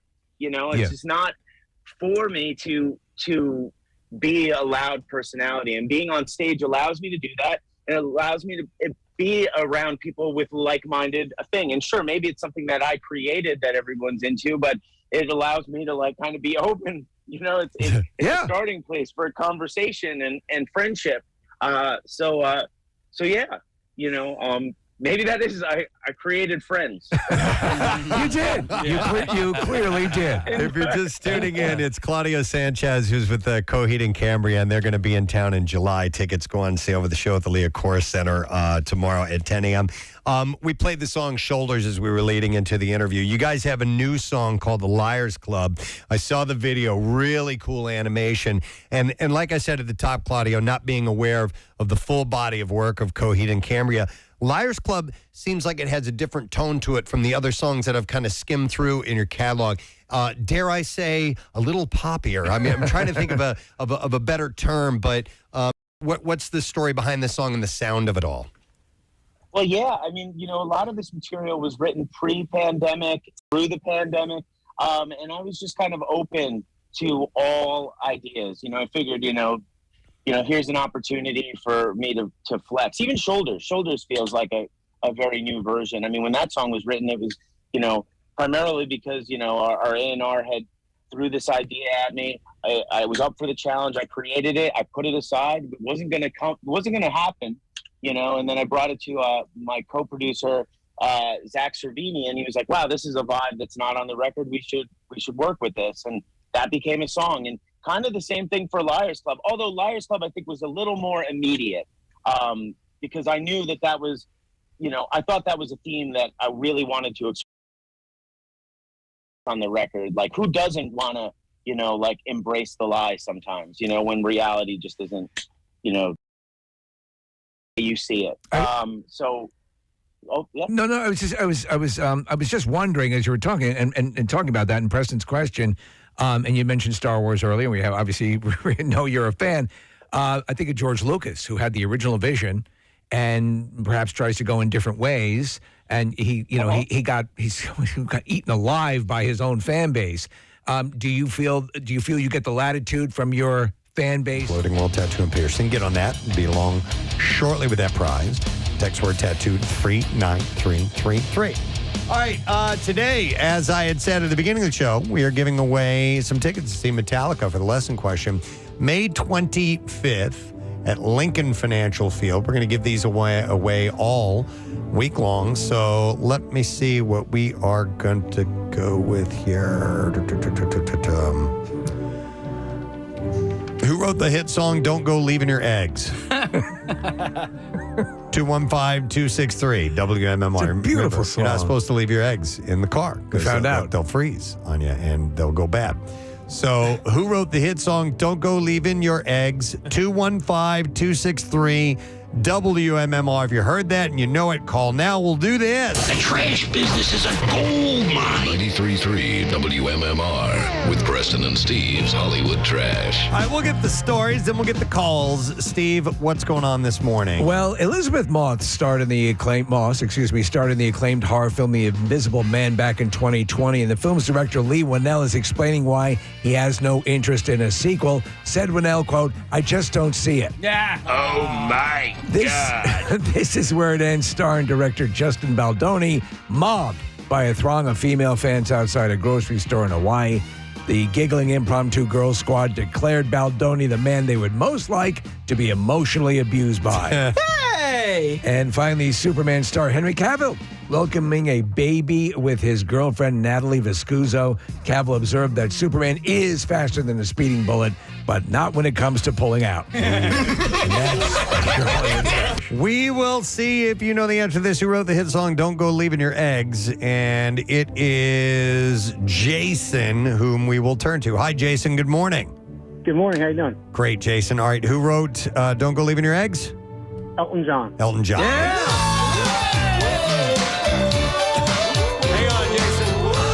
You got yourself tickets to go see Metallica, Lincoln Financial Field, the M72 World Tour with Pantera and Suicidal Tendencies opening the second show. Single day tickets for both shows, 23rd and 25th, are on sale now via Ticketmaster. It is a no-repeat weekend with two different sets performing in the round with different openers on each night. Now, Preston and Steve's Music News on 93.3 WMMR.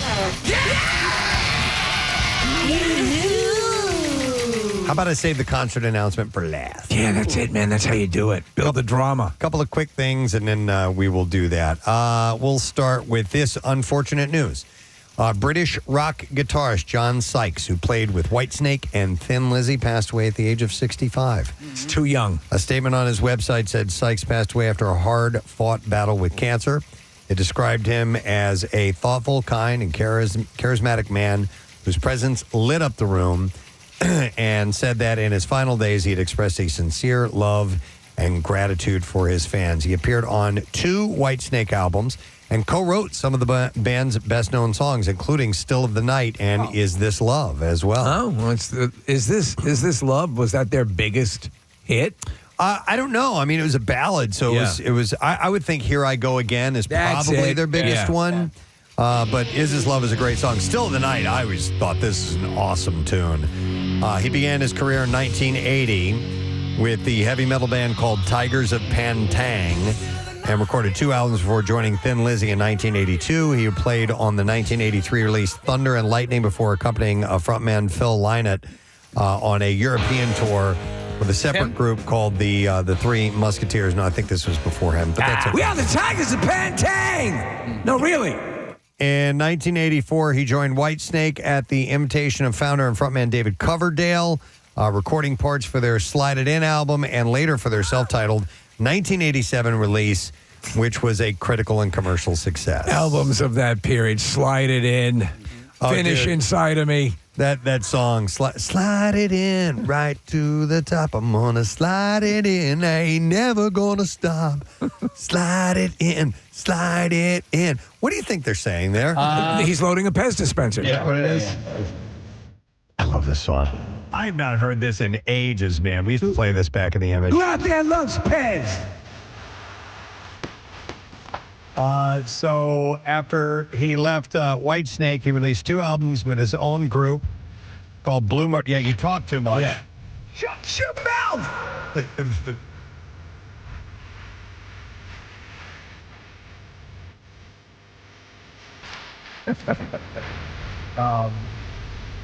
I know what you want.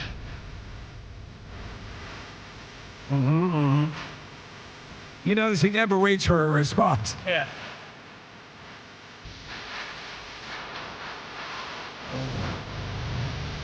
All right, so Turns out I was wrong. You didn't want that. he was in a band called Blue Murder and later formed a touring version of Thin Lizzy, which has disbanded in the years before Lynott's death in 1986. The statement on Sykes' website read, "It is with great sorrow that we share that John Sykes passed away after a hard-fought battle with cancer. He will be remembered by many as a man with exceptional musical talent. For those who didn't know him personally, he was a thoughtful, kind, charismatic man whose presence lit up the room. He certainly marched to the beat of his own drum and always pulled for the underdog in his final days. He spoke of his sincere love and gratitude for his fans who stuck by him through all of these years." Paying tribute, Coverdale shared a number of photos of himself and Sykes together in Whitesnake's heyday, and he wrote, "Just heard the shocking news of John's passing. My sincere condolences to his family, friends, and fans." Sad. One other thing, back in 2018, Weezer covered Toto's Africa after being begged by some fans online. Generally speaking, a lot of people dug it. I think it's a cool version of the song. think because they do it right. They give it a straight-up reimagining. And we should have a couple of clips here. I didn't look to see if Marissa... Did Steve send those over to you, Marissa? There we go. Guys, look where I am now. I just covered Weezer. All right, so... Toto, I made a mistake. But guitarist Steve Lukather says that the whole thing got a little out of control. Lukather touched on Weezer's frontman Rivers Cuomo supposedly loving the song. He said, "I don't know about him loving the song, man. I think he did it, and I think it blew up in his face, and now he's got to play it every night."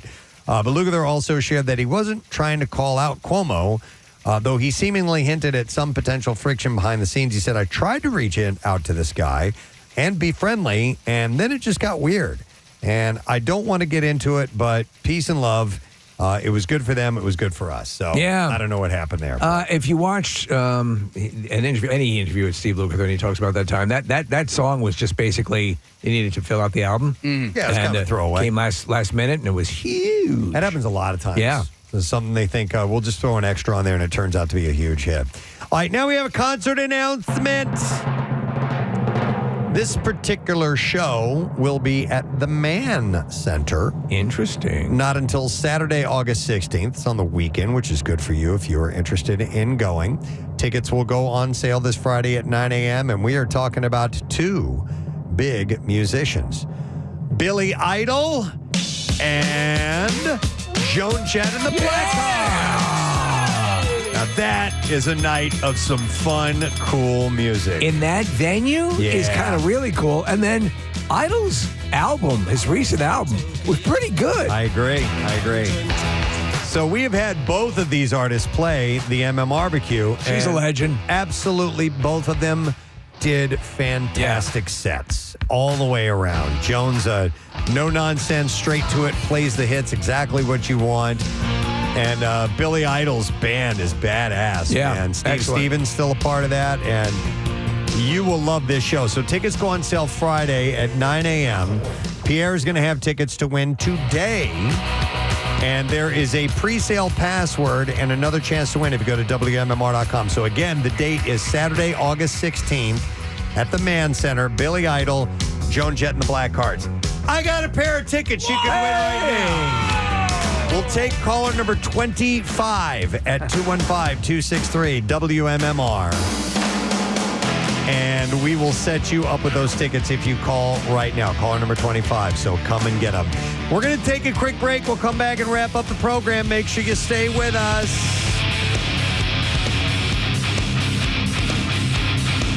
Preston and Steve. On 90. Go out on these sort of creative ventures that might depart slightly from your sound. Yeah, I think so. I mean, because it's not something that's different from what we've done. I mean, it's definitely stretching with this new record more so than we have in the past. But we've also laid the groundwork in past records to do things like this. Like if you guys fall into the discography at all, you find songs like Evagria or Number City. These are all songs that really kind of stretch outside of like what the comfort nucleus of what Coheed and Cambria does. So we're always kind of breaking out of that a bit. But we do it more so with this record. And I think it's really more appropriate because of the theme of the album, because the mind is opening up for this one character. And we're starting to realize that it experiences infinite. Like all infinite outcomes, this one character of Vaxis is like, consumed with like seeing the world as we see it. He sees maybe the static of a television because he can see every outcome at one moment. Sounds like Dr. Manhattan. Yeah. Right. But almost so much more that he physically can't interact with any of them, if that makes any sense, into like a catatonic state because it's so consuming, so overwhelming. And that's why I think it made sense conceptually to really kind of step outside of like I said, the nucleus of what we do and kind of stretch. Like you'll hear songs like Disappearing Act, which really kind of stretches the Window of the Waking Mind. There's all sorts of stuff on this record. I'm really, really proud of it. And Liars Club, I thought, was a really cool like statement to put out there, just to kind of get everyone's feet wet, I love these concepts. It's really deep and heady stuff, but let's go back just a little bit. Did your old band break up because of an argument over gas money? Is that correct? No, I don't know what. No, but where's that from? That's like a Quidditch question. Wikipedia. It was on Wikipedia. Yeah. I'm like, wait a minute. We're like, what? So we definitely almost broke up because of there were several moments, but like to be completely honest, like when Coheed first started back in 2002, like the attention to the band was so intense. Like we would play shows and opening for bands, and we would play, and once we were done, like the place would empty. Oh, it was like severe. Like we had no idea that we had that impact at that time. And so it really got to me as like the guy with the hair, the focus point. It like, I didn't realize like how much of a magnet I would become. And it kind of scared me. Like so much so that, I broke down, and gas money wasn't never, that might've been like, who the hell knows? I have no idea. But for real, like, my mentality was like disintegrating. Like, wow. Coming from like a person that, again, like I am very much an introvert. It was really hard to be like, to have that so much attention when I grew up in my adolescence with none. So, yeah. Were you guys friends first or bandmates first, do you think? Travis and I have been friends since we were 13. Like I met him through a mutual friend who wanted to start a band. So I guess we were mates before we even became friends, if that makes sense. Before we even met, we were going to be in a band. But Travis is like Travis is my brother. I mean, it's so wild how insane and in sync we are, and how at one point we want to kiss each other, and at another point we want to just strangle each other. I mean, it's like, so we've been friends forever. Josh I had known because our bands had played together. He was in a different band and our scenes had crossed paths, and I remember this one story when Josh and I were we were drinking one time after a show. We were in different bands at the time, and we were on the side of a house, urinating or whatever. And I said to him, and his band, to be honest, had been signed to Universal already. They were off and about to become something, but things had happened. And I had said to him, I said, one day we're going to play in a band together. And he was like, yeah, right. Because their career was starting, and here we are. So Josh is, Josh, I guess we had been friends, I guess in a band first. I'm not entirely sure how to answer that, but but to be honest, Josh, just to go off, I play in a band with some of the greatest musicians. I think they're in my opinion, I think they're very underrated.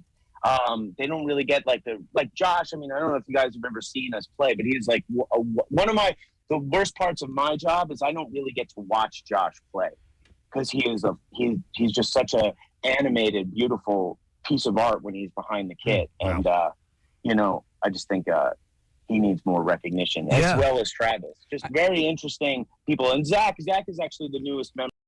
And I mean, well, when you say that, it's 10 years, because our original bass player got arrested for robbing a Walgreens. I don't know if you guys know that. Yeah. That's better than the gas money story. We were aware. No, but it's interesting how, you evolve as a band, and how you have to learn how to be around each other in a whole bunch of different settings. You're talking about tour buses, pre-show, on stage, post-show. And, these are things that you just sort of have to learn about each other. And, you didn't make a vow to one another, on an altar in front of a whole bunch of people, but you want to make this work because it did work at a certain point. So, the band today is different than the band 5 years ago, is different than the band 10 years ago. And do you know what I mean? Absolutely. I totally know what you mean, because it's nobody really understands what it's like to be locked in a van, right? That's how we came up. It was, 5 guys in a van, well, initially 5 guys, one, and 4 members. But you start to see personalities and people, you become family, it's living with, who you're blood-born to be with. Now you're in a band doing that. And the quarters are way smaller. Yeah. But, right? So it's and you start to see these parts of people manifest, myself included, that it's wow, you really, really get to know people in a way that you don't with others. And, now we're lucky. This life has afforded us the opportunity for the luxuries of buses and, hotel rooms and things like that. And, 20 years into it, we all really have come to love what we do. Whereas through that 20-year stretch, there may have been times where we really disliked it. Right. And not the artistic part, but just the living, but for the most part, I mean, every day it feels like somebody talks about how excited and how grateful we are to be out here. Wow. That's great. It's such a it's an awesome place to be, man. And your fans are loving that you guys are having the success you are, and you're coming to town, and people have been stoked about the release of this album. So it's really cool. And judging by just glancing over our text messages, you got a bunch of new fans from sitting down and talking with us too, which is great. Oh, sick. I love it. So the Leah Core Center, July 27th, and tickets are available tomorrow at 10 a.m. CoheedandCambria.com. The new album, Vaxis 2, A Window of the Waking Mind. Make sure you get that. We've been playing some songs from the album, and we're just excited. Thanks so much for coming on this morning, Claudio, and continued success to you and the band, brother. Oh, thank you very much. And thank you for having me. This was awesome. I had a really good time. Excellent. Awesome. Claudio Sanchez, guys, of Coheed and Cambria. And they're the real deal, man. They their body of work is dense. And by that I just don't mean by heavy in the music. There's a lot in the story. Well, this is everything that, again, when we were getting concept albums, you were getting thematic albums and all that stuff, and you'd be in that world. This speaks to exactly that. So I'm going to start moving through the music because I really like what I've been hearing. Yeah. Yep. And I love the whole concept of this thing that is the band. Yeah. That's so cool. And Press, I almost opened up a whole new door of conversation there because when we was talking about being locked in a van with people, and I just kept thinking about the book that you turned me on to, Project Hail Mary? Hail Mary. Oh, Hail Mary, yeah. Where they're in space and they put these astronauts into suspended animation, and it's not because they don't want them to age. With Allison Chain, 3 Days Grace, Mammoth WVH, Dorothy. A lot of stuff going on at this show we want you to be a part of. All the information available at WMMR.com, so go ahead and grab those and get ready. Just really, technically, you stop and think about it, just a couple of months away. I know. It's kind of, I've been doing a little math on that, too. I know, it's weird. They're zipping by. So I would like to thank a couple of people who stopped by this morning. We had Nate Garland, who is the Chief Operating Officer of the Special Olympics PA. Yes. And Jordan Schubert, who is an Olympian himself, an athlete, and part of this whole event. We're talking about the Polar Plunge, which is going to be on February 1st. And that's going to be at Citizens Bank Park. Like 3,000 people on board for this, but they have multiple pools, so they keep it moving very quickly. And Nick is going to be there for this event, and you can do, I think it's phillypolarplunge.org. Yeah, and they really they take over the entire area outside of the ballpark. That road in between, I think it's the S lot and the ballpark. That becomes this whole party row, and it's a great time. We did it last year, so if you want to join us, go to the website and join us this year. And free parking. Free parking, yeah. February 1st. That's a Saturday? It is indeed, yeah. Excellent. All right. And today is a Tuesday, and that means we've got some fresh ink to give away, and it's Tattoos Day. Our winner is Ashley Alves from Maple Shade, New Jersey. And so, Ashley, you're going to get doctored up from our friends at Floating World Tattoo and Piercing, 1729 South Street. You want a $350 gift certificate to get the design you would like. If you are interested in going to Floating World, you can check them out on Instagram at Floating World Tattoos, or their website is floatingworldtattoos.com. And happy to have them on board to allow people to go and get this representation of the program. Pierre Robert is back from the weekend. Hey, how you doing, man? Howdy. How do? How was your weekend? Road, did a lot of riding. Did a lot of riding? On a horse. Oh, on a horse? Oh, yeah. Okay. Why? Why would you pick this weekend just past? I like the weather? cold riding. All right. I like going out in the cold. So does Sully. You like Sully? That's my Sully horse. Sullenberg? Okay. Sully's your horse. Sully's my horse. All right. Damn, he's a good horse. Yeah. Whenever Been with me right from the jump. Right. Well, yeah. You're loyal. Everyone knows how loyal you are to your horses. You've got to be, right, Kathy? That's right. That's right. You had horses once. Remember when you did? Remember? You had a pony, too. Wildfire. Pony came in here to visit you. That's right. Much to Bill Weston's blood pressure. Oh, yes. It was a wonderful time. Every time it gets bitterly cold, I think about you and your house, and which apparently is like it was floor to ceiling windows. Yeah, single pane. You stand 10 feet back from them and light a fire in the middle of the carpet, and you're okay. That's about wow. How you survive. The practical level, and you wear down coats and sweaters throughout the house, then stand by the vent. I actually stand by the vent. Wow. In the thing, and it's so cozy. Do you have space heaters and stuff around the house? I have a couple of them. Yeah. If I actually got my furnace died last year, so if I get a good enough pump going, it will go for a while. But every room is different.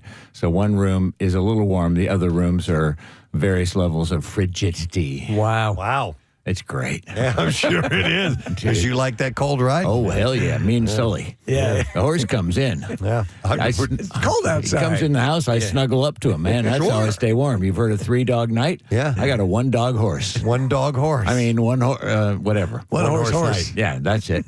All right. That's my new band also. How about we get a letter of the day from Why? him? All right. Preston and Steve on 93.3 WMMR. Now, the Daily Letter. All right, and the Preston and Steve show is brought to you today by the letter S as in Sully. Yep. Yeah. And we're going to give away a pair of floor tickets to the world's most exciting combat sport, Bare Knuckle Fighting Championship, this Saturday. Wells Fargo Center. You can watch Philly's own Eddie Underground King Alvarez fight Jeremy Stevens with no gloves. Stevens, and that's his name. What? Jeremy Stevens with no gloves Stevens. Okay. Well, they're fighting with no gloves, but that's his name, I know. too. It's in quotations. Wow. Limited tickets remain, and you can get yours at bkfc.com. What you doing today on your program? Well, we've got Bon Jovi in a workforce block. We've got Beastie Boys. We've got Talking Heads. And we have tickets, as you mentioned earlier, for the show you just announced for Billy Idol and Joan Jett coming to the Man next summer. So it'll be fun. Excellent. I want to thank our sponsors. The Preston and Steve Show is brought to you today by Dunkin'. The Preston and Steve Show runs on Dunkin'. Also brought to you by Acme Markets, fresh foods, local flavors, and by Nabraza, Brazilian Steakhouse in Philly and Horsham. Get the most delicious birthday gift ever with a birthday feast. That's on Nabraza. Details at Nabraza.com. On our program tomorrow, it's a Wednesday, so we'll go live on Fox Good Day. We will have a secret text word, and we will have fun. Yes. That I guarantee you.